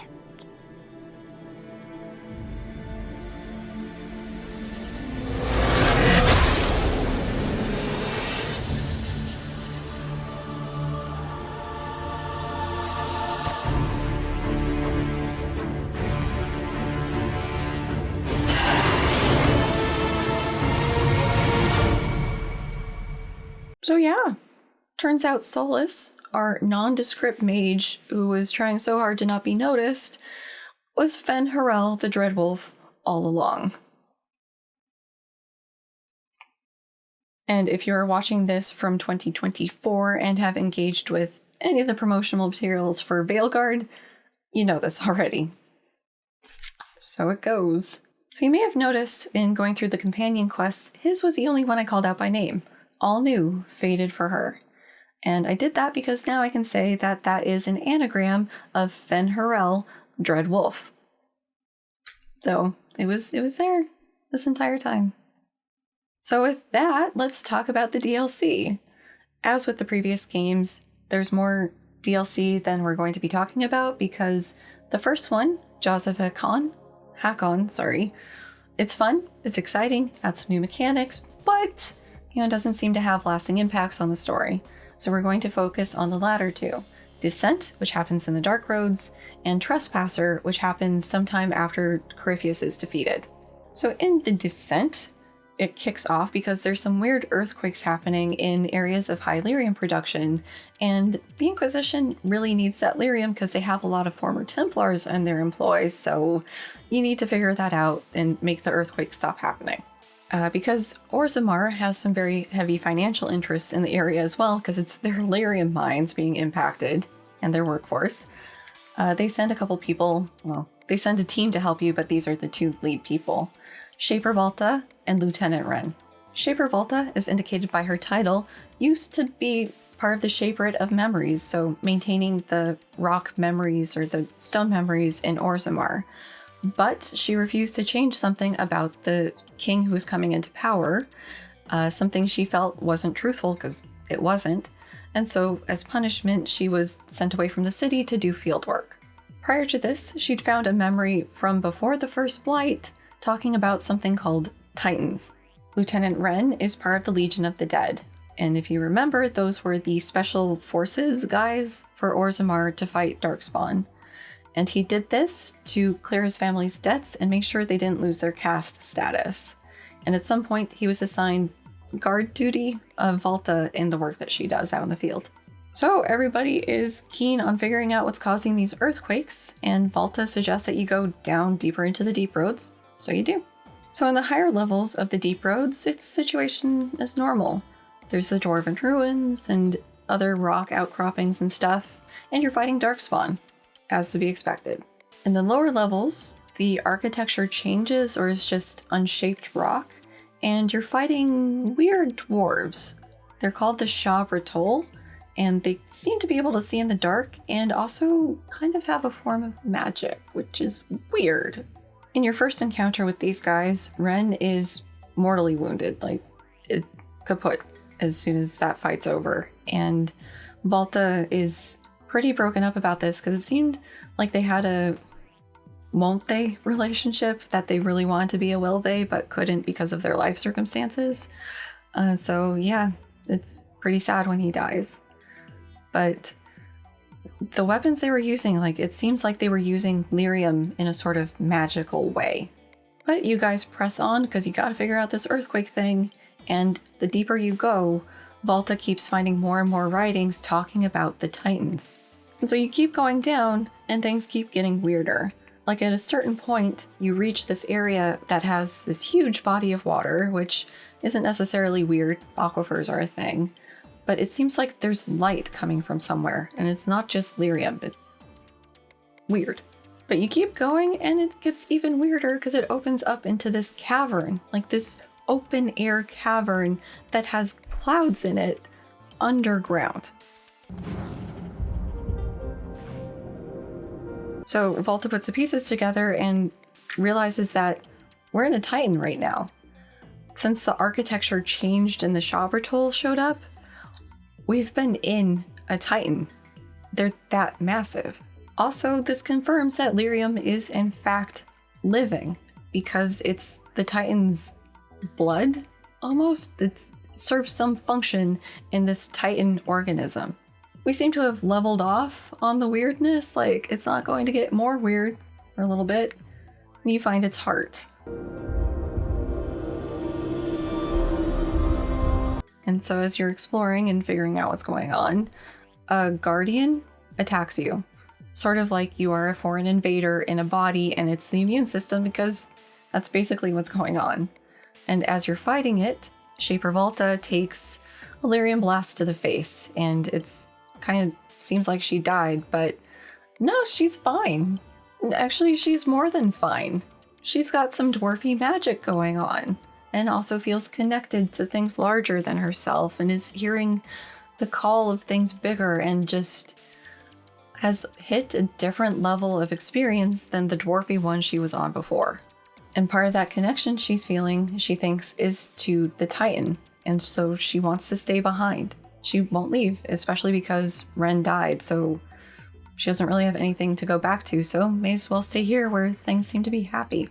And for the life of me, I can't find either a codex entry for this or people reading this in playthroughs, and I'm not going to go through 60 hours of game to find it because you can only have so many saves, but I remember reading something somewhere. It was in the second floor of the area around the garden that mentioned a war between the elven gods and the Titans, and Mythal putting down the Titans in some way. If you can find that, leave it in the comments, because I sure as hell couldn't. Great. So the last thing we're going to talk about here is the final DLC for Inquisition, called Trespasser. This is taking place 2 years after Corypheus was defeated by the Inquisition, and also recall that we, the players, know that Solas is the Dreadwolf, but the Inquisitor has no idea. No idea. She didn't get to watch that post-credits scene, so she doesn't know, just that Solas dipped on her and has been missing since. So it is 2 years since Corypheus died, and the Inquisition's still around. So the new Divine has called an Exalted Council to decide what to do about it. A huge part of this is because the Inquisition is a massive organization. Its military might rivals several of the countries around it. It has huge supply chains and takes up a lot of resources, and people are uneasy having this thing that's not necessarily totally affiliated with the Chantry just existing to solve problems that are kind of vague and ill-formed. And I didn't mention the whole election of the Divine thing earlier because it is a convoluted mess where the inputs from the player aren't entirely straightforward. So basically, after some of the stuff is settled, you're approached by somebody from the Chantry who's like, hey, we need you to help pick the next Divine. And it's going to come down to Cassandra, Leliana, or Vivian. And the way the point math ends up working is it depends on things that you tell each of them in conversations, actions you take, who you say you actually want to be the Divine, what you want to happen with the mages, what you want to happen with the Templars, like so many choices, and it's a mess. And even if you feel like you've done everything right, you might have messed something up and suddenly you have a Divine that you didn't want. So also, I haven't mentioned it because it seems like BioWare moving forward from this has written anything to do with the Divine in such a way that it could be any of them. It's not specific. Just it's Divine Victoria. And, either of them, any of them would take that name, so, you know, unless something is mentioned about the Divine having an obscene number of nugs, you know, it's not clear who the Divine is. Which also means that it could be any of them, and so everybody's pick gets to be Divine. The council proceedings are repeatedly interrupted by various going-ons in the palace, usually of Qunari origin. And so you've got this interesting tension between the two sides of the story here. You're in front of the council doing the business stuff in the formal attire, and there's also having to go solve the Qunari problem and figure out what's going on before whatever bad thing happens. So it's kind of weighing these two, or not weighing, having to deal with these two things and keep those balls in the air at the same time. And the Qunari problem is even more of a problem because it seems they've got access to the Eluvians and the crossroads, so they could be anywhere. And there's some extra urgency because the anchor on your hand is starting to fritz out. It goes off randomly, it causes extreme pain, and this is only going to get worse as the DLC proceeds. At the start of this, it going off is just like a little poof, and it's not that bad. And the need to release the explosion is pretty infrequent, but by the end, you know, it's just your hand's just going off and it's just exploding, and it's bad and it's not sustainable. We're gonna go with an abridged version of things because it's a lot of following Qunari through things and then going through elf ruins and finding stuff and bouncing all over the place. You're in the deep roads, it's a lot, so we're condensing it. The major problem is that the Qunari are preparing for all-out invasion of Thedas. This is something they haven't really done before. And this is the pet project of one of the priests, the leader of the priests, the Vidasala. So they've got a pretty simple two-step plan that, if it goes off, would be pretty devastating for Thedas. Step 1, blow up all of the delegates and leaders gathered at the Exalted Council. Invade. Easy as that. So this can't be allowed to happen, so the Inquisitor and friends chase down the Vidasala and her crew into this secluded grove-looking area that seems very elfy in origin. And you're chasing her through, you're fighting tons of her army, and at some point she yells at you that you are an agent of Fen'Harel and are not to be trusted. And this is on the way to where she thinks she has Solas cornered. Naturally, the Inquisitor is confused by this accusation. So the Vidasala explains. She says that Solas is an agent of Fen'Harel who is still active and doing stuff. That Solas is the one who gave the orb to Corypheus that started everything.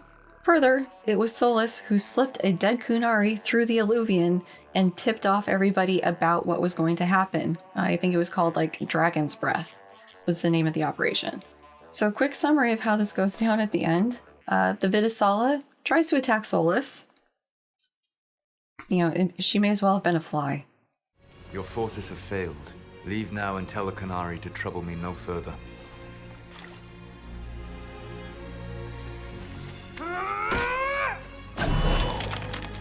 Solas clarifies to the Inquisitor that no, he is not an agent of Fen'Harel. He is the wolf that dreads. In the course of hunting him down and going through the ruins, as well as just talking with him, we find out that ancient Solas fought against the gods. He freed the elves that they had enslaved under them, and that's why he knew the spell to remove the face tattoo. This pissed off the gods royally. But hey, that's okay. They're not actually gods. They're just incredibly powerful mages. Not gods, but, you know, at a certain point, isn't it almost godhood? Solas wanted to remove them as a threat. Especially after they killed Mythal, he had to do something, and so, I guess in an act of desperation, threw up the veil with them locked in the Fade, unable to return back to the physical world. But no good deed goes unpunished, and this had devastating consequences for the Elven. It destroyed their way of life. You know, for them, magic was interwoven into physical reality, and so with the veil now separating the two, everything crumbled.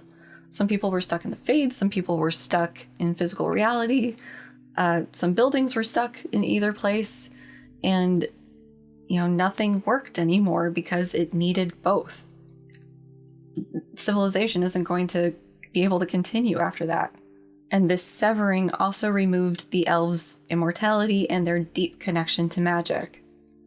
He called it similar to walking around to everybody being tranquilized.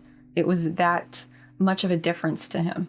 He also clarifies that the civilization the Tevinters killed when they sacked Arlathan, it wasn't the Elven in their full power. It was a kind of half-dead thing waiting to be killed. So now he intends to undo that.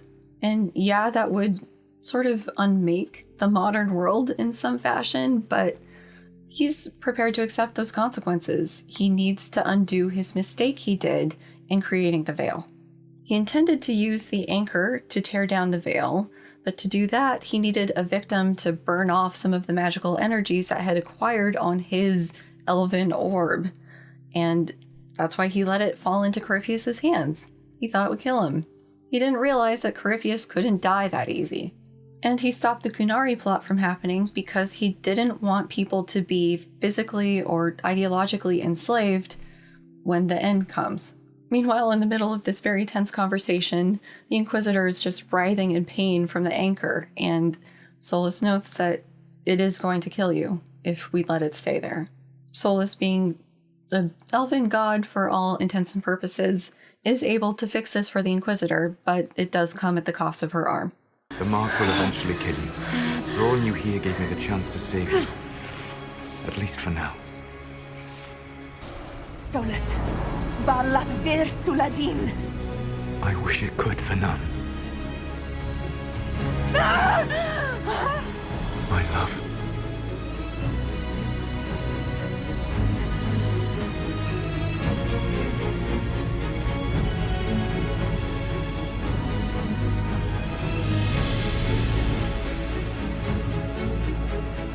I will never forget you. Sad little broken wolf. And from what I've seen so far in Veilguard, that impression only gets stronger. So your final choice of the game is to keep the Inquisition as it is, in the huge force it is, possibly more chained to the Chantry, or to disband it.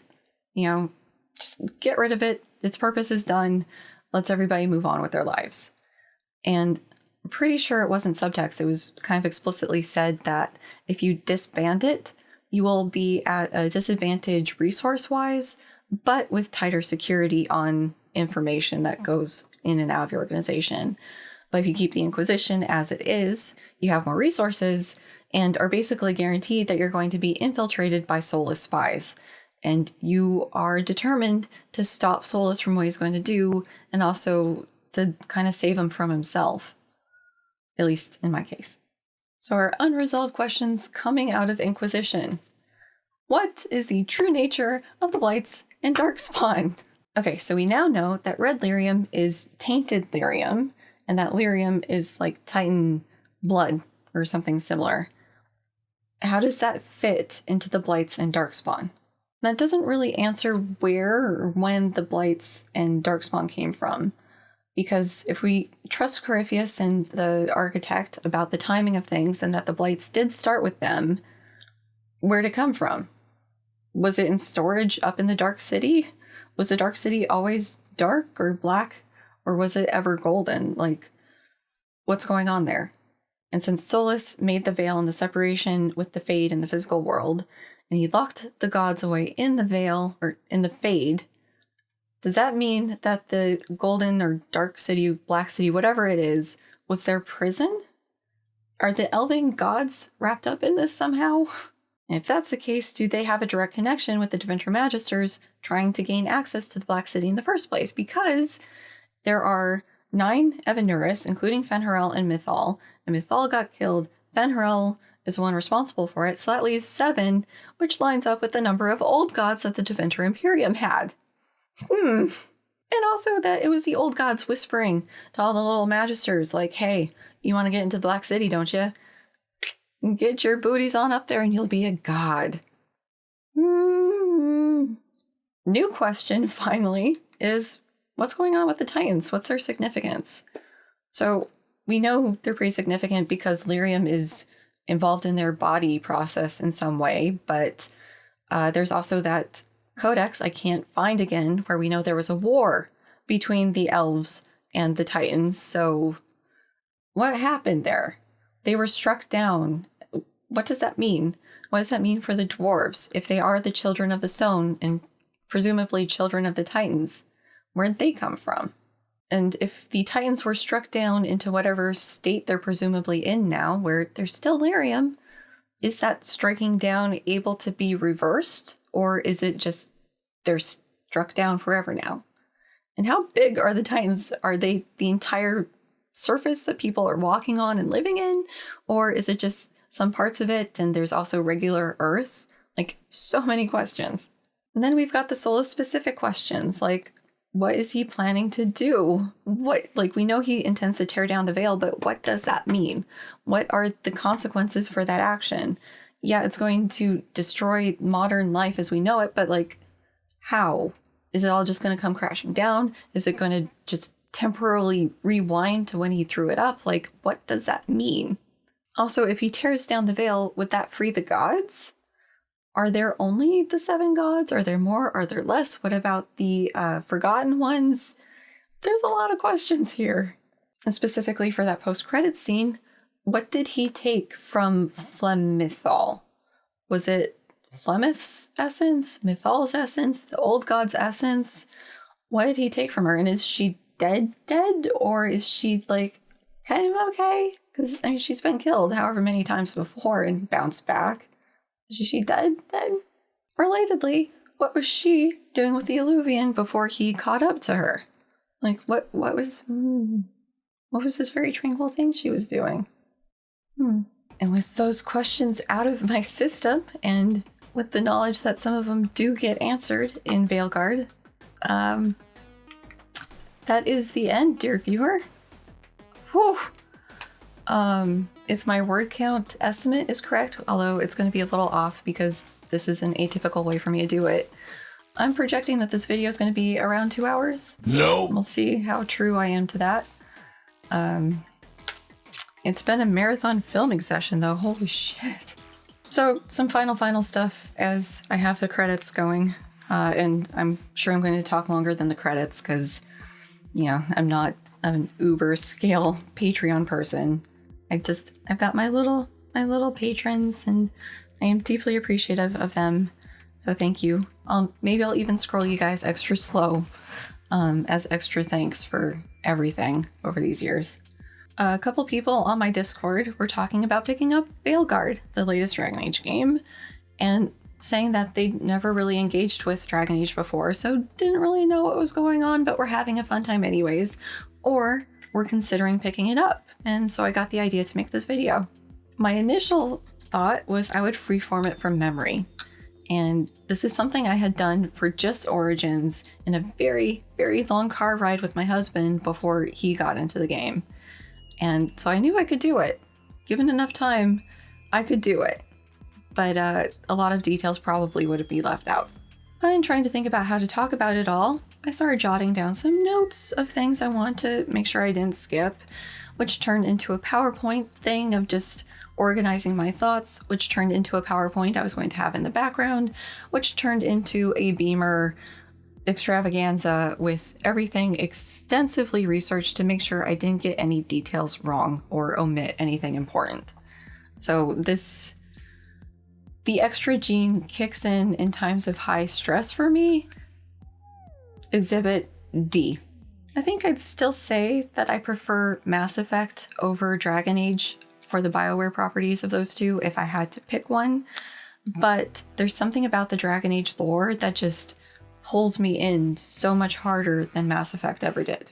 And some of it might be a consequence of the way the games are written and presented in the codices, where, with Dragon Age, there's some contradictions and stuff built in because you have the Dalish version of things, the Chantry version of things, the Imperial, the Tevinter version of things, and sometimes they're in agreement, sometimes they're not. Whereas in Mass Effect, it's much more straightforward. Other than the big conspiracy about the Reapers. Ah yes, Reapers. The immortal race of sentient starships allegedly waiting in dark space. We have dismissed that claim. Other than that, there hasn't really been that many conspiracies or uncertain lore that was baked into it. And that makes it more interesting to tease apart and try to figure out what the truth is. And so in Veilguard, we are starting to see many of those bigger pieces finally being put together in, I think, satisfying ways. But before this, there were years of just like breadcrumbs and partial clues and trying to assemble things together from Brother Genitivi's kind of misunderstanding of elvish culture. Like, you know, it was a lot of fun thinking through what hints we were being given. Both of these BioWare games hold a special place in my heart because I picked them up when I was going through the disaster process of my dissertation and was in a pretty dark place. So it's only fitting that this sort of passion project of talking about the lore comes from another pretty dark place that a lot of us find ourselves in. And in that sort of context, I hope that BioWare stays true to some of the messaging they're trying to bake into these games. It is incredibly awkward in places and kind of heavy-handed in others, but in the current state of the world, that might just have to be how things have to be to get the message across. And to give BioWare credit, they have come a long way from the horribly awkward way they tried to do it in Andromeda, where you meet a character and it's like, in the first 4 lines of dialogue, like, "Hi, I'm a trans person." And just, no one does that.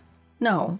So thankfully, they've grown beyond that, and I'm glad that they have and work to include more types of stories in this.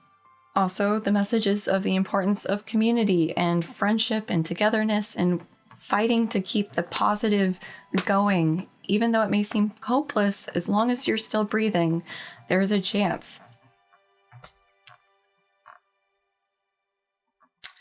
Serendipitous timing on that. So, if you are currently playing Veilguard and you're enjoying being in the Dragon Age universe, or the Dragon Age setting, I would encourage you potentially to think about playing the earlier games with some caveats. They're not super duper old games, but they're not exactly new. Origins came out in 2009, so brace yourself for the different approach to textures and modeling, and also just brown. Everything is shades of brown. Even blood is kind of brown. It can be a lot. It is what it is. Also, it's important to consider that the exact game mechanics when it comes to combat have changed over time, much to some people's delight or dismay or just rolling with it. Origins had some pretty beefy micromanaging automations that you could program into the different characters to have them react without you having to babysit them much. And that got scaled back somewhat in the second game, but you could still do a fair bit of like if-then sort of situations, like if your healer notices that your tank is taking a lot of damage, they can prioritize healing them over somebody else with potions or whatever, or spells. And so there's still a lot of programming you can do. And then in Inquisition, they dialed it back even further. So it's mostly just about who a character is going to assist and who they're going to heal, I think. And also where the priorities are. So like your tank, you're going to want to take health potions probably sooner than your DPS, because the DPS, we can fix that, but if the healer goes down, things are going to go bad. So they get preferential access to potions that the DPS doesn't. You know, that sort of thing. So with Veilguard, you have none of that, and you also don't have the tactical aspect where you can stop time, zoom out, and say like, okay, Cassandra, you're going to go there, and you're going to smack that guy with this spell. Solas, you're going to go over here, you're going to do this spell on that guy, I'm going to go stand over here and shoot at things, and then Varric, you're going to be here and doing stuff. Like, and then you can play time forward, wait for it to happen, and then figure out your next moves. And sometimes on Nightmare mode, this was critical. And now that's gone. It's just live. Like, you can pause to sort of select some actions or take a potion. Well, not potion is... I don't think potion's on that menu. Get your ass healed by one of your teammates. But yeah, that tactical nature of telling your teammates what to do is gone. It's much more like Mass Effect in this regard now. Except not even that, because in the original trilogy, you could tell your teammates where to go. So, not even that. It's fine. I'm fine with it. You know, it's less things for me to manage and micromanage and just go with the combat. I am the type of person who will micromanage it down and, like, spend far too long on any given encounter, and so being forced to keep it moving is probably for the best. So with all of that said, do please drop a like if you enjoyed this video, if you found it informative, if I helped you understand the Dragon Age setting better. This isn't a type of video you're going to see a lot from me. There's not too many other game universes I could do this for. Mass Effect? Yep, for sure. Although it's not the complicated mess that Dragon Age is. Could do it for Halo. That's an incredibly straightforward game. My husband suggested Divinity. So the games that came before Lyrium made Baldur's Gate. I played through those a couple times and I still don't know how they connect, and no, so I can't do it for Divinity, Mr. the Husband, I'm sorry. Anyways, take care of yourself out there. Remember, make sure your oxygen mask is affixed safely and oxygen is flowing before you help those around you. And until next time, bye. Swooping is bad.